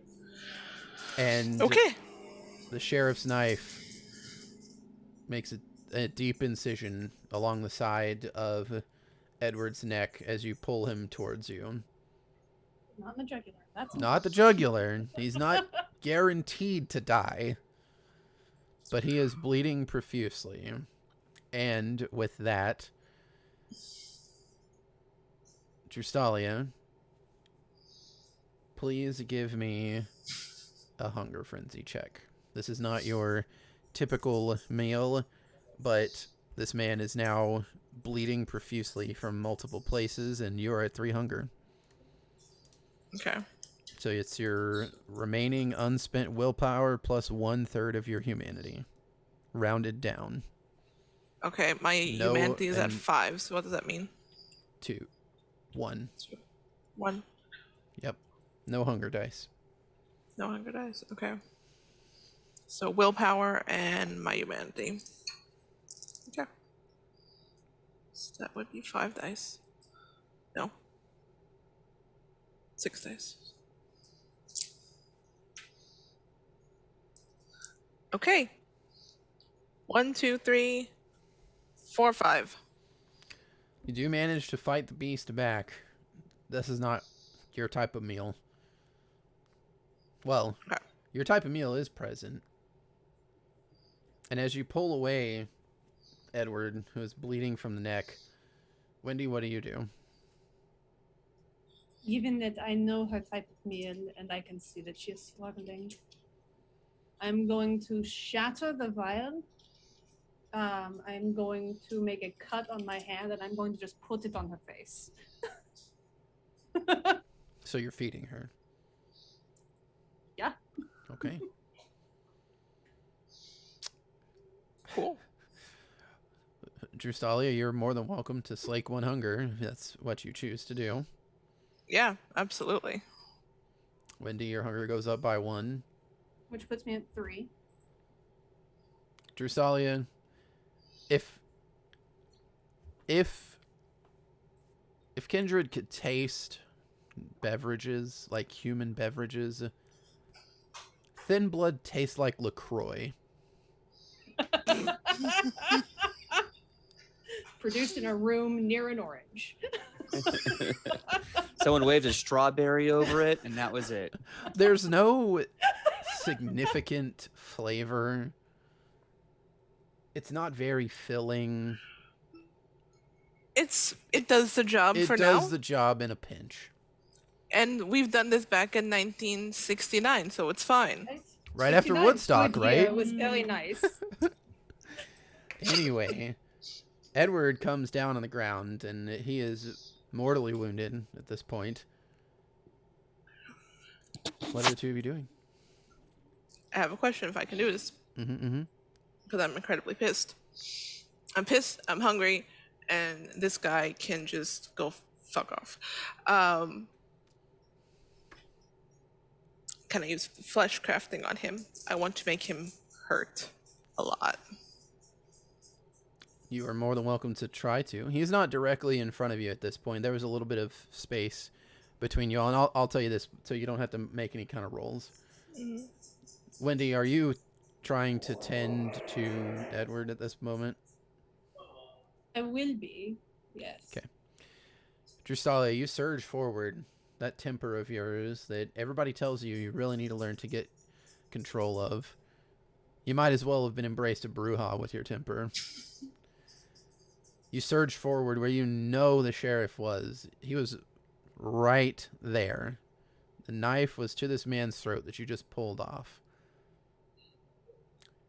And you come out of the haze empty-handed. Like surging forward through thin air.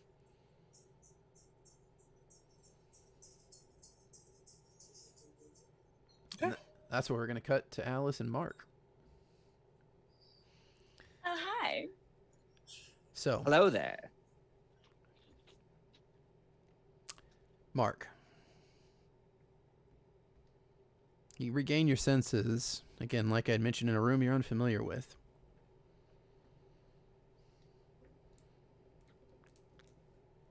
You look around. The first thing that you spot is Aerith Red Panda. They're sitting at a small desk, stylus in hand, working on one of those digital art pads that you know that the kids use these days. There's a big computer screen up on the wall. It's got to be at least, well, it's more like a TV, 65 inches. What they're drawing is being displayed up on the wall.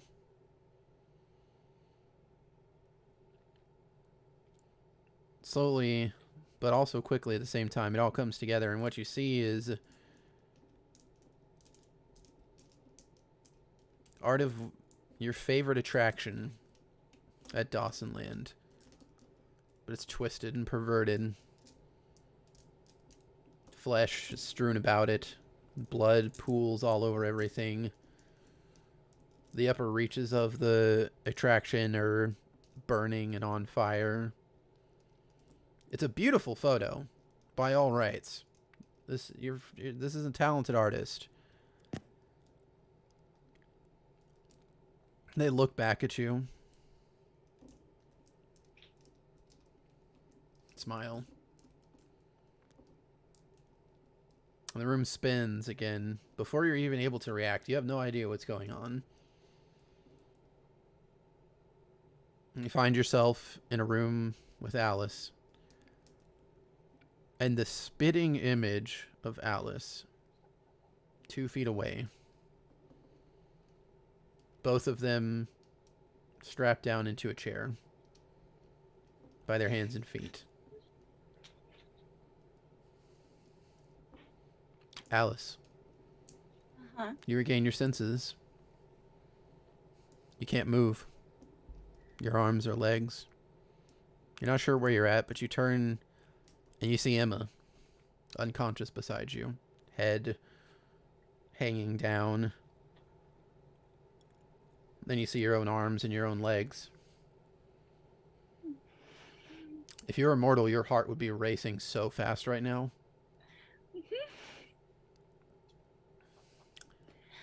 What do you do? I want to try and break out. All right. Let me check something right here really quick.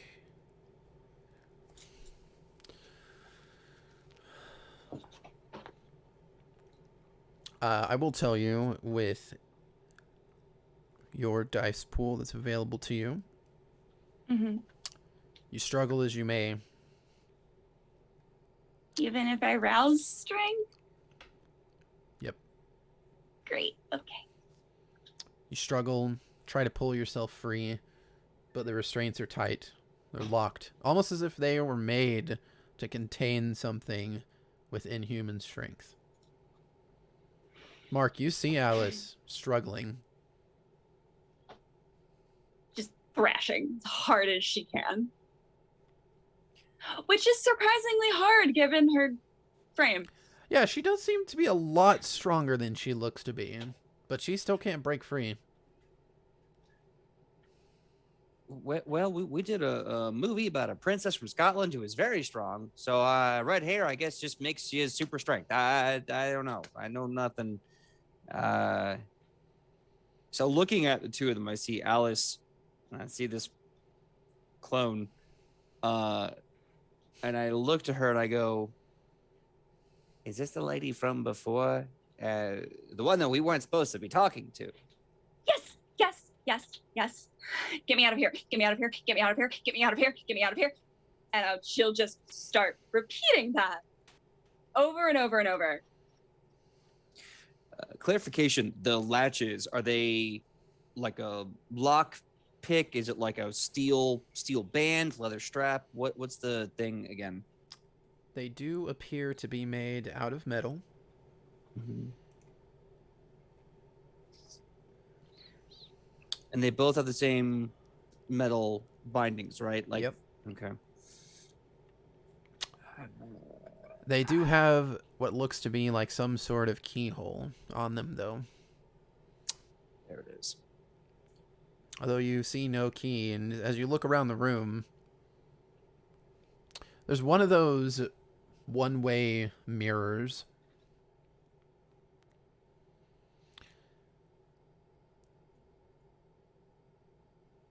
And you see Aerith Red Panda on the other side, still sitting at their desk, still drawing away.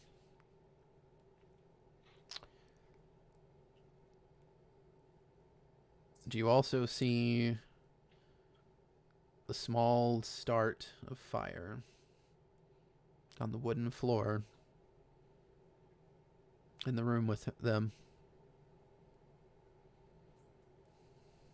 So the first thing that Mark notes is, of course, the kind of horribly visceral depiction of the ride, and he almost kind of approves in his own macabre way, his own, I guess, self-loathing, and he's proud of Aerith for that. And he sees the fire, and he sees Alice and Emma, and I guess the instinct kicks in. He starts banging on the two-way glass. Like, he reaches in, pulls out brass knuckles, takes off his coat, wraps the coat around his brass knuckles and his bare fist, and starts pounding with what little strength he has. He is not a strong boy, so this is not gonna be an easy one. Pound away as you might, this glass is tough. It's got to be gun resistance. You're not even making a crack in it whatsoever. The fire is ever so slowly spreading as you hear Alice behind you repeating, "Get me out. Get me out." So, screaming now. I'm screaming, but now I'm going to stop and get my composure. I may be a tyrant, but I'm still a king. Is there a reflection on the opposite side through the one-way looking glass that I can somehow maybe make eye contact with Aerith? Not that you can see. However, you do notice something. These rooms almost mirror each other. Behind you is a big 65-inch TV on the wall. Although it doesn't have the drawing that Aerith is doing. Does it still have one of those weird doodle pens? Mm-hmm.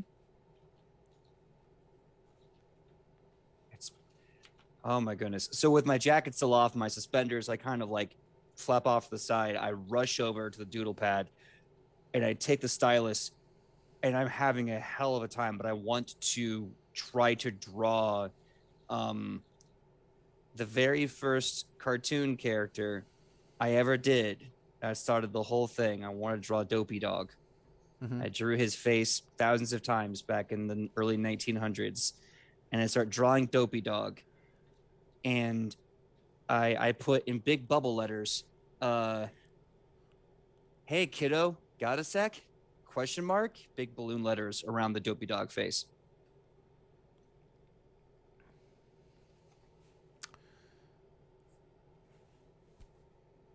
The strangest thing happens as you watch this, Mark. You finish your drawing. You see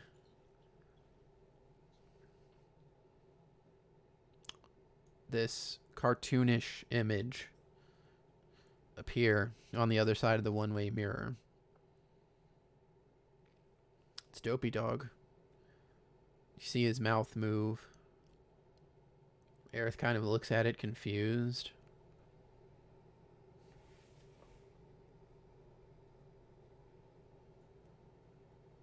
They don't make any other moves.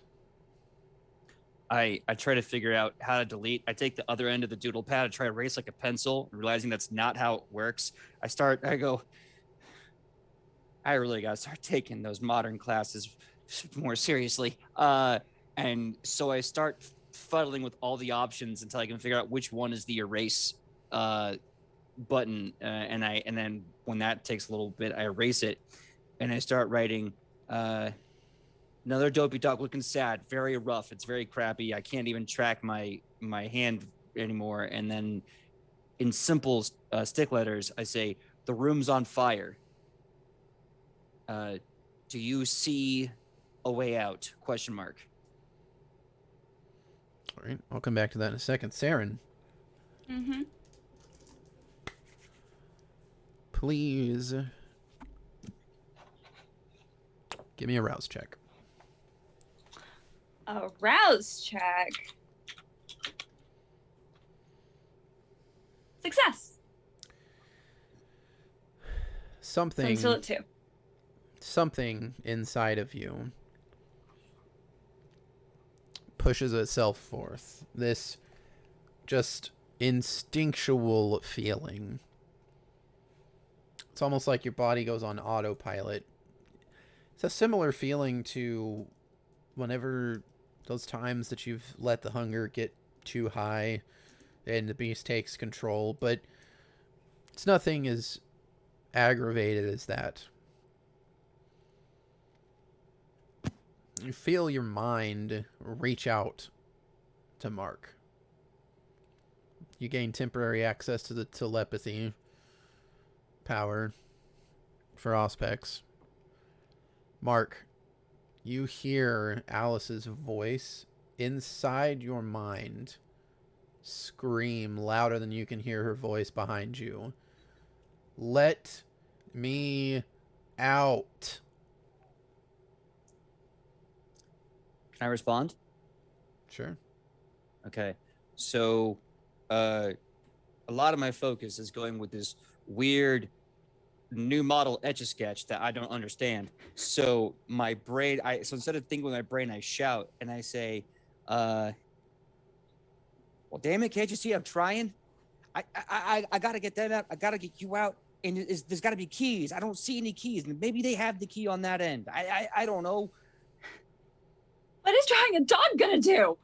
It's gonna get their attention. I don't think it's working. They're looking. See, they're looking. You can't see them, Alice. You cannot turn your head that far around. Oh, I can't. All right. Listen, I'll tell you what we're gonna do. Here's what we're gonna do. See, I'm gonna keep working on this angle here. You look around the room, what you can see. Tell me if you find anything out of place, anything else. This has to be like oh gosh, we bought a studio that made these movies about a hatchet, a cleaver. It was a hacksaw, and they made puzzles. You see, puzzles all over the place, puzzles everywhere. People died. It was terrific. We made so much money. Listen, if this is one of them puzzles, right, then that means there's got to be a clue here, and there's got to be a clue right over there. And if we can figure this out, we can get out with everyone alive. Unless you don't want the other you alive, we can. What other me? What? The one that's right. Am I tripping? Am I falling? Whatever the kids say. Who's the one next to you? Looks just like you. Who's she? That's my great-granddaughter. Well, I can see the family resemblance. Holy damn. Okay, then we're not gonna kill her. That's a bad idea. I don't. Look, she's basically a child. It's not my. I don't do that. But what I need to know is, can you see anything to get us out of here really fast? I can try. Look, as both of you are you talking here, just a really quick note. As you spoke about Emma, you both look to back where the chair was, and it's not there anymore. Nor is Emma. Mark, you can see behind Alice. The chair's in the same position that it was in this room, but it's on the other side of the mirror. In the room that's slowly catching on fire. So for clarification, Emma and her chair is in the room on fire with Aerith, Red Panda. Mm-hmm. And it was not before. Correct. I'm going to, again, struggle a bit with the doodle pad and the program. Damn it, why do we ever stop using pencils? And as I erase it, I'm going to start drawing a new one. Knock 2 times if you see the key and the girl. And then Dopey Dog just going, yuck. I'm gonna yeah. try and sense the unseen around this room and also take a look around, like look around with sense the unseen. All right, so I want you to give me 2 rolls. Give me your sense the unseen roll, so resolve and auspex.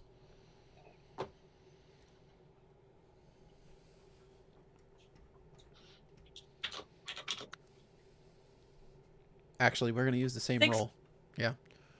But I got a 6 crit! We are using the same roll. So, something's wrong here.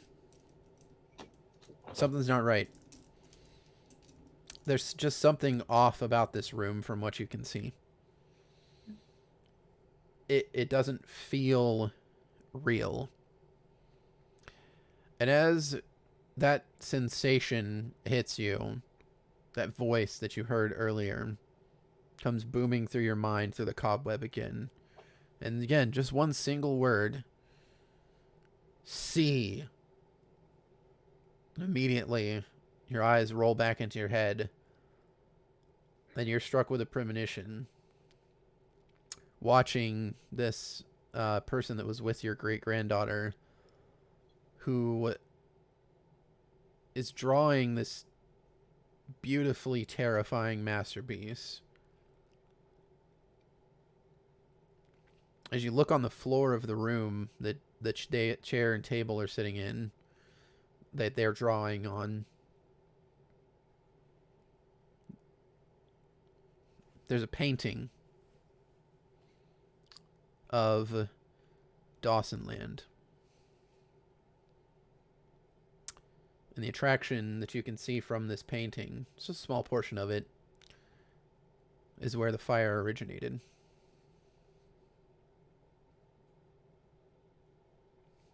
You come back.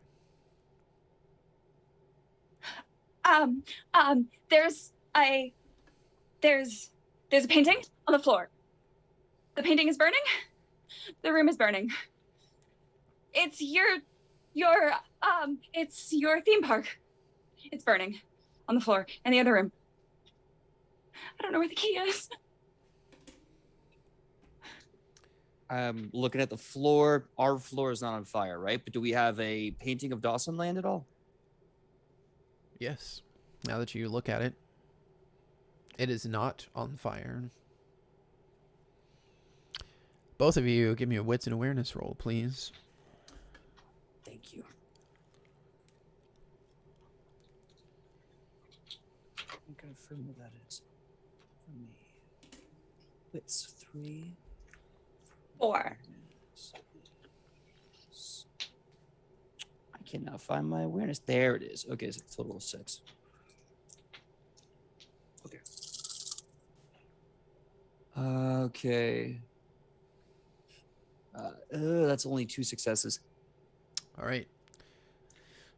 Mark, it's not coming to you. You've got all the pieces in your head, but you can't put the puzzle together. Alice does, though. The premonition, Alice, the feeling of things just not being right. Emma being in this room and then not. The reflections.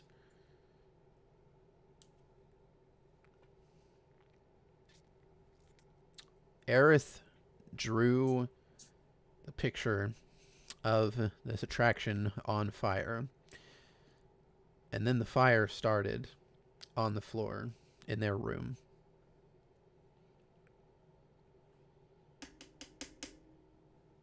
Tell her to draw a key. One more time. Could I get that again, please? Tell the person with the drawing, tell him to draw a key. Yes. Yeah, okay, by golly, I think that could that could just work. I start struggling with the thing again, and then I erase it. Yeah. Do I still have telepathy access? Mm-hmm. Yes. Can I try to use it on Eris? Or is it just with Mark? Yes. You don't need to make a roll. Okay. I will tell you what happens as Mark is drawing. So, Mark, Alice tells you, you finally are like, yes, connecting the dots. You draw Dopey Dog. You think for a second to draw him telling Aerith to draw a key. But then you think about something. You finally put the 2 and 2 together. You draw a Dopey Dog holding a key. You draw a table next to Dopey Dog. Then you draw a panel with him putting the key on the table. And Alice, as he's doing this, because you're now facing the mirror, so you can see into that room, all of it fades away, as if it were never there. There's no connection with the telepathy, because it's not real. Emma? There's a key on the table beside you, Mark. You don't know if it was there the whole time. Maybe you're just missing it in your panic state. Maybe you're too focused on what was going on with Aerith. But it's there. Right beside your dominant hand.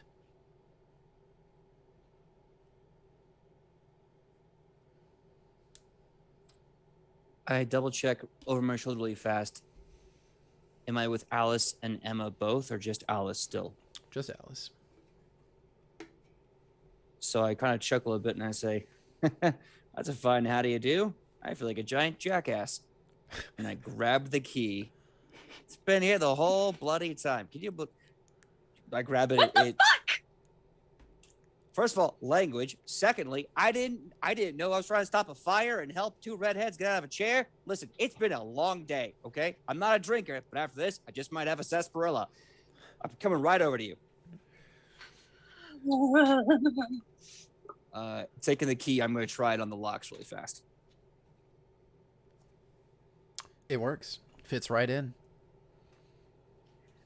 I'm going to run back to the tablet, do another one, another Dopey Dog, putting another key on a table with a little bow that says, for Emma.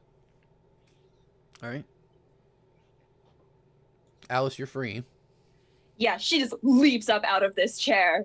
Not quite soaring leap, but close. The heights of which a normal person can jump. It's like watching a cat that just got scared from behind. And she's going to just press her face up against this glass. Is there anything on the other side? Just a normal glass wall. Emma? And it's at this point that you all hear a mechanical grinding sound as all the walls around you drop down into the floor. The 5 of you can't be more than 30 feet away from each other. Ronan sitting there with his sunglasses off, unless you put them back on. First of all, is Micah still like on the floor in front of me once all this drops? Yeah. Then yeah, like I'm facing straight down at them. My sunglasses are in my hands. So pretty much like I'm facing down. The moment that I realize that everybody's around me, they'll go on. Okay. But right now it's straight down. All right. Is there any sound with the walls dropping? Oh, absolutely. I will voluntarily drop haze. Okay. You're all in this kind of square area. Dark, drab, barely any kind of light. Do I have my cell phone on me? Yes. I text Aiden, where are you? No What response. was that?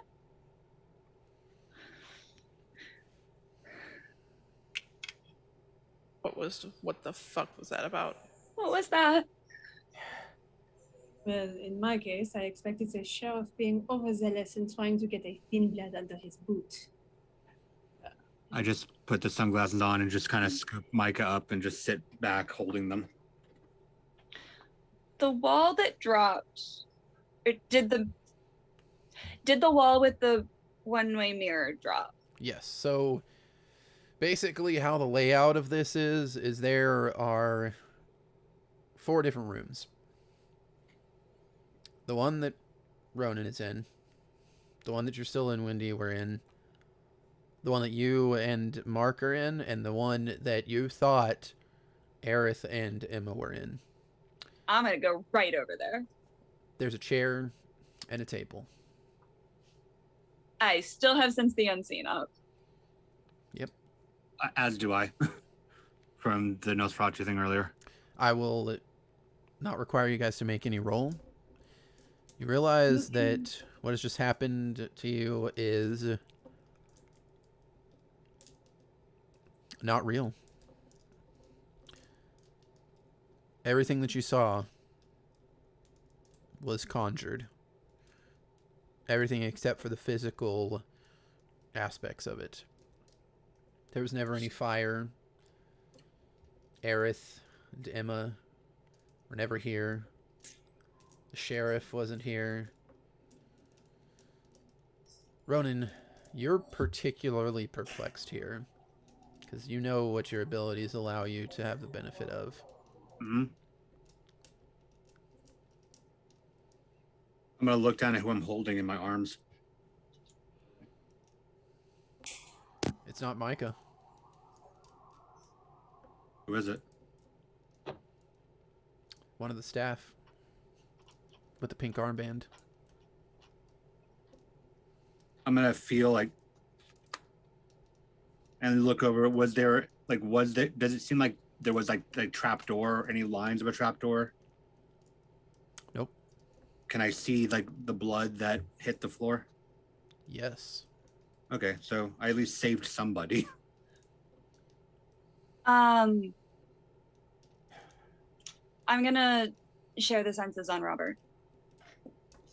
I told him to go find Emma, so maybe he did.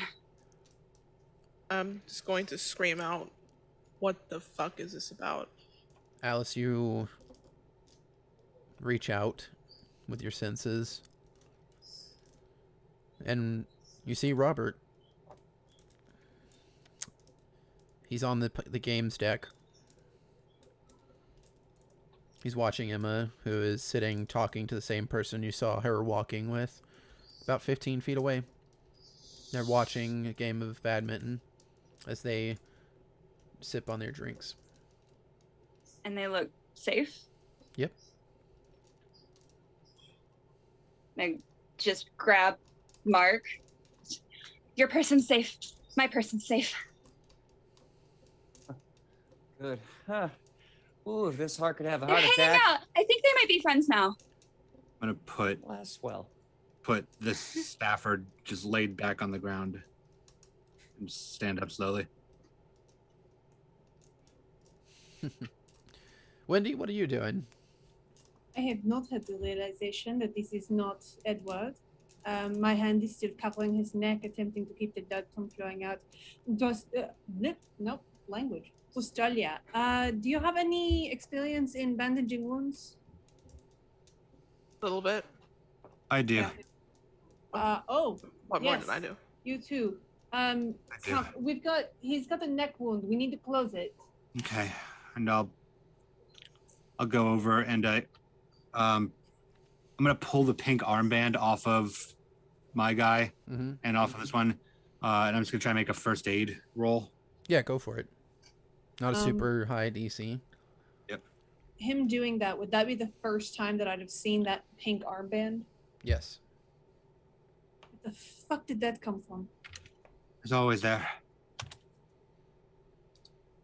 Are you telling me this is some sort of fucking mind trick? I don't like Yeah. people that Please play with my successes. mind. Yeah, you absolutely are able to make a quick and dirty bandage. Yeah, like tourniqueting, Yeah. like up and down above, and it's good. Yes. Do you remember when I said everything got kind of hazy earlier when I was taking a look out? Yes. Thinking it's connected.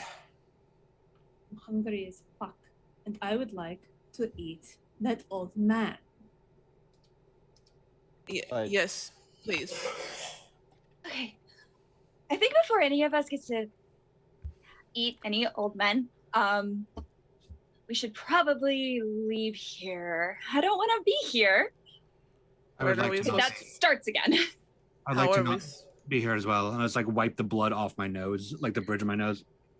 We're stuck on the fucking water. And maybe we go tell the captain what we think. Looking Maybe around, does this appear to be the cargo hold? From your best guess, you would think so. Now, I had a theory that if we were going to find that captain, we'd probably find him down here. Because I don't know about you, but if there's a prince like Mr. Otter running around doing these kind of sick shenanigans, I don't think he's doing it with a crew that's on the level. Oh, he's not a prince. Remember, he's not a prince. He's He's basically a prince. no, he's just a man with a boat and a power trip. Exactly. Does this also Remember- look like one of the places I saw the monkey? It does, and as you bring that up, Oh no. you all hear the sound of metal clanking, and about 25 feet above you, you see Bimo hanging from his tail. I'm gonna kill this monkey. I said it was the monkey. Help you. I just need one monkey. That's all I need. If I get one monkey, I can make a movie. It opens its mouth, Actually, and words that come out of it that you would not expect a monkey to say. In fact, it's the sound of the voice of the captain. Well, well, well. It turns out that not all kindred are monsters, as a matter of fact. Wonderful job. Although, Mr. Book, it's so sad that you couldn't save everyone. You see, whenever you run a business, Mr. Dawson, I'm sure you can relate, there's a certain margin of loss that you just have to understand is acceptable. People are resources. You must understand. What's one human life compared to that of testing the morals and the ideals of every single kindred that thinks that they're above the rules? Now, I'm sure all of you are hotter under the collar than Gordon Ramsay in Hell's Kitchen. But I can assure you that everything that you're thinking about, all the hate that you're directing towards me, Miss Blackwell, I'm sure that you would love to take a bite of me, but you will never, ever get the chance.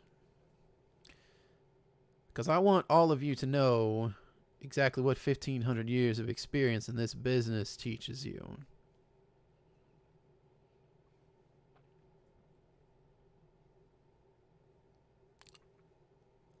You never do things yourself. People are resources.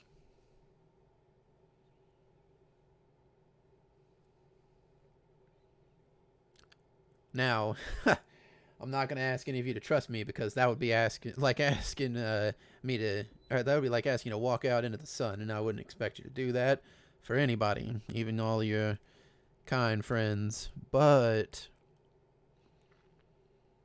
if all of you are tired of this, you don't have anything else to do with me, shit, I wouldn't if I were you.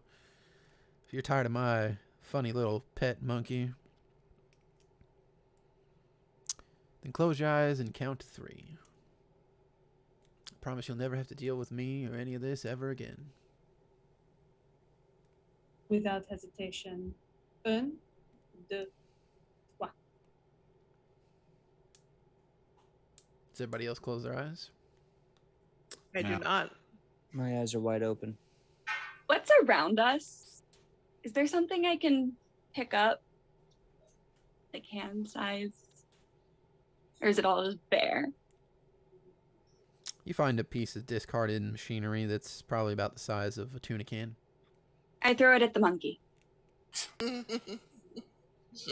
I wanted to ask if Drustalia still had access to Far Reach. It's once per drink. Yep. Alice, despite your feminine petite form, you hurl that mechanical piece like an Olympic discus thrower. And it sails right through BMO. Like he wasn't even there. Monkey. Bamboozling vampire monkeys. Now, You've got to be here in the room with us, then, aren't you?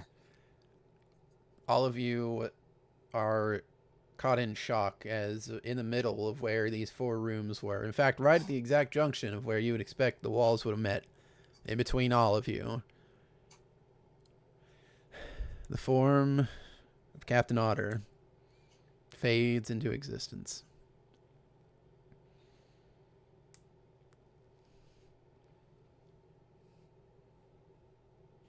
This is why I don't trust boats, and I will never get on a boat again. Now, Oh, don't go that far. all of you, hear me out. Any of you so much as makes a move against me, there'll be consequences. Aren't there always? I want you off my boat. You've gone We're through gonna get off in the morning when we dock again. It's a one-night cruise. We never left the dock, did we? He points his finger over at Ronan.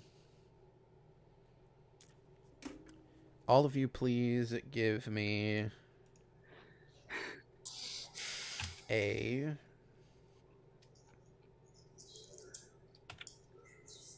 composure plus resolve roll. This is not willpower. With hunger? Yep.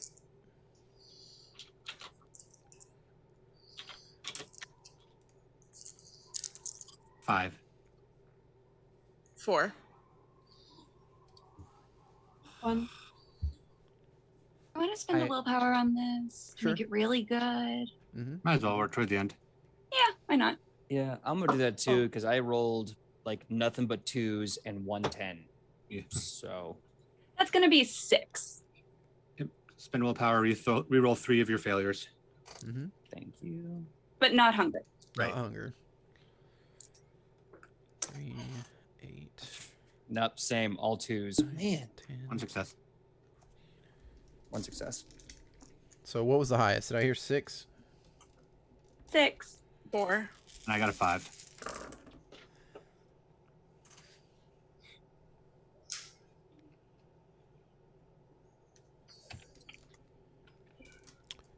Eight successes. You see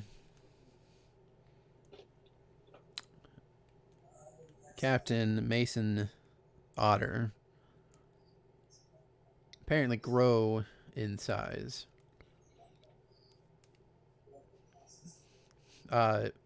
Ronan, you know that this isn't the case. Probably just part of the illusions that he can use, leaving you to safely assume what clan he hails from. Oh, yeah. But what you do feel is the absolute need to obey every single word that he says as he activates the power of majesty. Now, I said I want you off of my boat. Close your eyes and count to 3. Storyteller. Yeah, I'm aware. Yep. You may resist if you so choose. You will need to spend a willpower. I'm also I will- going to resist. Yeah. No, You no, cannot I've got- resist. I've got None of something you different. except for Ronan can resist. And I will spend that willpower, and I just look at him and go, I have a better idea, and I need him to make a willpower roll. Fantastic. Normal human bartender, my hero. Really quick question for you then, Zach. Yep. It's a contested roll against me. It is a contested roll against you. If I can help in any which way, please let me know. Maybe in a second. We'll see how this goes. Actually, I answered my own question. Never mind. Okay. Willpower.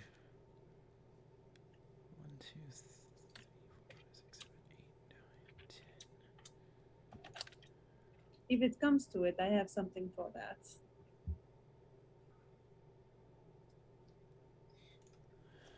Vampires unite.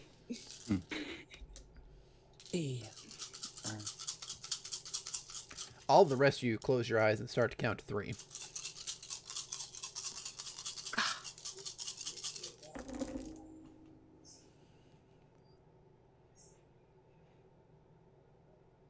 Hmm. 7 successes. 8 messy crit. I spent another willpower. Ah, nice. So I start walking towards him Uh-huh. with the symbol around my neck turned out to like start driving him backwards and go, how about you close your eyes and count to 3, and then you leave. And he does back away from you. And you see his face. The majesty doesn't drop away. Mhm. His face does turn down, though, in a very remorseful look. The weight of over a millennia of questionable and hostile, evil even so to say, actions is very, very heavy. After you close about 5 feet, you're within arm's reach of him. Mm-hmm.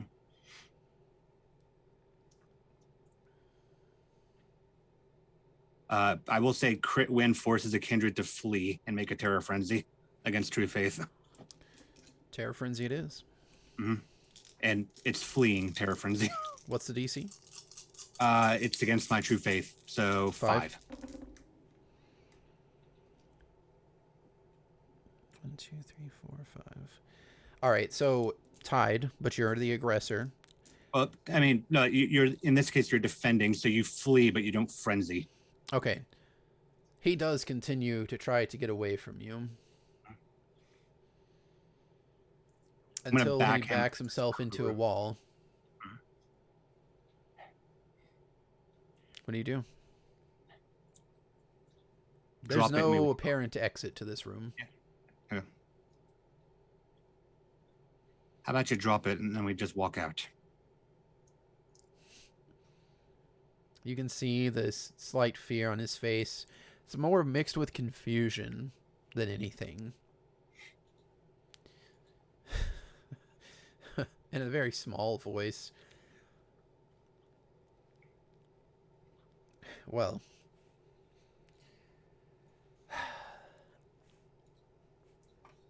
You don't see you don't see a kindred with that ability every day. Well, you don't see a red star every day you die either. And he reaches up with his back pressed flat against the wall. And everything around you fades. The 5 of you are standing on the dock. There's no cruise ship. Just yell at everybody. Walk. Fine by me. There's no cruise ship. There's no crew. There's no guests. There's no illusions. Just the dock. Just the ocean. And Is 5 my kindred. husband here? He is. Is my haven here in the parking lot? Yes. Yes. In fact, you all get the strong feeling that there wasn't ever really a boat here. Everything that has happened to you tonight was fabricated. Was it a test? Some kind of Camarilla shenanigans to test something? The Anarchs enjoying a good laugh as they see 5 kindred struggling to piece things together. The Sabbat trying to set you up for failure. You may never know. But what you do know is that everything that you experienced felt real. You do know that Captain Mason Otter is a real kindred. And you have the lasting impression that despite any type of ambitions that you had before, you never want to be in the presence of another Methuselah in your own life. I am like gritting my teeth to like just hold ground as I just yell at everybody, just walk away. Oh yeah, I'm headed back to my car. I'm not sticking around to see what happens next. Yeah, the moment that they're gone, I just go.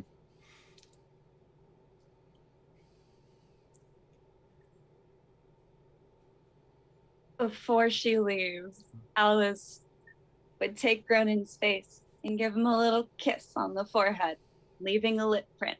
Go. Thank you. You're welcome. I just look at Mason and go, you don't need to play games with people for them to be good. I drop it and just still facing him, walking back away. Is Mason there? Yep. All right. I'm going to walk up to Mason, look him dead in the eye. That fake smile that I've always had on, either real or plastered, the one that's caused my eyes to wrinkle, my cheeks to crack, it completely falls away now. Deadpan, I look at him with iron cold eyes, the eyes of the tyrant that stole art from the world and put a price tag on it. I take out a phone. Hi there. I do believe send the long car around. I need to go home. And also, we need to put a little item in the docket for tomorrow. Operation Methuselah price tag. Put it in my phone in my pocket, and I look at him and I say, now I want to be very clear on this. And I'm only going to say this one time. I will buy every brick under you. I will buy you like a cheap gas station chapstick. You won't even put a dent in my empire. And just like that chapstick, I will use you until I forget about you or until you run out. You can say no all you want. You can run away from my empire of wealth, but eventually I will buy your friends. I will buy your family. I will buy your food. And then I will buy you. And then I will throw you away. And I will make the world believe in magic. So, you have a wonderful day. Dreams do come true. Dreams do come true, everyone. And I walk to my long car and I get in the back. And as I'm hovering on the door, I'm about to close it, I look him one more time in the eye and I say, have a magical evening. And I close it. Before you make it to your car, you're walking. He allowed you to talk to him that way, strangely enough. So, you know, what all of the elders, regardless of what sect that you're in, always warn you. If you ever run into a Methuselah, let alone an antediluvian, count your blessings if you make it out alive. They're older than time, and more powerful than any of us, and could conquer an entire city without lifting so much as a finger. There's a reason that they put themselves to sleep. There's a reason that the jihad is happening. Stay away from them as far as you can. But this one just is playing games with you. How dare he? And then, just as you reach the door of your car, your driver's holding it open for you.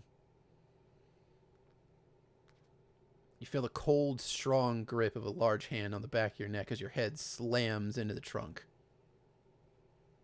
Yeah, I backed away from that dude before you walked up to him. It's okay. There's a dark oak. I'm sorry, not oak. There's a dark wood instrument square against your back. You can't see it. Drustalia, you can see it. You recognize those runes. You recognize that blood-stained, charred wood. You know exactly what that can do. Let him go. Mr. Dawson, you couldn't buy me with your century-old empire if you wanted to. Because you want to know what's better than a new money? You know what's better than magic?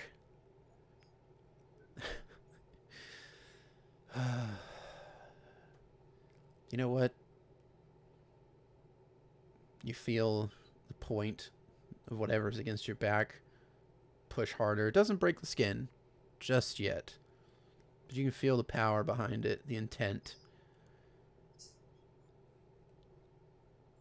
You can feel the murder in this thing that is pressing against your back. How bad it's reaching out with its aura to your heart. If I had wanted you dead, Mark, you'd be dead. But you want to know what? You want to know what my sire taught me? The one that burned in the week of nightmares, the one that the gangrel forsook. He told me that living life is all about living on the edge. It's all about living, having fun, taking risks, because a boring life, well, why would you piss away your immortality like that? And he tosses you inside the car and is standing back in the position that he was before.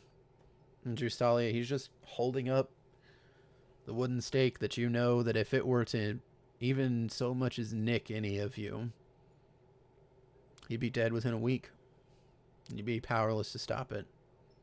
Now, I suggest that all of you follow suit with Mr. Book there. Because as much as he wants to think that he could kill me, well, let's just say it would be a hard fight. Give me some time.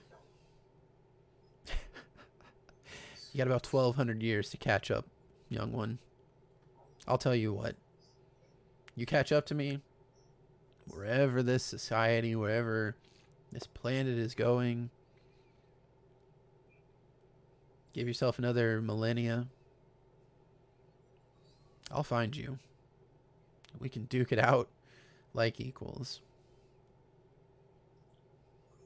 But for now, I have to wish all of you, and he looks over to you, Wendy, good luck. Goodbye. And almost like almost like a mist is fading away, his body turns into a cold, almost ash-like smoke and flies off in the wind. As he fades away, I just reach up with 2 fingers and just tap the symbol. Look at it. Good seeing you.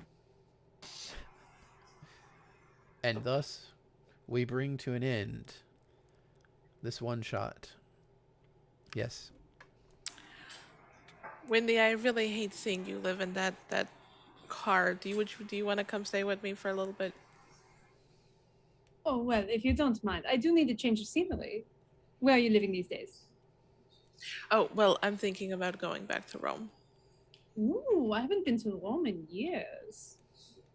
Not since that job in 53. You know which one. No, 1951! And we fade to black as our kindred have learned the true meaning of the moonlight reflections. What does it truly mean to be a kindred, my friends? Does it mean to be a blood-sucking leech? Does it mean to be a political backstabber only out for yourself? No. It means doing everything that you can to hold on to those last ropes of humanity that you have to use to tie yourself to the ground instead of falling fully into the monstrosity that lives within you. Thank you so much, everybody, for coming and joining us for this Vampire the Masquerade 5th edition one-shot, Moonlight Reflections. I hope you all enjoyed, and to my players, fantastic job. I have to tell you that you only derailed my plans twice whenever I expected a minimum of 5. So, good job playing along with the plot. Let's just go ahead and really quick. I know it's super late for my East Coast folks. Let's do a round robin here, starting with Zach. Why don't you tell us again who you are, who you have just played, and where we can find you? Hey, I'm Zachary Vaudo. I played Ronan Book, the truly faithful Salubri. That's my Twitter handle down there. You can find me on, well, you can find me tomorrow on Level Up _TTV with Vancouver Adjacent by Night. We've got our mid-season finale coming up where I'm playing Malkavian in the midst of a whole bunch of business in Vancouver. You can find me on ATL by Night on Tuesdays over at twitch.tv/ATL by Night. We're in our off season, but we're coming up on season 6, which should be, God willing, September 14th. We have a couple more weeks off, including a game night this Tuesday, which is a game of Dread run by one of our players. And then we've got something very special coming up the week after that I'll let Seren talk about when it gets to their turn. And then you can also find me on various channels doing one-shots here and there. Seren, why don't you go next? Okay, I'm Seren Briar, and I played Mrs. Alice Louise Warner, the Malkavian. Like Zach said, ATL by Night coming up on some really exciting things. On September 7th will be the full airing of our Season 5 recap summary hosted by yours truly. So go ahead, tune in for that. I also I stream video games on my channel, which is Faye Fatale SB on Monday nights. And there's my Twitter right down there. PJ? Hi, everyone. My name is PJ Megaw. I played Mark Dawson, the Ventru trillionaire of not Disneyland. And yeah, when I'm not here with these awesome people, you could see me on my channel, Nat20 Productions Official. It's twitch.tv/Nat20 Productions Official. We do a Pathfinder 2nd edition show Wednesdays at 8 p.m. Pacific Standard Time. We're going to be taking a break for 2 months because in September we're doing a pirate game for charity for St. Jude's Children Cancer charity. In October, we're coming back with our Halloween Spectacular. And this is actually kind of perfect because the last week of the Halloween Spectacular, we're going to be playing What We Do in the Shadows D&D edition or Pathfinder edition. So if you want to see a bunch of the world's dumbest vampires trying to, I don't know, get their plumbing fixed or whatever, tune in the last week of October for that. And for everything, we try to have fun there. And I guess that's it. So much more to tell you about, but we don't have all that time. Find me on Twitter at PJ Megaw, all of the internet at pj.megaw as well. And hope to see you then. Emily? I am Emily Thomas. I have been Wendy Ross, your thin blood French woman, and you can catch me at formerly known as Em on Twitter. You can also catch me here on Twitch at formerly known as Emily, and you can also catch me on ATL by Night's Blood Bonding and on the upcoming Dread game. as well as other things which I announce on my Twitter occasionally. So yeah, just follow me and you will find out updates. So Ash, do you want to go next? Because I feel like I'm gonna steal your thunder with a lot of the Bard's Playhouse promo stuff that we got coming up. I feel No, I'll like just go. yeah, I was about have to all say my stuff. we kind of we kind of co-do this now. So We do. yeah. You can do it and I'll go last. Okay, I'll let Ash go last. Anyway, my name is Brandon. I go by the DMB on all social media.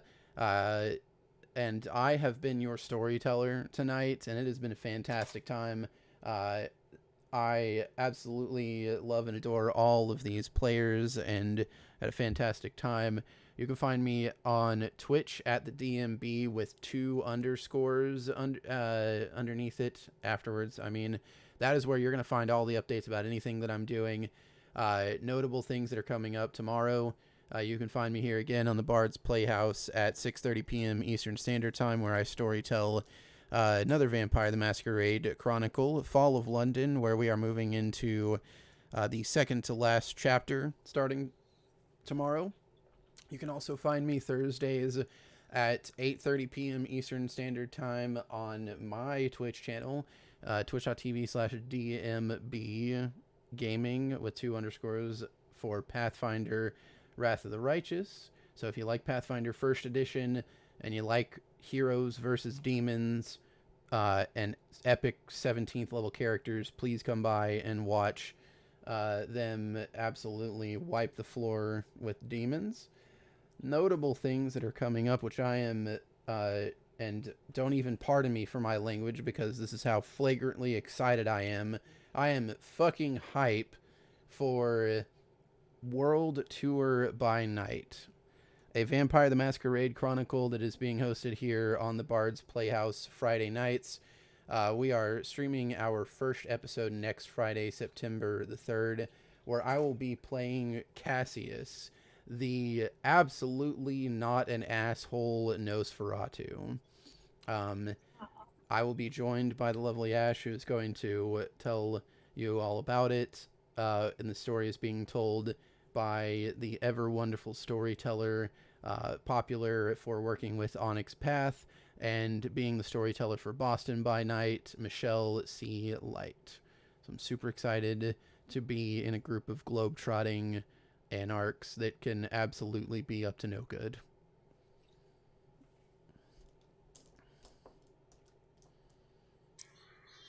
My turn? Yep.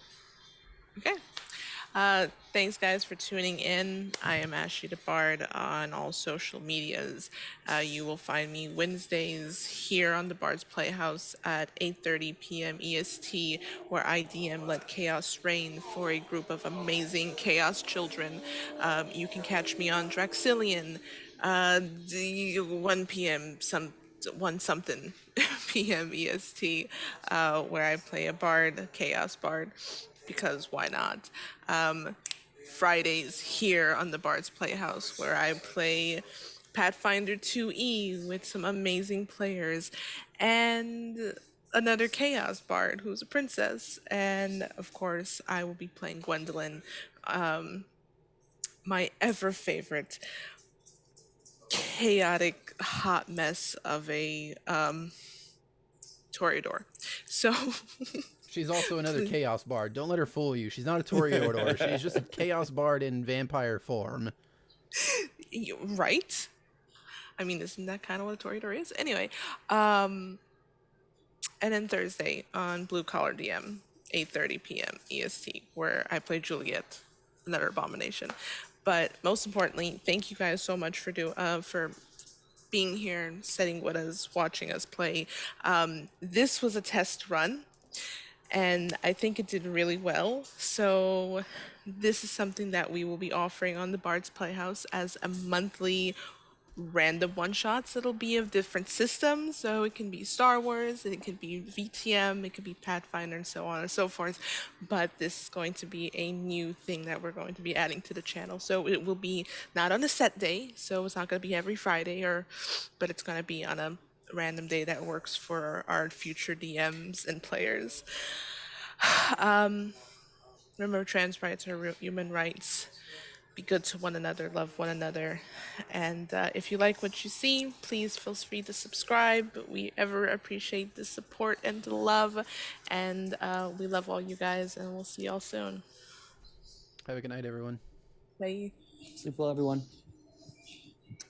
I'm like a falling star, I burn alone. I've got a heart without a home. Underneath this empty sky, just waiting for a sign. And it seems to me that gravity has got its hold on me, but I'm about to break free.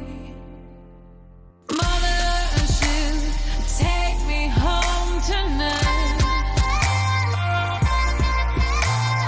Help me find a way to turn this darkness into light. Oh, mothership, take me home tonight. Help me find a way to turn this darkness into light. Like a flare without a spark, a shadow wish into the dark. Far across the galaxy is where I dream to be. And it seems to me astrology has got its plans for me. I just gotta believe.